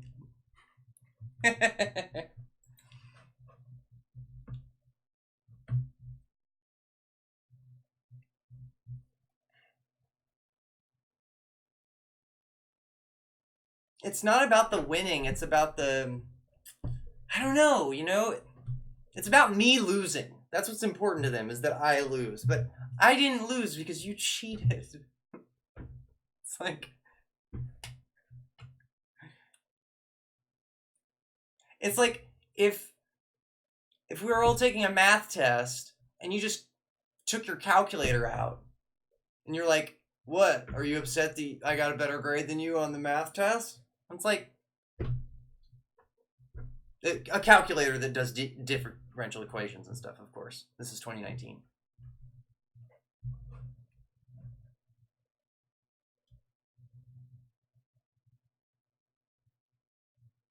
It's amazing. It is. Well, this is going to go in the cheaters pile. I don't know if I have one. I need to do some cleanup of my files here. Let me name this something. How did you put it? 0 mistakes, 0 blunders, or inaccuracies? Seems legit.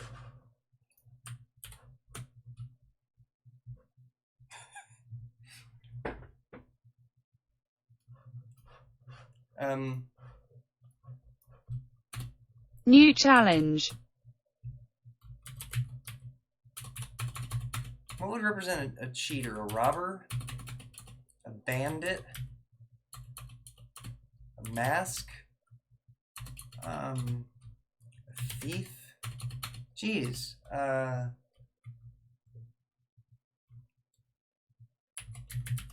What about tilt? Jeez, what is an emoji that represents cheating? Spying. There we go.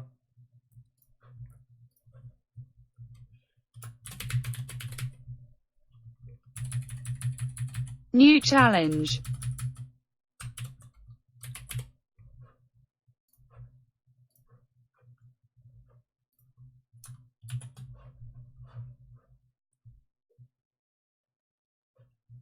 Awesome, awesome. Okay, in the order that they're received, can someone else challenge me so I can see what order they come in on? Okay, I'll play you. There we go. Ready.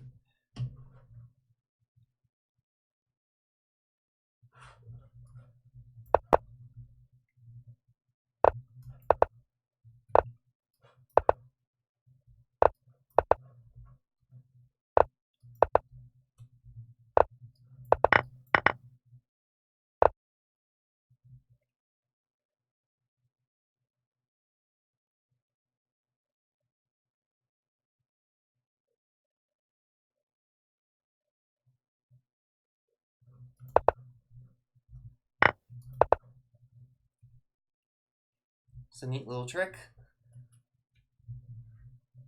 How a pair of pawns can interact with a New knight and a challenge. pawn to sneak past the enemy pawn, attack the knight, and then have your pawn swoop in and take. Excuse me, have your knight take that. Yeah, there we go. That's the spirit.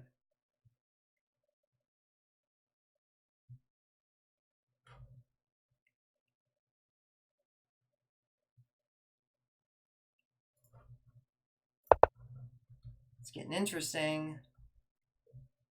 I'm threatening things.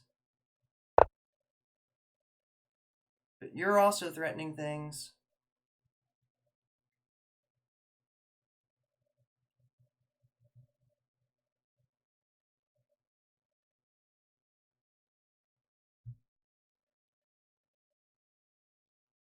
The Check. initiative is really important here.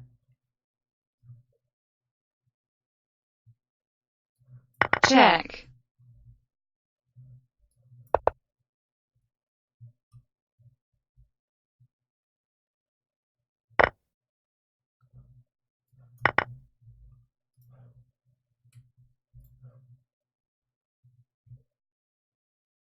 check,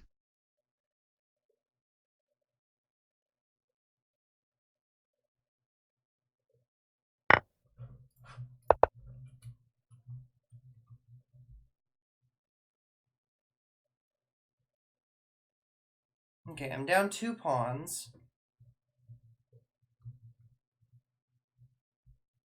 I don't know what my compensation is.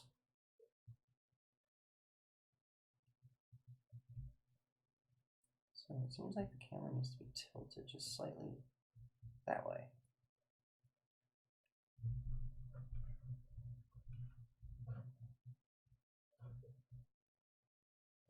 Okay, so there's one of my missing pawns.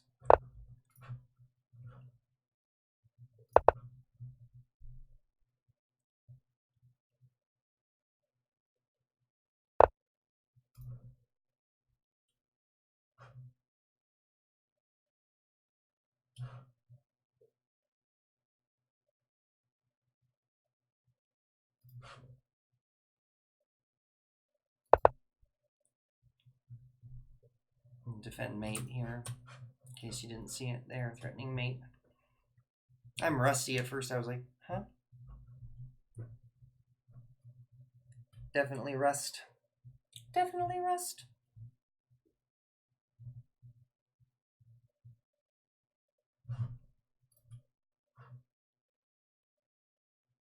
I'm looking forward to playing you, Mr. Big Beanbag. Please hold on.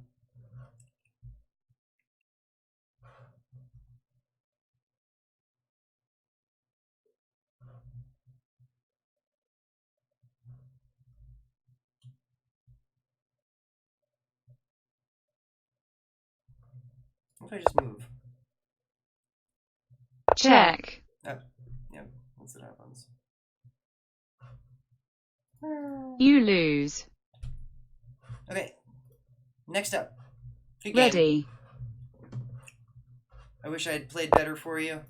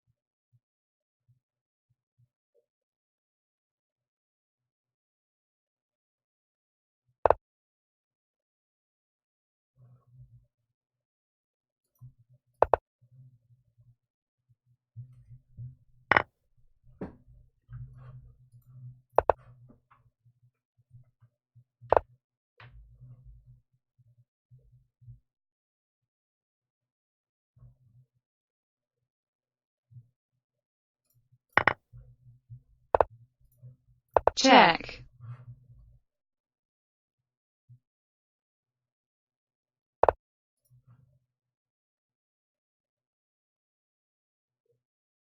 check,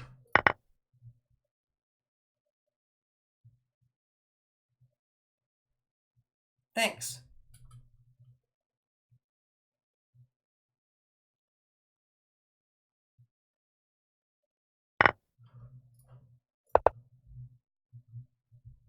Gotta defend this.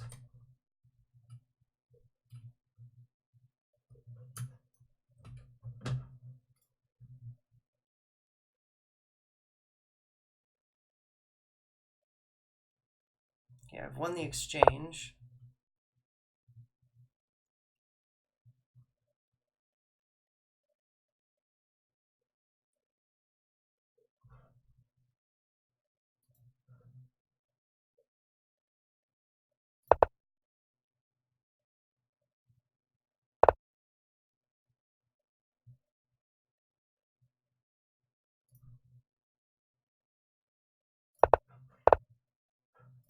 check, Woo!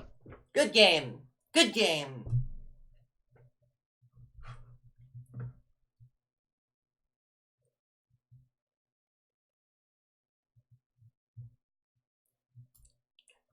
ready, Woo!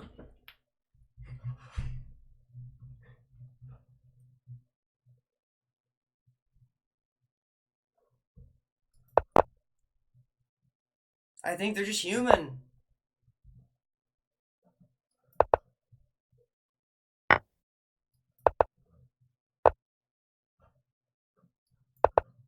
Reverse Grunfeld. Accelerated.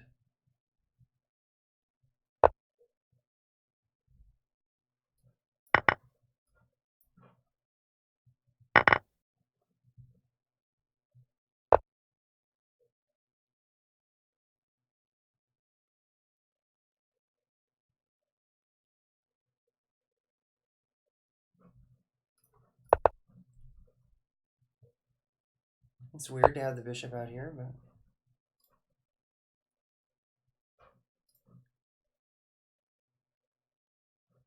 getting castle is probably more important. And get out of the center. I've got surprises for them.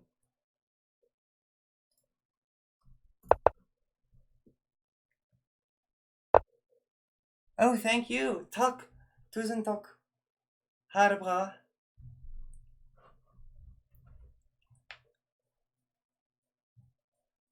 Jeg vil ha du har en hyggelig dag.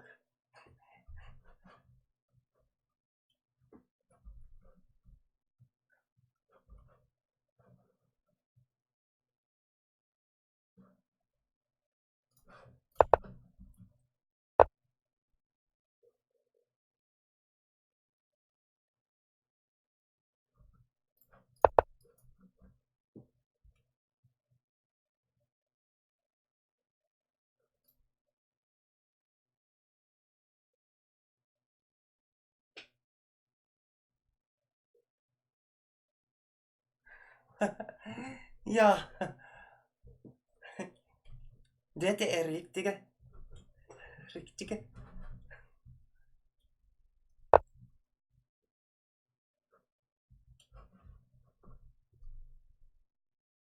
Bra ost. Dette er en bra ost.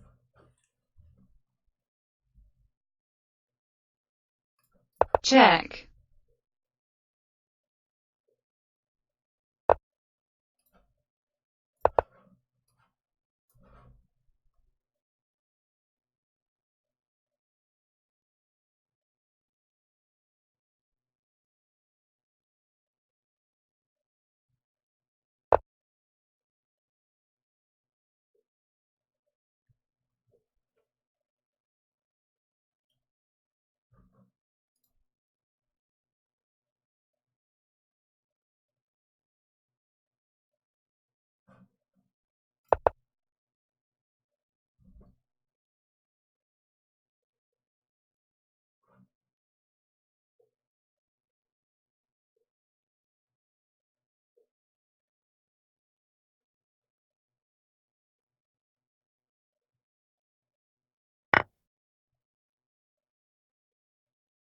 Okay, let's see if I can not lose a piece here. Check. I'm threatening the queen. That's important. Now I'm threatening her again.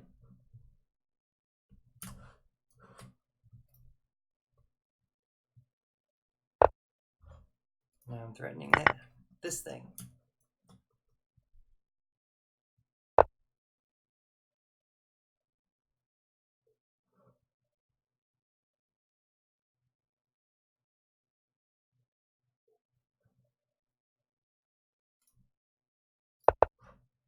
Doubling up.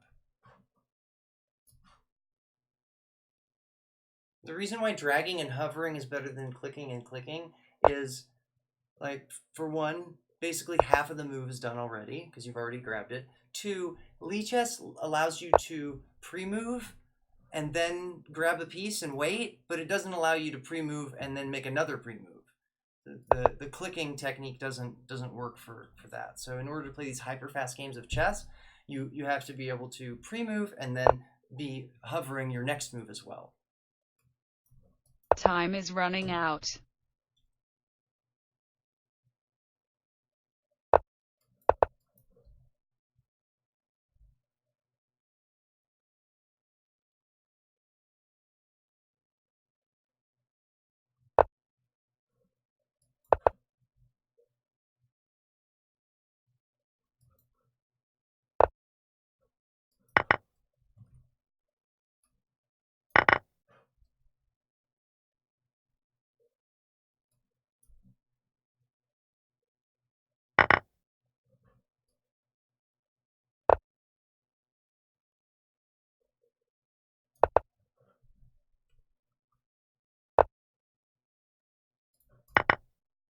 Check. Damn. Lose. I saw it right as I made the move. I was like, I just hung mate 2.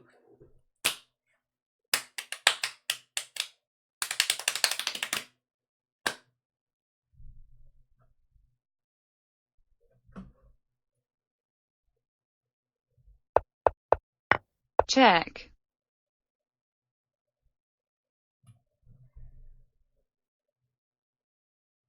Yeah, I had to play this. I think this is a draw. Rook e1. Right? Yeah, rook e1. Check.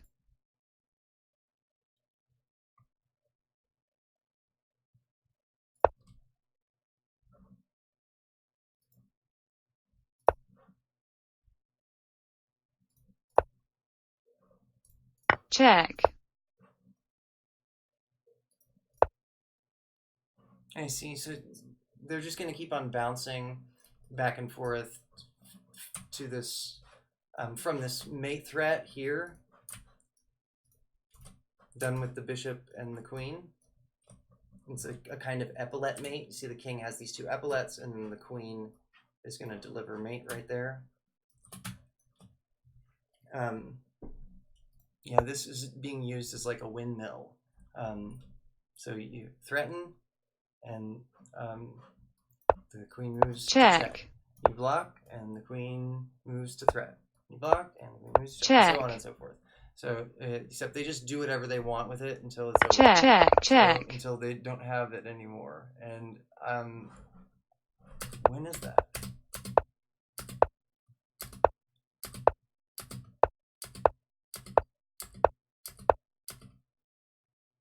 Yeah, I am not doing well.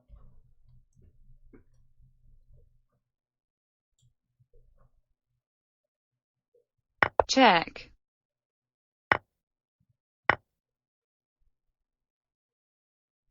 I knew I did something wrong in the opening.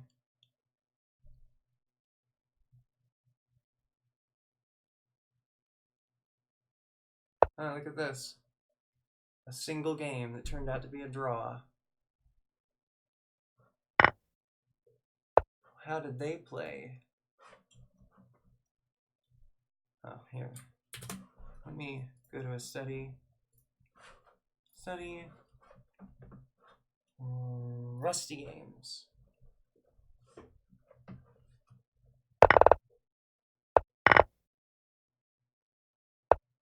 It looks like I've played like this. We played like these 2 players for quite a while. This whole center trick that I put together, they played as well. Except when they played queen f6, I played queen. I should have played check anyway. Of course. Geez, I'm thinking too much like it's hyperbole, you know?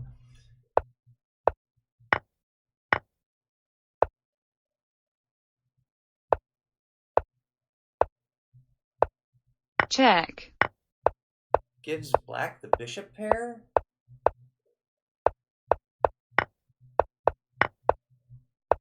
Well, it's not easy for white to hold this Check. together. I think they just agreed to a draw here. I think they were probably both tired. This is probably like the last round of something. Yeah, the time control was 180 minutes with 0. It was played the 19th. Whoa, this is let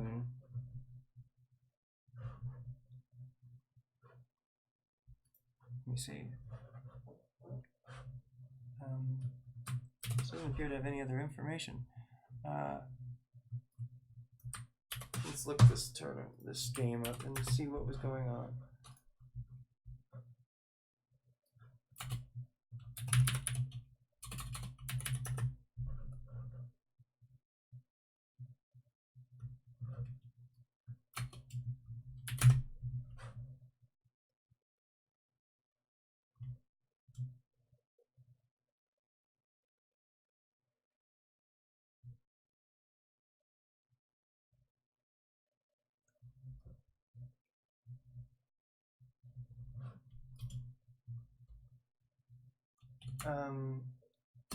Maybe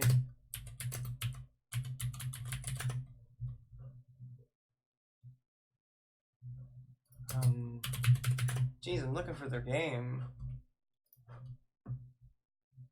I found a poem about Howard Nemerov. I mean, that's worth sharing, if anything.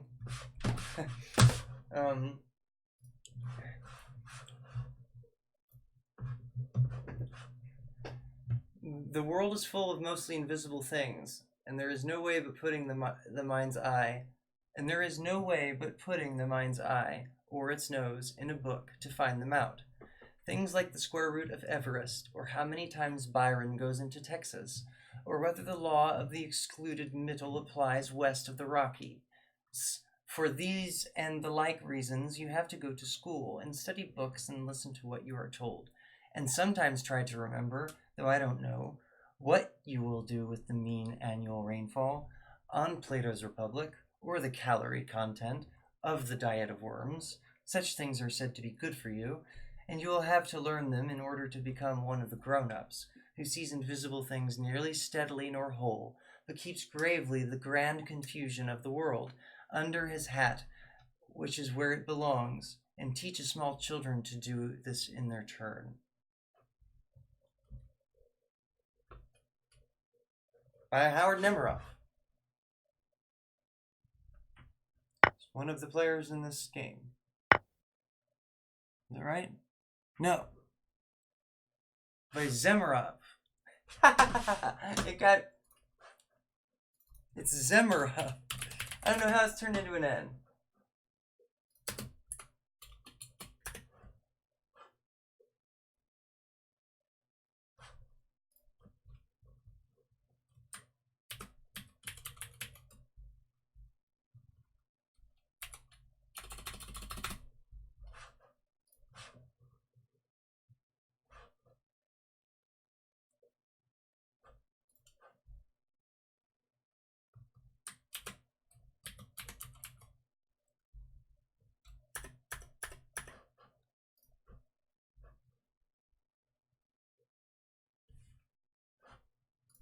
Who's he playing? He's playing Zekli. Zekli.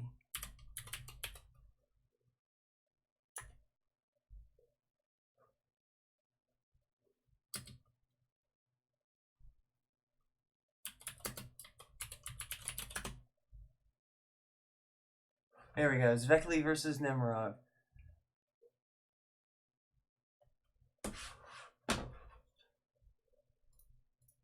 How did this game start out? English. Okay, so it's this one. Think. No. Huh. I don't know where this game is from. Check.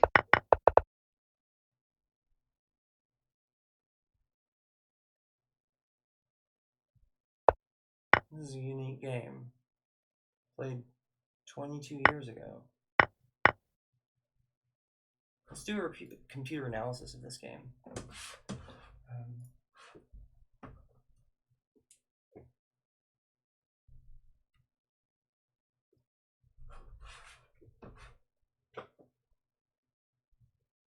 We're doing a computer analysis of the game. Thanks for speaking up. I really appreciate feedback. It's really nice. Oh my God, Xander! Alex, how are you? It's so nice to see you. I'm gonna give you a hug now.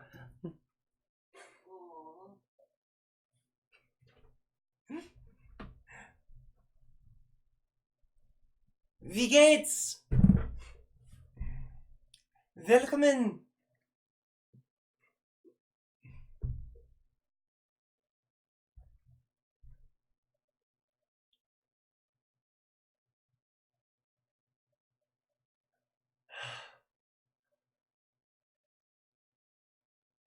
Yeah, I'm okay. I'm okay. I've had some health adjustments going on because of some of my medication being adjusted, but it's all just artificial. I don't have any like real problems or anything. I've just been having like a lot of side effects, but it's starting to get better. The thing that's going on with me right now is that my mom is sick, and I've been going back and forth between California and my hometown to see her as she goes through treatment. Um, Thank you so much. It's so nice to hear that. I got new lighting, and there's even more lighting on the way.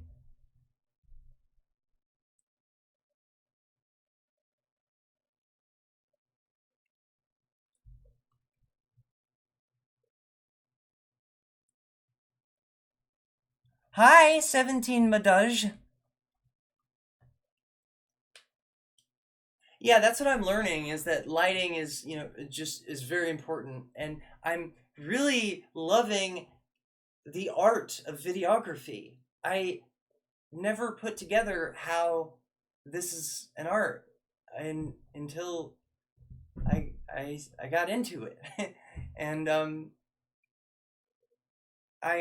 I'm really excited because I got a new tool for streaming, um, fresh off of the presses with um, lots of bugs and things because they just rushed it to development. Um, is the GoPro Hero 8 Black. This camera will shoot 4K video at 60 frames per second. Um, there are a few other cameras out there that do that. Um, I selected it for that. This technology is new. This GoPro, you no longer need to put it in a case. It's completely waterproof all on its own. And the mount is built right into it, the mounting fingers. And these mounting fingers, they're also replaceable via star drive, you can see. 1 second while I pull out a flashlight.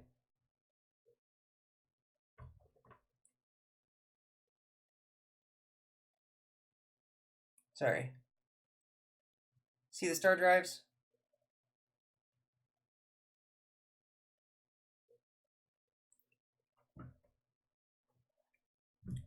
I'm really excited. The big thing that I hope GoPro does is stop being stupid and like restart their developer program, so that I can hack into this and get a 4K 60 frames per second feed. Not only does it do that, but it also allows me to live stream at 1080p mobilely. So I can take this with me to chess tournaments, and I really plan to. But not only chess tournaments, I can take it with me to games on the street and put it right next to the board, and you can watch people's hands slap the table as we play chess. Huh? Eh? Pretty freaking cool, huh? You want to come into a tournament and be right there at the board with me?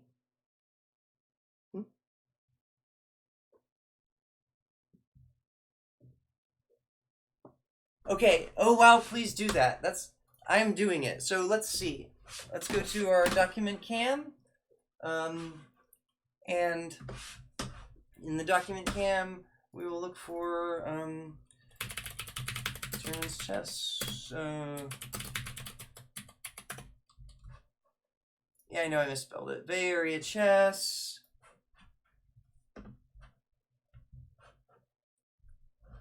Scholastic tournaments, regular tournaments for adults and advanced youth.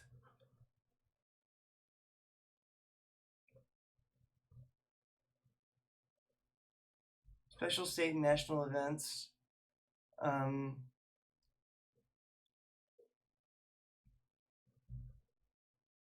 Chess, peoples.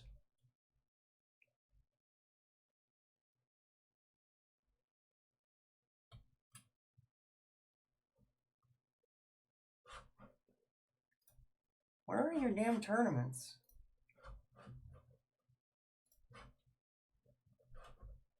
Cal Chess. This is interesting. I haven't seen this before.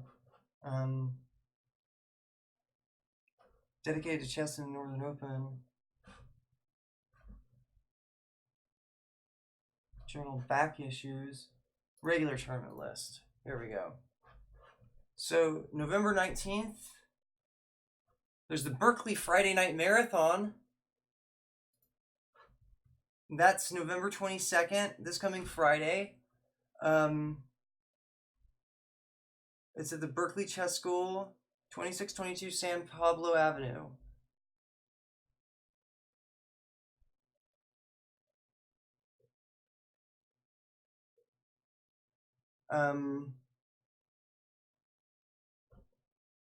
There's the Cupertino Super Swiss, 4-round Swiss system, game 61, D5.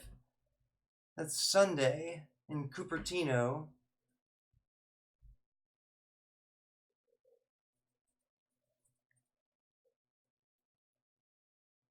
Yes, yes.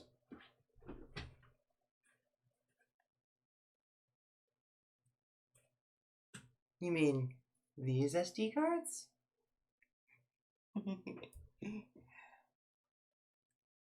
And it streams wirelessly. It has its own Wi-Fi router, and so it can create a wireless network to transfer information, and that's how it does the live streaming over 1080p. So, I mean, shit, like.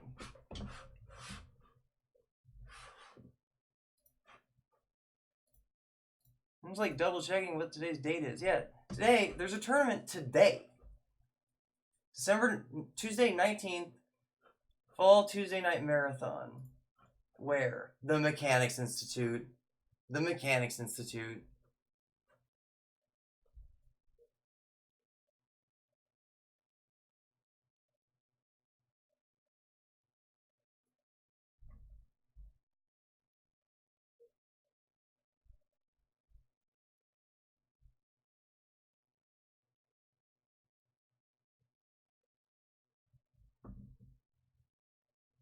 See? This is what I'm talking about. I've been excluded from most of my area's chess programs because Abel Talamantes has a personal problem with me. He has a religious problem with me.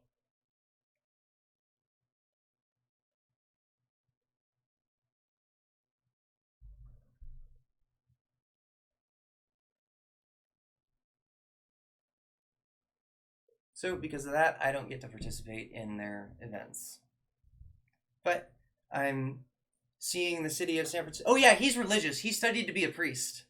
And he even talks about faith.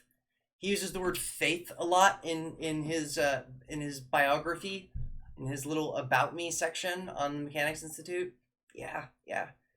He's moralizing. He's into Jesus.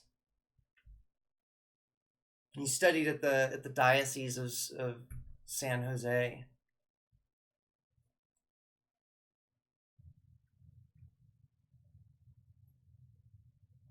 Well, I think faith is a way to confuse and distract people. I mean, hope is something that's important. Faith, just believing things without any reason, is just insanity.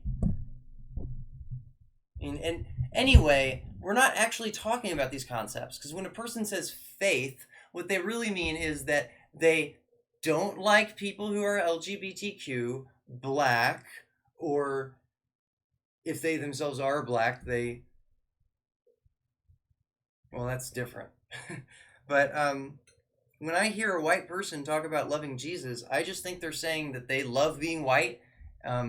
They love everything that whiteness has offered them and continues to offer them. Being white's better than everything else. That's basically what I see when I see people who are into Jesus. Is just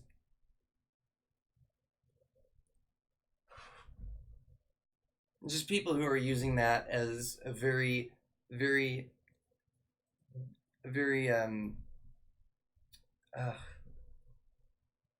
ornate veil to their prejudices.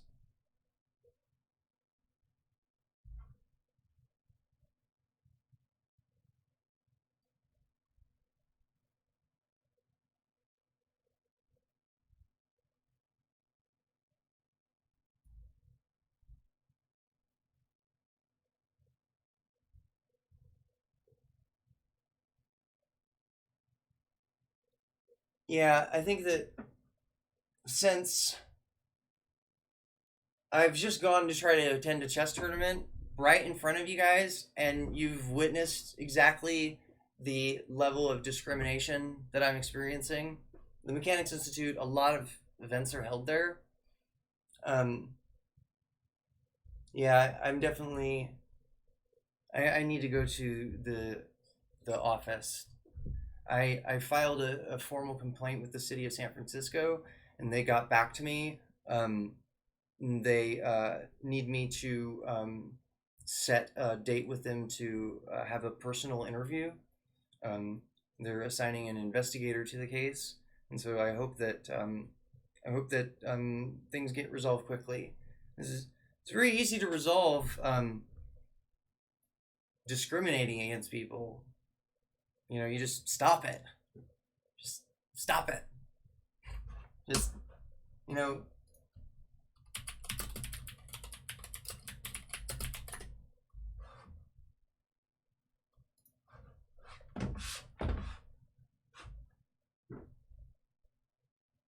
I'll leave you with this.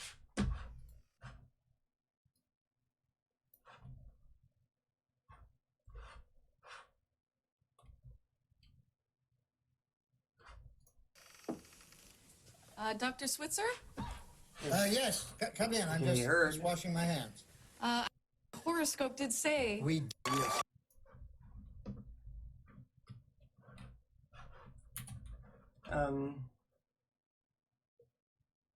For some reason, this does not want to play.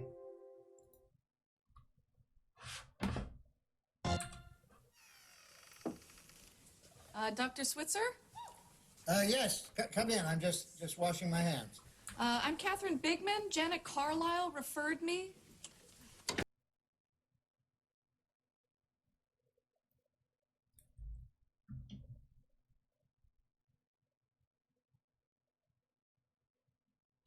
Can you guys hear it? Can you hear it?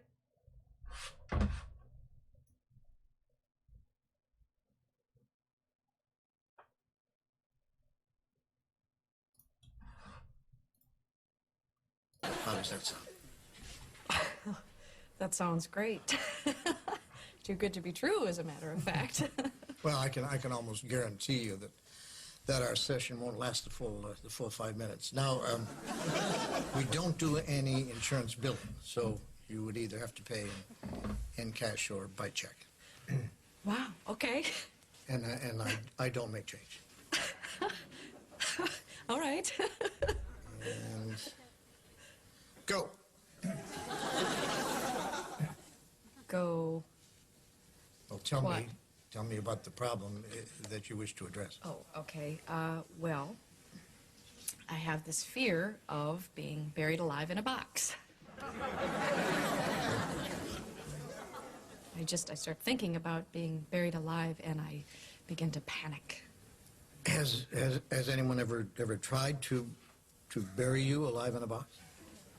No, but truly thinking about it does make my life horrible. I mean, I can't go through tunnels or be in an elevator or in a house, anything boxy. So what you're saying is you're claustrophobic. Yes, that's it. All right. Well, let's go, Catherine. I'm going to say 2 words to you right now. I want you to listen to them very, very carefully. Then I want you to Here's take the them advice. out of the office with you and incorporate them into your life. Well, shall I write them down? Well, if it makes you comfortable, it's just 2 words. We find most people can remember them. Okay. You ready? Yes. Okay. Here they are. Stop it!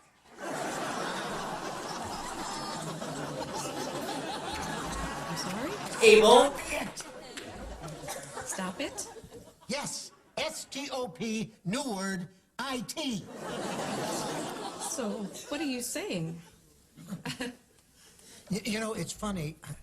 I say 2 simple words, and I cannot tell you the amount of people who say exactly the same thing you're saying.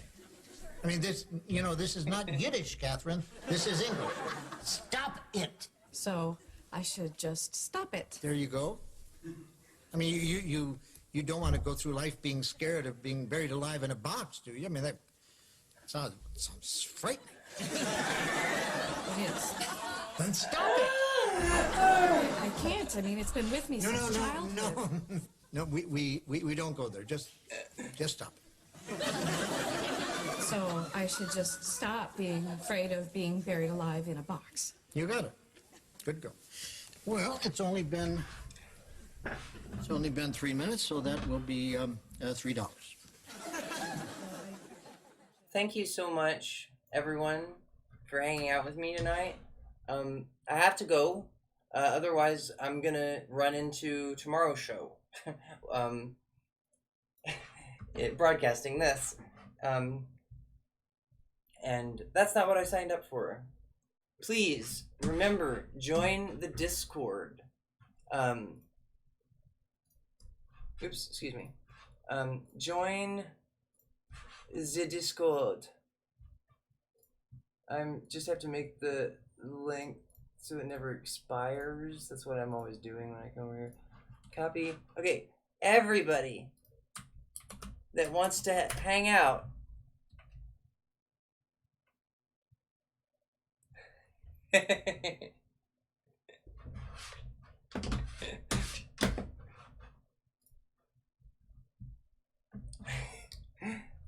I can't just play the entertainment for you, but I can comment on it. I think that's fair use. And there you go.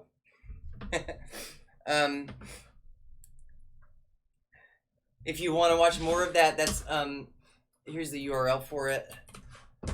Bob Newhart, I love his comedy. I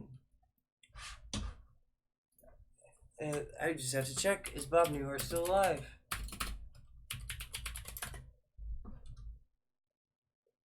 Bob Newhart.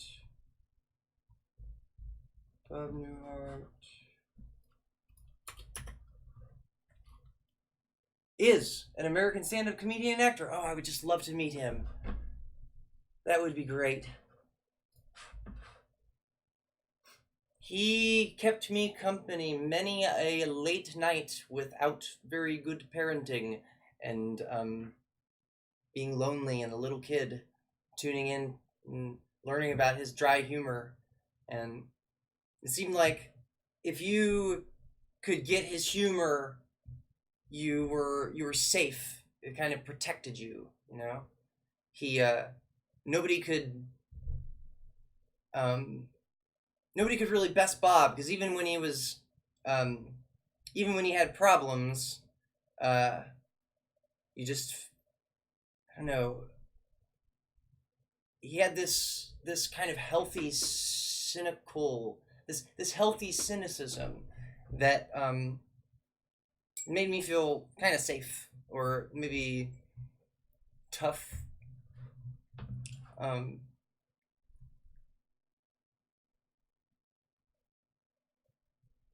Alex, it's so good to see you. You're on the, why aren't you on the Discord? Where are you? Xander.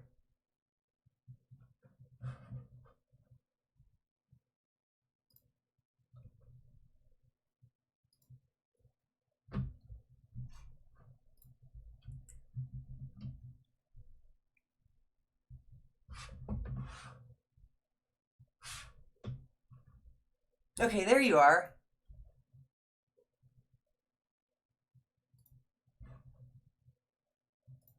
Oh, we're not even friends. That's funny.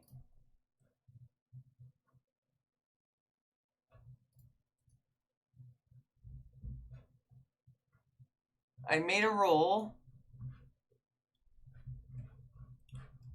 So I just made you an admin.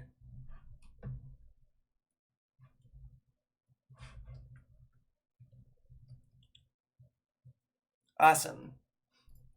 And I think if you accept my friend request, maybe,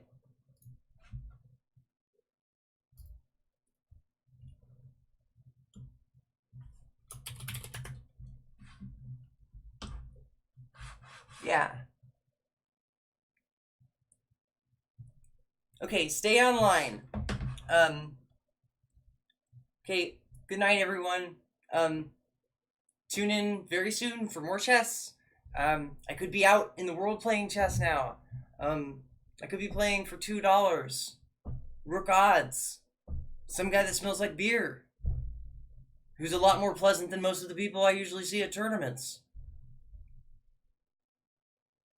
Thanks for being pleasant people that I could possibly see at tournaments.